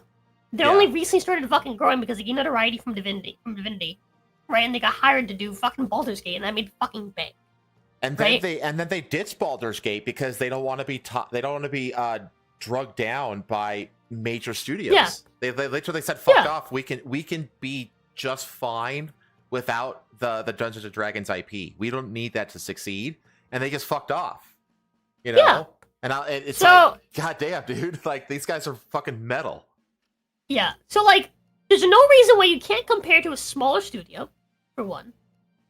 There's no reason why you shouldn't be compared to a lesser-known IP, for two. Sorry, but there's no reason why this game couldn't have been fucking massive. There isn't. And here's the other thing. It's like, he says console numbers are, of course, less trackable, but it was the #1 pre-ordered game on PS5 ahead of launch, and currently it sits at number 5 on most played chart. The only single-player game on the list. Here's the thing, though. We have right here owner estimations. So one is estimating 100,000, the other one 200,000.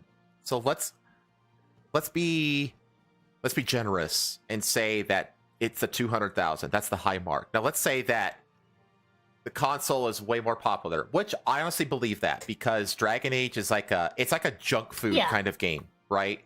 Yeah. It's designed for casuals. That's why the combat is very simplistic. That's why the puzzles are like, I complained earlier about like puzzles being so simple that they just become busy work. It's like it's junk food. I do think the Dragon Age games were more popular on like PS3 than they were on PC. Yes, 100%. I do believe that. Because they had the really cool cover art. That shit fucking sells, right? Yeah. Like, I remember as a kid growing up and, like, seeing it, and the person at the store being like, I know that you like RPGs. You're not gonna like this. I was like, okay. Thanks. But, like, because it looks fucking cool. It's got, like, the really cool fucking case with, like, the dragon, like, the red dragon on the side, and, like, all, like, the, like blood and shit. It looks fucking cool. It looks wicked, right? like I can't say how many times people at the store, right? When I worked at GameStop, because we still had like a PS3 section with like a few old games, they'd be like, "Hey, what's this game about?" I'd be like, "Oh, it's a game like this. It's like it's a fucking strategy game." And they'd be like, "Ew, not an action game?" It's like, "No, it's a strategy game." And they're like, "Oh." I mean, it's kind of got action. Yeah, and like a in like a strategic like like Pokemon kind of way, sorta. Yeah. Do you like Final Fantasy? And they're like, no. Like, oh, well, I have bad news for you. I'm trying to find stuff like compare it to, right? Because like, how do you explain someone? It's like, yeah, there's like you have to like pick your moves out and stuff, and it's not like turn-based strategy. It's real-time strategy. It's real-time strategy, yeah. Yeah. It's hard to explain. Yeah, and it's hard to explain it to a console gamer because RTS games aren't really a thing on console. No, they're not. They're really like all I can think of is really this one. Well, but this is what piqued me because it's like, okay, this is a lot lower than I thought it would be. 200K. I thought that this would be like 500K, honestly. But let's say, okay, 200,000 people own it on Steam. It's like, okay, let's take Mr. Tassie's here thing about console numbers are less trackable. And I would actually think that the console numbers are actually significantly higher than PC. So let's be generous and say that it's like a 4-to-1 ratio, meaning only 20% of total purchases of this game are on Steam and the rest are on console, which I could actually believe that. I actually can believe that. Okay. That means that you've got 200 here and then another 800 on console, which is a total of about 1 million sales.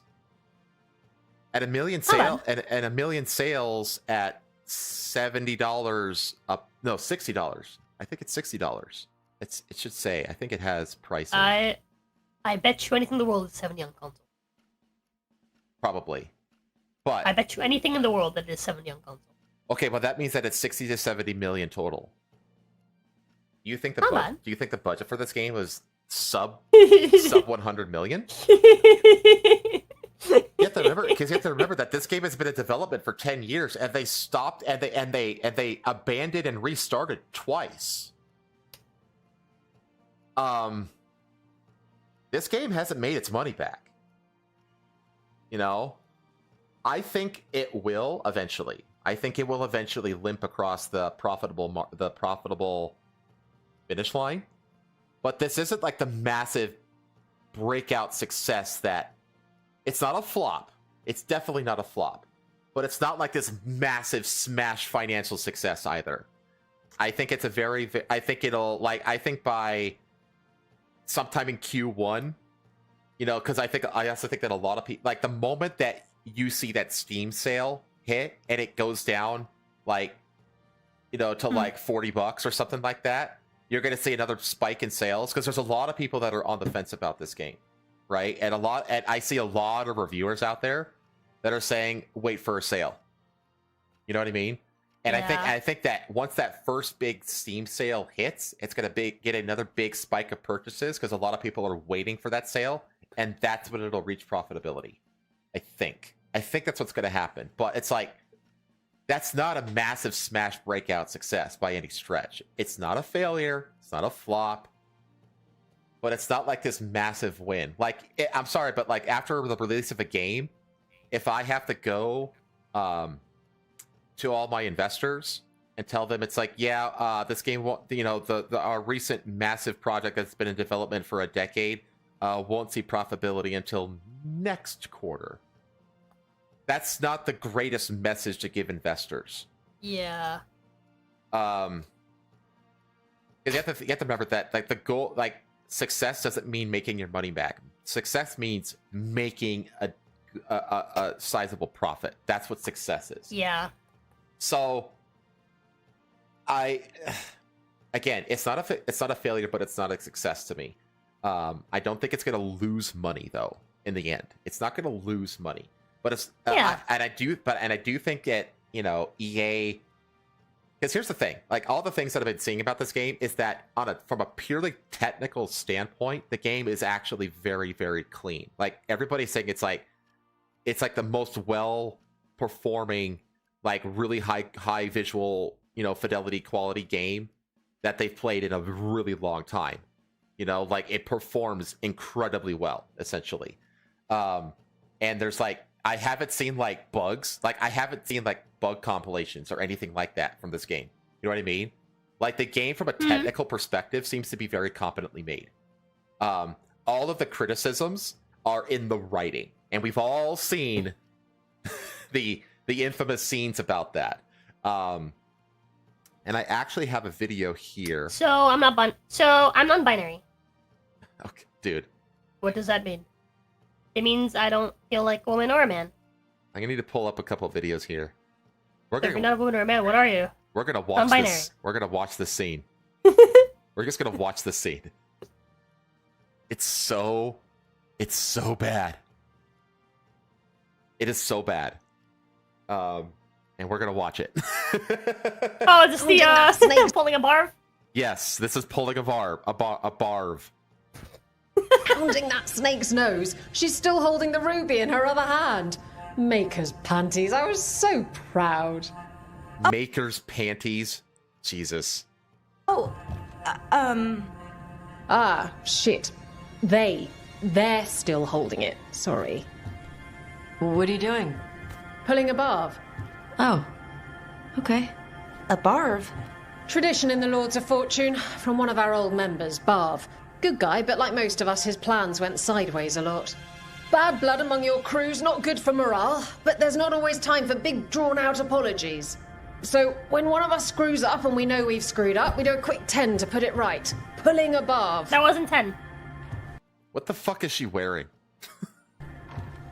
There we go. Like, why is she wearing like a harem dancer outfit with a fucking pirate hat? Like, what the fuck is this? Weird shoulder pads. Also, one of the things that bugs the fuck out of me that no one else has said, that like all of these like campfire talks that they're having, they all just sit down with their back up straight and their hands on their thighs. Like, look, they all have the same posture. Even if I go back to if I go back here, see? She's just sitting there with her hands on her thighs. Like, she even starts off that way before she brings her hands in. It's like, people don't sit like this. People don't sit like they're kids who got in trouble and are like waiting in the principal's office to get called into the, you know what I mean? Like, everybody's sitting in this weird, awkward way that seems like super unnatural. And it's like, just strange. When one of us screws Barv. Okay.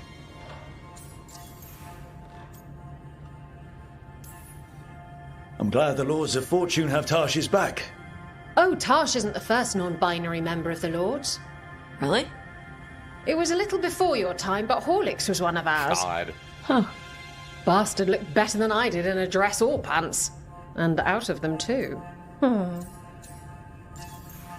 Okay, I think that's enough. We don't need to suffer through this anymore. But it's just like, it's No. The why not just apologize is pretty good. Listen to this. Okay.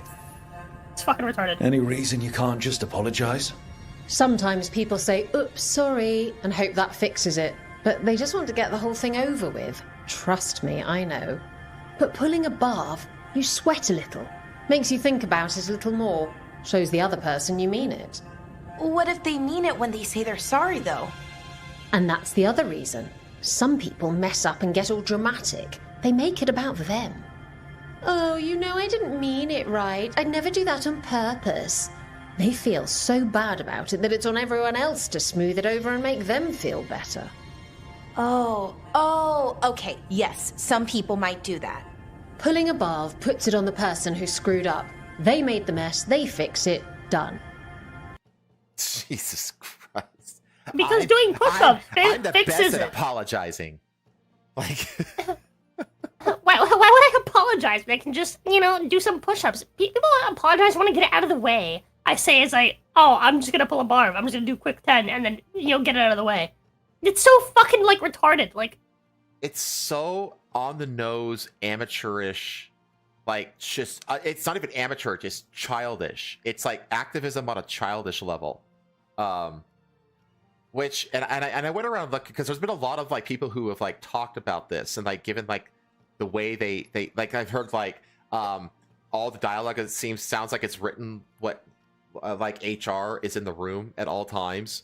I've heard that. I've heard various. If I had the like lack of self-awareness of Jonny Somali, but with just a little bit of like like my own like common sense, I would go around fucking Cali just calling people faggot and then doing push-ups. It's okay, I'm making up for it. 10 push-ups, this solves everything. Like, bitch, I did push-ups for you. But I sweat a little, okay? I've been going around this like Dumb listening fag. to Sorry, 10 more. listening to like various YouTubers like describe the quality of the dialogue, and I think the best one is by this guy, Carnage, and I found him because Asmongold reacted to him. I think that he actually has the best description of like the dialogue that I've seen. So I kind of want to like watch and react to this guy's video. Hi everybody, Co here with a very early quick thoughts video on Dragon Age Veilguard. And he likes the game, so by I've the way. played this game now for about 8 hours. The first 2 hours of the stream were sponsored, and I now have a pretty good idea about my initial feelings of this game. Now, I do need to say that I know this game is long, and I don't know how I'm going to feel at the end of it, so we will most likely make another thoughts video when I am done. But I'm getting the question all the time, what do I think of this game? I'm going to make a quick video giving you my thoughts. Dragon Age Veilguard is fine. That is not a ringing endorsement for someone who calls himself a fan, like someone who likes the game. It's pretty. It runs well. The combat is engaging. The overall story arc at this point, as a Dragon Age fan, I am really enjoying. The sound design is pretty good. And if you take it exactly for what it is fine. Now, when I say fine, that means some parts of it are good or even above good, above average, in some cases excellent. Like, it's beautiful. It's a beautiful game. And it actually runs really well. The voice acting also. The voice acting is pretty great. In most cases, like most characters, I love hearing them. In fact, I don't agree with that at all. But dude, I don't know, man. Just like the several snippets of all the characters, here's my thing, though. I can't agree with that. I can't either, but I don't actually blame the voice actors entirely. Like, if you're given HR dialogue, kind of like end up performing it like an HR person. You know what I mean? Yeah, that's true, yeah. So I do think that I do think that part of it is their fault, because none of them, they all seem to have the same monotonous, energy level no matter what's happening. In all the clips I've seen, they all have like the same leveled out demeanor. It's like they're all like on fucking mood levelers. Like it's like they're all on Adderall. You know what I mean? Like, no matter what the scenario is, whether it be like frantic or calm, they all seem to have like the same demeanor, and it's like, that's on the voice actors. You know what I mean? Like, that's not like, voice actors should be able to transcend the writing for that kind of stuff. But for the most part, I still blame the writing, though. Most characters, the delivery is so good that sometimes it can trump the part that I don't like, which I'm about to talk about. But the big thing about this game that is, I don't want to say grating, but it's wearing on me. And the big thing about this game that's wearing on me a little bit. He's only 8 hours in. So by the end of this, he's going to... I have a feeling he's going to give another video when he's done, where he's going to be like much, like a bit rougher on it. You know what I mean? Yeah. Is the quality of the writing. And when I say quality of the writing, I don't mean the overall story, but I mean the dialogue between the characters. It's incredibly unnatural, it's very forced, and it's very basic. And where in previous games, I would look forward to characters talking to each other or telling me bits about the world, I kind of dread when it happens in this game because it feels so homogenized, basic, and frankly, like I'm being talked to like a child. And I think that's what really like clicked with me, is that it's all so condescending. Yeah. You know, it's all like it's treating the audience like a child, and it's talking down to the audience. That's like the overarching problem with the writing.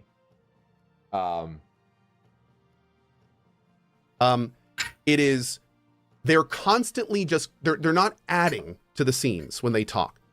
They're making sure you know what's going on. They're making sure you understand it. It's basic dialogue designed to deliver information. Which means it's not dialogue, it's exposition. Not to deliver an immersive narrative experience. And I think that's one of the biggest problems with this game. The dialogue in this game is not immersive dialogue. It is vehicular dialogue. And that is the term that I would use for Dragon Age Veilguard. It is not Baldur's Gate 3. It is not Cyberpunk. It is not writing to make you feel like you're in the world. I'm so glad he brought up Cyberpunk as an example, because the cutscenes and dialogue in that game are so damn immersive. And it's so fucking good. Even like when characters are just sitting around talking, it's so engaging. So I'm glad he brought up Cyberpunk as an example. It is writing to project you forward or make sure you know what you need to continue on. It feels like tutorial writing. It feels like it's not there to add, it's there to confirm that you know what's going on. And that works in some games. That's okay in some games. But this is an immersive, large role-playing game. You are playing a role. And granted, you could say it's an action role-playing game, but still, you are a person and you need to be treated as that role. But the dialogue is not treating us as Rook, the leader of the resistance. I'm not being talked to like an adult who's leading people. I'm being... Yeah, of course. Trim sent me a DM. Uh-huh. With the finished art of Darth Fido. Of what? Darth Fido. Darth Fido is forever ago on like an OCP episode. Someone asked us like what our idea would be for like a villain. Like a Star Wars villain, and I think it was Jazz. It said Darth Fido, and is basically like a dog mask wearing like pride parades, people with like dog masks and shit. Yeah. Right. I think we were talking about that. It was like around like the Pride time. It was June. And Jazz mentioned, and I think it was we've been watching Star Wars Acolyte, that's it. And so that's where the question came up. But I think it was Jazz that said Darth Fido, and then we just kind of kept like talking about the idea. And I was like, yeah, dude, he has like claw lightsabers and shit. I'm gonna send you this. I don't know if you can share this on stream. Well, I don't want to interrupt the flow of this video. Yeah, you can look at it whenever Okay. you want. And yeah, sorry, you continue. No, you're good. Talk to like I'm a kid that needs to have his hand held through every area, and that I never get to play that role. So that's where the big thing is with this game. I feel... Yeah, it's like, it's not just the dialogue. Like the whole game is just like, it's holding your hand the whole time. Like I said, there's they present like quote unquote puzzles, but they're not puzzles. It's literally you just like go get this thing and then drag it over to this thing, and then that solves the puzzle. And that's like literally the extent of all the puzzles in the game. You know, like the whole game is just like holding your hand like you're a dumb child that can't figure out anything on your own. And it's like really fucking annoying. I feel like they've over gamed it. And by over gaming it, by making the dialogue so vehicular, they have significantly reduced all the stuff that I feel a lot of us love in these games, which is getting lost in them. We love to get lost in these games. I want to be Rook, but I can't be Rook when I pull up to a dock and I get 3 sentences from a person explaining what a dock is and why there should be boats there and they're not. Like, that's... and there's that kind of stuff all over the place, where it's just like obvious stuff, obvious things looking around. And most importantly, it's devoid of that dialogue that like adds to the region. You know, it's one thing to pull up to an area and have the person say, oh, it's a dock. There should be boats here, and it's empty. And it's another thing to pull up and be like, oh, it's this dock. I was here 4 years ago. It was packed with people. I had a shop over there, and I remember this flooding with areas, and now I can't believe it's this empty. Mm-hmm. Like, one of those is a character expressing emotion over something they lost. The other is delivering information. Like, I just looked it up on Wikipedia. Like a tutorial. Yeah. So it's weird.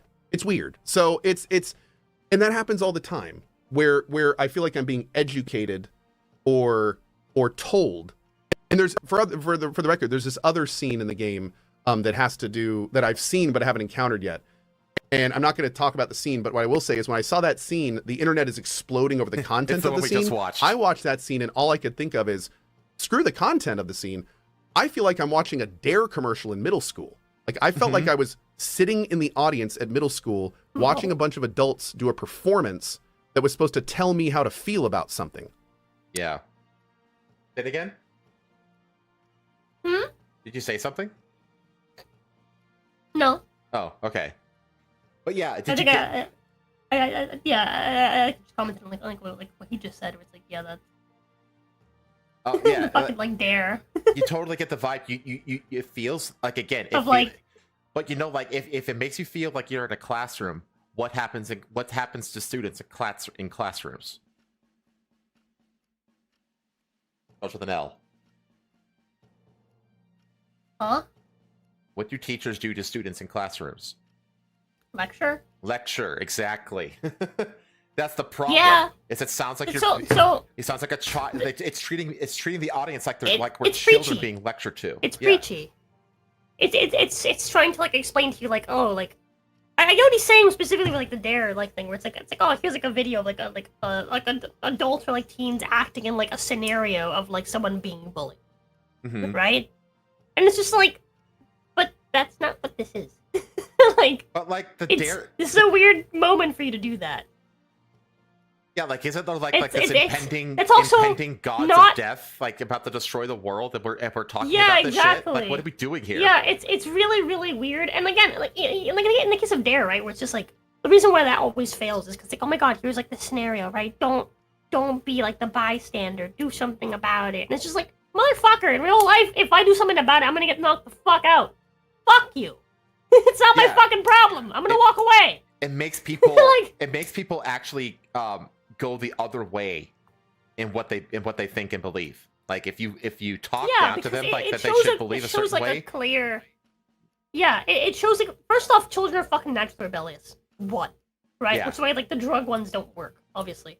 Second off, it shows a clear disconnect from like basic fucking human psychology 90% of the time. And it's just like, what the fuck are you on? Go fuck yourself. This like weird fucking lecture. It's just crazy how people just don't understand just like how to get across to people. You know, like it's not that difficult. Screw whatever it is I'm supposed to feel about. The whole framework of that is just uncomfortable. I like how he's talking. He says he calls it uncomfortable. Like that's not why we play games. That's not like that's like the forget the message. But it's like that's not it. And I like how it says like forget the message, like just like the message can be anything. It's the delivery, because a lot of the people on the other side of this are like they say like, oh, these dumbass chuds, they all love ReFantagio, and that game has like all the same kind of themes in it. It's like, yes, but it's presented in a mature, thoughtful way. It's not lecturing to the audience about morals that they should have and stuff like that. It's just presenting like actual scenarios that you actually can think through and approach in a mature adult way.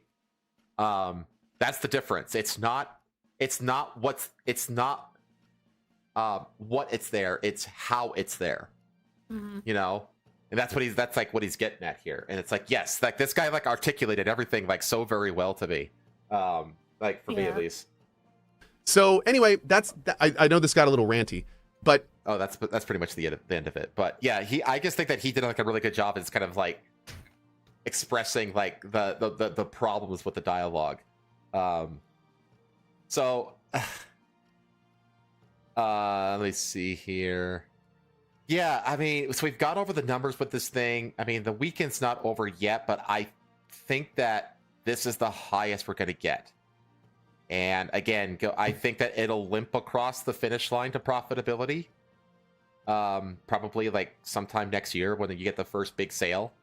But man, I don't think this is the game that it'll be enough, but not what they wanted it to be. Like honestly, I actually expected this game to get to breach 100K. I really did expect it to hit over 100K. But it didn't get that, which is like, it didn't. And I think I had higher expectations than most of its detractors, and it didn't hit my expectations. So we'll see. I don't know. The only other thing about this Veilguard stuff is this. So people are like, God, if this is the quality that we're getting from Veilguard, which is like this on the nose, childish, fast food for the gaming masses, what the hell is the next Mass Effect going to be like? And the Mass Effect project director came out and directly addressed it. He says that Mass Effect 5 will retain the trilogy's mature tone. He said, Mass Effect 5 will look like Mass Effect and sound like Mass Effect, BioWare project director Michael Gamble said on Twitter. That might sound like an obvious state of affairs. Of course, Mass Effect 5 will be like Mass Effect, but that's the thing. It's like that's not true because like it seems like no Dragon Age games look or play alike.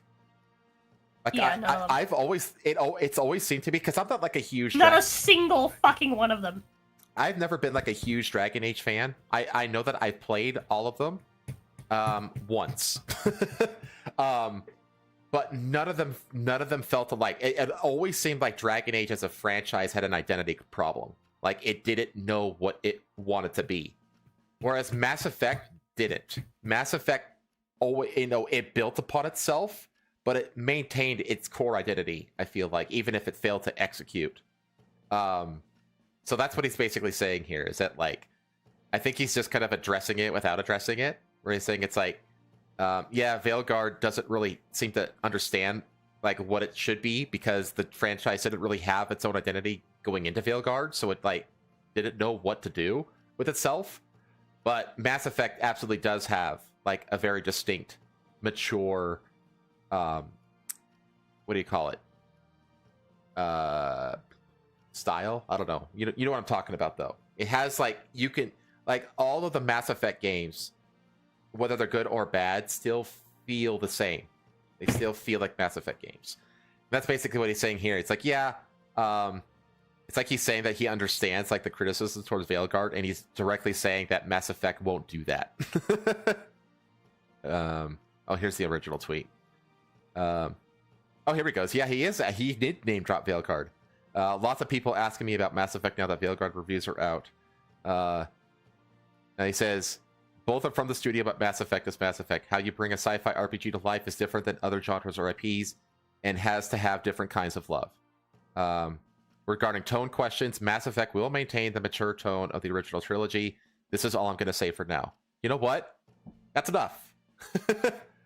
And he even says down here, please don't Pixar Mass Effect like you guys did with Dragon Age. And he says, I'm not sure I agree with the Pixar thing. Come on, dude. But Mass Effect is photorealistic and will be as long as I'm running it. I kind of like this guy. Oh. This guy's like keeping his own course, and I can appreciate that. So we'll see. Well, didn't he make the last one? Well, that's true. Did he make Andromeda? I don't know. He probably did. If he's talking about the last three, he probably did. Yeah. Well, there applies to that. Well, there applies to that. Just out of curiosity. No. That one. As long as I'm running it. Oh. That 44 applies. Anthem's animations, characters seemingly can convey emotions way more impressively than Veilguard does. This is Anthem. Anthem was a great game. I'm sorry. People are gonna be like, "Oh my god, what are you talking about, Rosa? That game sucked. That game died." Yeah, but that game was actually really good. The gameplay was good. All right. I never played it. The gameplay was good. The visual animations are good. Like the actual character like animations are so fun. The voice acting was fucking spectacular. I fucking loved the voice acting in that game. The story sucked. Well, the story was okay. It was interesting. It's just they didn't keep going. If that game was like a single player story game and not trying to be a fucking like what killed that game was the whole like live service like model. That's what killed that game. Completely. That game just didn't have the content to be a fucking live service game, dude. Yeah. People in the comments are in the replies to this are pretty much entirely like happy to hear him say what he said. Yeah. So great to hear. I see a lot of great to hear that. No one's pulling up the who is the project lead for I don't know. Can you look that up real quick? The project Andromeda. director for Mass Effect Andromeda. It probably was this guy.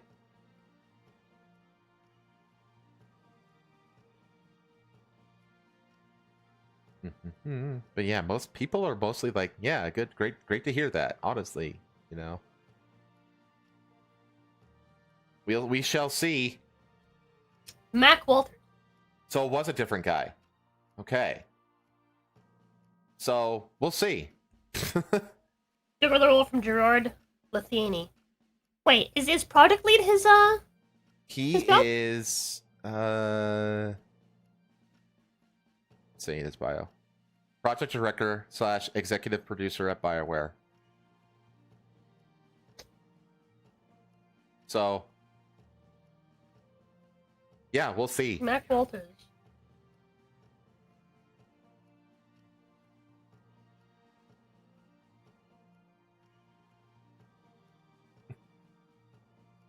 I'm seeing a different fucking name for every single, single other reply.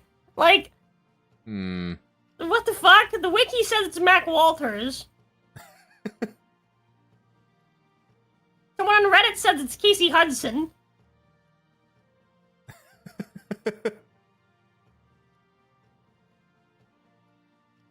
Well, that's a problem. Well, I don't know, honestly. Because here's the thing, though. That seems like, because to me, like, the thing that's throwing me off of the fence of Veilguard into not playing it is two things. One, the combat doesn't look engaging. It looks very hack and slashy to me, which is boring. Will get boring. And I think that's true according to Skill Up's review. So Casey Hudson is listed as the game director. Okay. I think Michael Gamble is. I think he's just a project director for the next one. Okay. Well, that's good. That means he doesn't have the stake of Andromeda on his back. That's a good thing. So we'll see. We'll see what happens. But like, because it's like and I remember like, Dragon Age. That's the kind of game that I'm gonna play, for the character and the story. You know what I mean? Yeah. And, so which Casey means Hudson did 1, 2, 3. Mac Walters did Andromeda. And this guy's doing Legendary 5. Edition. Yeah, this guy's doing 5. That's impressive, actually. But he was only the lead producer on Anthem. And for and for Andromeda, he was mostly a project manager for previous titles. Okay, so he didn't have a say in like the direction of the game then if he was just a project manager. So he's not a decision maker, he's a whip cracker. That's what project managers do.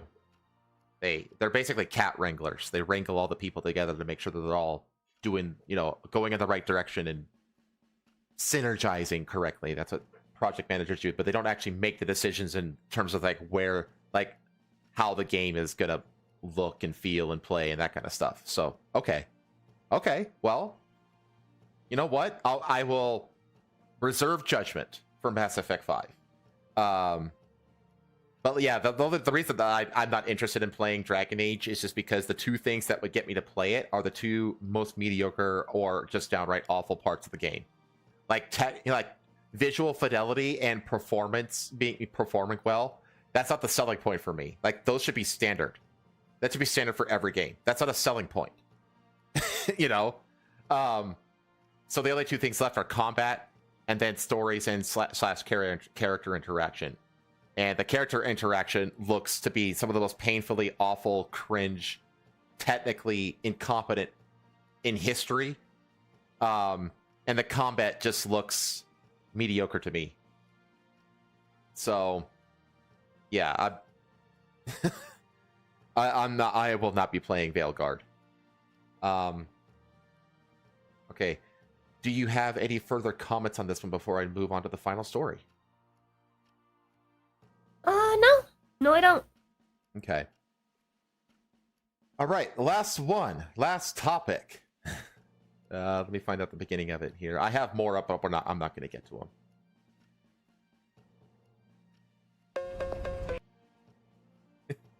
them.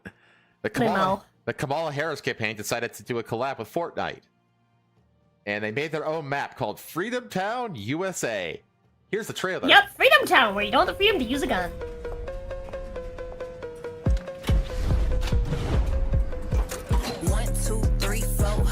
Fight for freedom using not guns. Everything about this trailer just comes off as try hard. Just like how do you do, fellow children kind of vibes, Fight for freedom using your pickaxe. Listen to the music too. The AI song I made sounds way better than this fucking music. Yeah, that's because Megan Thee Stallion is a stripper. She's just a stripper. Yeah.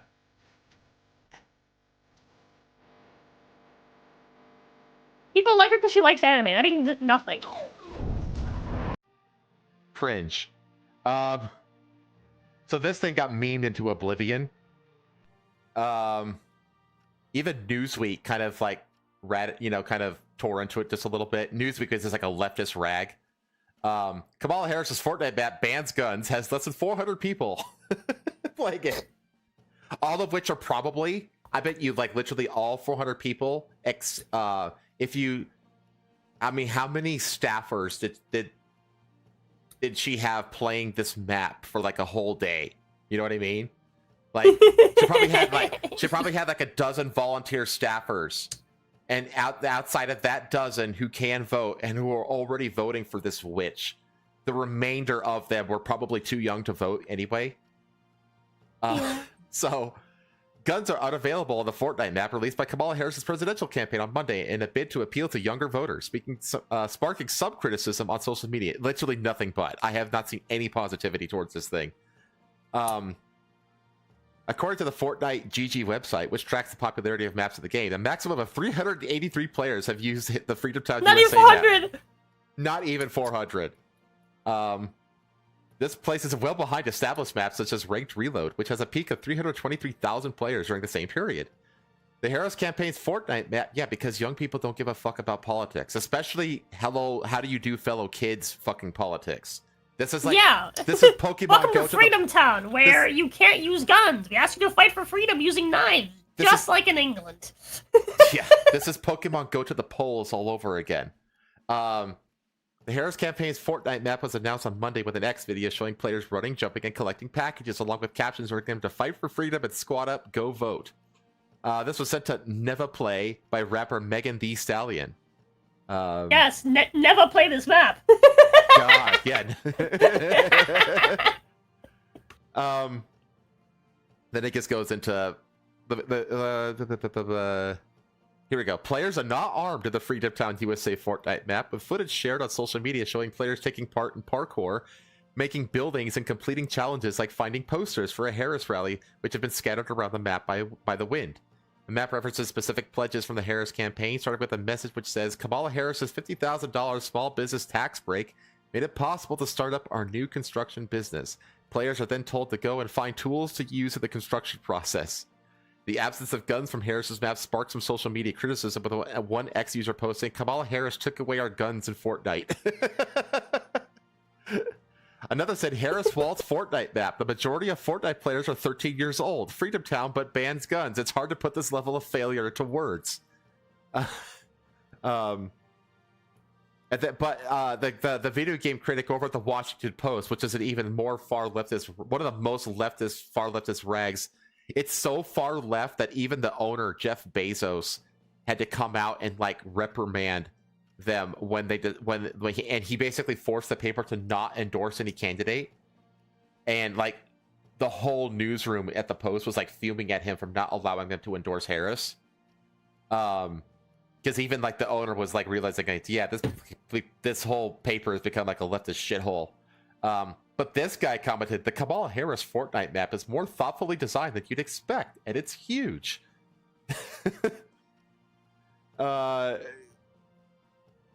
Yeah, that's none of. Now, over at Forbes, Paul Tassi played the map. So we're back to Paul Tassi again. In an effort to get the youths to Pokemon Go to the polls, Kamala Harris's campaign has designed a custom Fortnite map that you can hop into and learn extremely minimal information about her campaign while checking off some boxes in Freedom Town, USA. I played the full Kamala Harris questline and on the map, which involves getting construction equipment, building a house, and putting up posters at her rally, and a city map full of places like Freedom Plaza and Opportunity Carnival. It was something, all right. This is a guy that I guarantee you is going to vote for her. There is something really funny about the Harris campaign designing an incredibly banal Fortnite map that appears to be aimed at 5-year-olds who I'm pretty sure can't vote. Like, I'm not trying to be mean, but the map has 2 racetracks that are literal circles and parkour segments that are essentially just mantling 4 times and jumping twice. I mean, I wasn't expecting anything crazy here, but it reinforces questions about why this map exists. There were 70 people total playing instances of the map when I logged in. As for the campaign messaging, it's minimal. It's essentially focused on housing alone, and there is something very funny about Harris extolling the virtues of a $25,000 for new home buyers in a Fortnite map for children. I wish. You know what Kamala Harris should have done? Buckle down and partner with Epic to make an actual Kamala Fortnite skin that's playable in the game, and even for Battle Royale mode. Yes, that is 100% true. Oh, man. It would actually grab attention to the gaming space, unlike this map that a few dozen people are playing. Dude, if they made both Trump and Kamala Harris skins, dude, you would be seeing like armies of Trumps and Kamalas just like blowing each other's heads off. Dude, you know how popular that map would be? That would be fucking amazing. That would be fucking amazing. Not only that though, but people would like make like skits and shit, or like memes and like shit, like in game, like proper like old school like a Halo style. Like people would make videos like that. People do that. Totally, 100%. And then he also says she seems fine about saying that she's a gun owner. So sure, why not have her fire off ARs at Kratos and Batman and Darth Vader? If she got pushback for this, she would probably endear herself more to the gamer crowd, as Donald Trump has previously made statements about banning violent video games. Which is true. Yeah, I mean, Donald Trump is a boomer, and he does sometimes slip up. Let his boomerism slip up when he says this kind of stuff. But the thing is that he's got people around him, like Elon, who's actually, like, seriously thinking about starting his own game studio. Have you heard that? He is? No. Yeah, he's actually seriously contemplating starting his own game studio. Star game. Just something. But like, that will explicitly be like no DEI, no woke, none of that, you know. All right, time for X Games. But Wait, he's don't got say- like that. He's got like Vivek, who's very plugged into the culture. Hell, his own son is the one who's basically been managing his podcast game. You know what I mean? Like he's got people around him that are almost definitely gonna temper these kinds of like ban violent video games kind of boomerisms. Yeah. I'm picturing a bunch of big Fortnite streamers getting into Kamala's skin and cracking up as they take out enemies with her in front of millions of viewers. Yeah, 100%. Or them getting killed. You know what I mean? Like, but as ever, it's just low effort. AOC and Tim Walls played a bit of Madden on Twitch the other day, and that's all we get. At least Walls got to go off about his love for Sega Dreamcast, which was endearing. So you can tell that even though that this guy's like a leftist, he's like, God, they really dropped the ball on this one. Yeah. And something else that's interesting about this is that apparently it's against terms of service to do this. Whether you're commercial content or not, your islands and your island's metadata must not include A, calls to action outside Fortnite, B, solicitation to join, participate in, or donate to a real-world religion, political organization, or military organization, product claims, dates of offer, or pricing.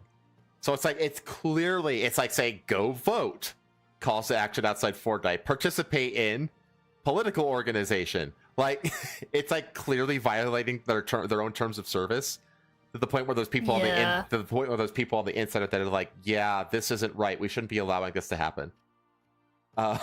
So this was a massive fail, and that's not the only one. We mentioned Tim Walls, who basically he's supposedly an ex-football coach, but he keeps botching terms. So he played Madden with AOC, and he kept screwing up like football terms. Like, you don't run a pick six. It's not a system of offense. Tim Swan like Walls is supposed to be a football coach. Run a mean pick six. Are we sure Tim Walls has even watched a game of football, let alone coached a team? This is a real deleted tweet from he deleted the tweet.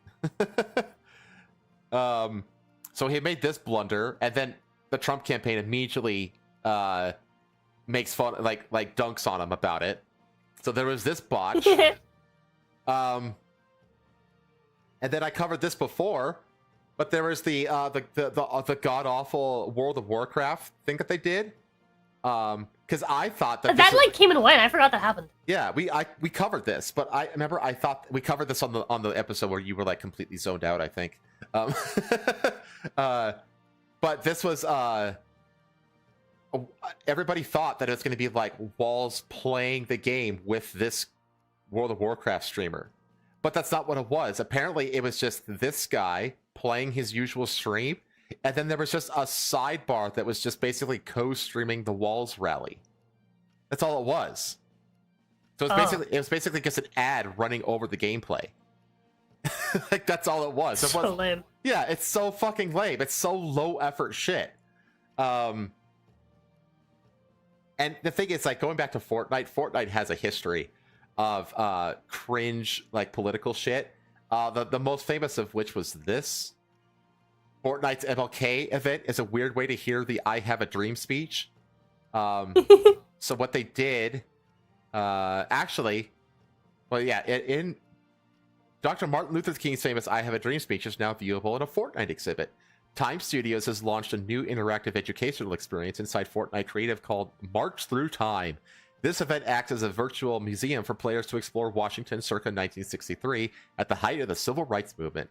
Fortnite players can visit the Lincoln Memorial and the National Mall. They can watch King's famous speech, which Epic and Time Studios licensed from his family's estate, a critical piece of history that even the Oscar-nominated 2014 biopic Selma wasn't able to feature.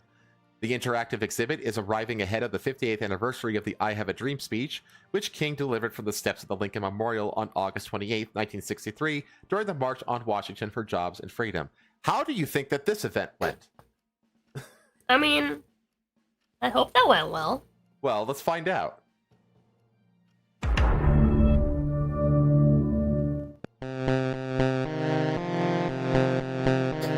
Oh wait, pause? Yeah. Was it supposed to be a, like, I Have a Dream Memorial thing, or was it supposed to be a Black Lives Matter event? Because those are very different things. No, it was an Black Lives Matter does not fit with Martin Luther King's fucking message. No, it wasn't. It wasn't BLM. It was specifically MLK. Okay. I think that BLM was like what inspired. I was saying it. that because I was saying because I see the title, so I was wondering. Oh yeah, well that's the thing. Like it was inspired by Black Lives Matter to do all this, but there's no like Black Lives Matter like fists or shit inside the thing. It's just okay, MLK that's stuff. good. Yeah, that's good.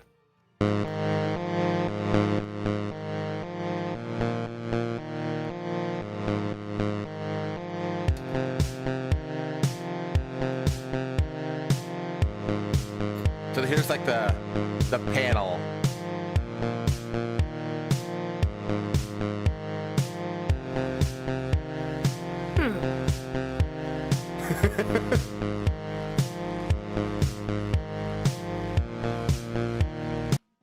So let me get this right. At Donald Lester, you guys arranged a very informational video about Black Lives Matter to be shown in Fortnite. It's not about, well, it's like Van Jones was hosting like a BLM inspired talk before the airing of the MLK stuff. That's what this is in reference to. But you put a vending machine with infinite tomatoes beside the screen. My entire lobby were throwing them at the screen the whole time. Why would they do that? Why would they do that? Why would they do that? Well, keep watching. Keep watching. There's the tomato machine.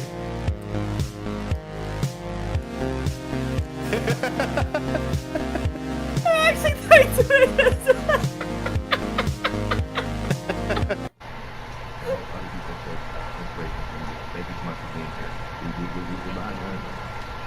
So here comes Deadpool.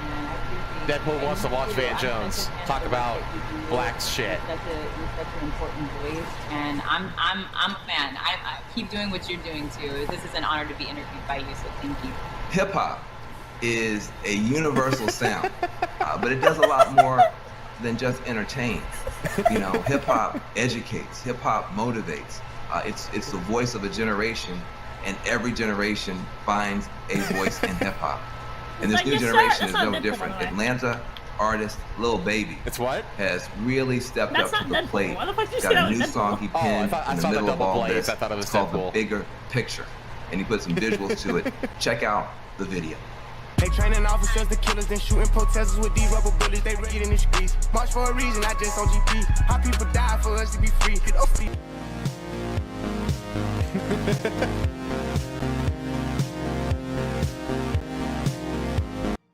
So that was the success of the Black Lives Matter / MLK event. It looks like they precluded it with BLM shit. So yeah, it was actually in the game. So, which means that they're breaking their own terms of service by doing that. Yeah. Sounds very much like Twitch behavior, as far as I'm concerned.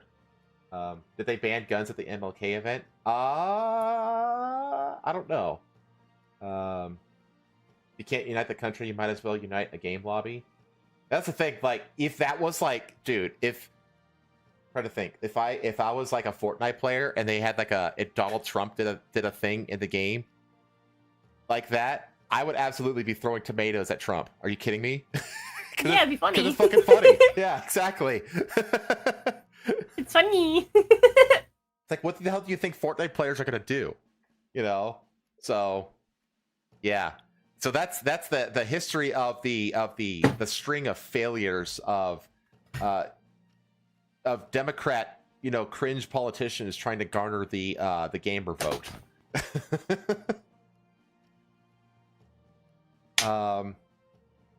And with that, I had a lot more that we're just not going to get to, but that's okay.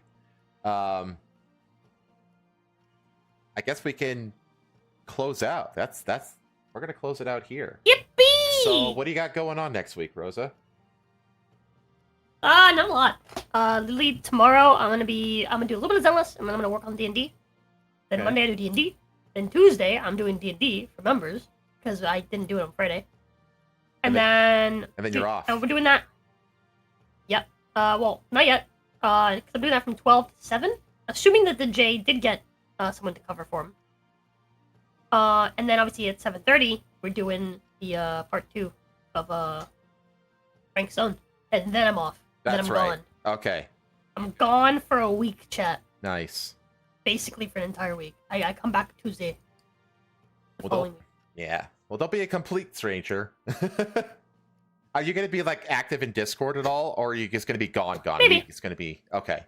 Maybe. I'm spending Wednesday and Thursday just kind of like preparing stuff for like the trip. 'Cause I'm gonna be like away from home the entire time. Like Beta's not gonna be coming to my home. We're gonna be going to like a hotel. You know. Yeah. So you be can away be from like, family. yeah, I gotcha. Yeah. And then I also want to like prepare stuff for the move, because I want to move as soon as possible. I want to move before Black Friday. I want to move before Thanksgiving. Yeah, that makes sense. So, I'm gonna be like preparing stuff, getting an idea of like what I need to move. Because for the most part, the only 2 things I actually need to ship are my fucking desk, that are large that I can't fit in my car. Are my desk and my drawer. Everything else fits in my car. Okay. Honestly, I genuinely think I can fit my drawer in my car if I put it in like if I put it like on its back, basically. Can you dismantle the desk at all? I don't think so. Yeah. Looking at it, I can take like the metal plating off of it, like the metal reinforcements off of it, but I don't think I can actually dismantle the rest of it. And even then, I don't even think I could take all of it off. Huh. Yeah, I'm gonna send you the picture that I sent Pather earlier of my desk. You can get an idea of what it looks like enlarged. Mm-hmm. It's a biggin. This thing's a fucking piece of art. Yeah, you might have to sacrifice it. No, I want to ship it. It's just, dude, fucking U-Haul is fucking expensive. Yeah, it's expensive. It's really expensive. It's more expensive than just getting a new desk. That's why I'm saying like you might have to sacrifice it, or give it to your dad. But like a new desk, but the new desk is probably gonna be like even more expensive because I'm gonna buy a new one when I break it, and then I'm gonna buy a new one when I break that one, and then it's gonna be more expensive in the long run. Methinks. That sounds like cope. I'm trying to grow Mathis, okay? Leave me alone. Well, I'm sure you'll desk grows a no. You'll figure it out either way. Yeah. Are you gonna pay for it to be shipped, Nick? Yeah, I mean that's gonna cost you $200 plus to ship that alone. No. It's gonna cost you way more than that. Just kidding me? Just get a new desk. Just paying to like transport this fucking desk? Like, Mick, if you wanted to buy this desk, it would unironically cost you more than $2,000. Like, yeah, it's big, hard to move. The only thing I've thought about is like, dude, for the cost of a U-Haul, I can honestly probably get like a used truck. Like, they're that expensive right now to take a U-Haul from here to Alabama. Jesus. Well, I would talk to your dad about it. He might have some ideas, but you'll figure it out, one way or the other. You'll figure it out. Getting to Alabama is more important than a desk. Yeah. So I can always come back for it as well.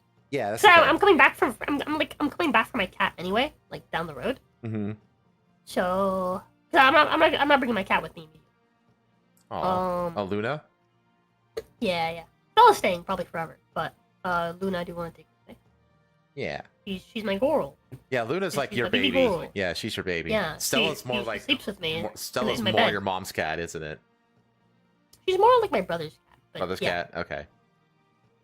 But yeah, I think definitely having Luna will be, despite the allergies, will be definitely. It's a need. It's a mighty need. Yeah. Dude, when I was fucking dying on Friday, like Luna, like after I threw up and I came back, like Luna was waiting up at my door, like while I was throwing up, like the door, like the bathroom, and she followed me back into my room. She was and, worried laid about down, you. She like laid down against me while I was like laying in bed, like dying. That's cute. Yeah, you got to take Luna with you. Yeah, well, but okay. I can't take her immediately. But I'll take her like down the road, and I think when I do that, I'll maybe back to the desk as well. Yeah, totally. Okay. Well, as for me, tomorrow we have a watch along. We're watching Rush Hour over in my voice chat, the cabin chat, over in Discord tomorrow night. There is an event that you can RSVP to for that, and then besides that, I will be finishing up Frank Stone with Rosa on Tuesday, and then it's back to normal for me. So it'll be back to Yakuza and RDR2 on Friday. So. That's what I have going on. And then, like I said, wait a minute. Is it next weekend? Yeah, next weekend, I will have Asta as a co-host for this show for number 9. The following weekend, we are skipping. There will be a 1-week hiatus from this show because I will be in Florida house hunting. So. That's the schedule going forward. So, we're watching Rush Hour. We're watching the whole trilogy over the next 3 weeks. So, Rush Hour 1 is tomorrow. Rush Hour 2 is a week from then, and then the following week after that is Rush Hour 3. I have a lot of watch-alongs planned in the future, chat. I got a lot. So. Including a second go at Blazing Saddles, so that Rosa can actually watch that movie. Probably in January. Okay. Yeah, December is going to be Lord of the Rings. So, because that's like all the Lord of the Rings movies historically released in December in theaters originally. So that's like the time to watch them. Yeah. I know Jace likes watching them like every December as well. Yeah, that's like the perfect time to watch them. So I think when I watched them was also December. So if Rosa is leaving Florida to avoid you, Icy, no, No, I'll be back. Yeah, I'll always be back. She'll be back before I'll be back. Yeah. Because you're staying in Florida for this little vacation you're going on. She's coming. Yeah, she's coming to you. So, but Patha will go back home. And she's not going to move to Alabama before I'm going to be in Orlando anyway. We're not going to see each other, chat. Yeah. That'll be a later time, at some point down the road. We'll plan an event. Yeah, we're planning. Or the year after. We'll figure it out. Also, I'm going to try. I put it in the collective chat, like our little chat. I'm trying to get enough of us together to play Liar's Bar. Dude, I want to do a Liar's Bar stream. I posted it a few weeks ago. Yeah, I remember seeing it. But then I started seeing, I saw Tenma do a collab with it. I saw Mori Calliope do a collab with it. It's making the rounds, basically. Yeah. And I'm like, damn it. I wish we could have been the first, but that's okay. We could still hop on the train. So... I'm gonna try to squeeze that in at some point as well. But anyway, with that, I hope you have a fantastic rest of your night, chat. Always remember to like and subscribe. Leave a comment on the VOD if you can. Anything that helps the algorithm is always appreciated. And I will see you on the next one. Rosa? Don't forget to go fuck yourselves! The watch is yours, chat. Take care. Bye!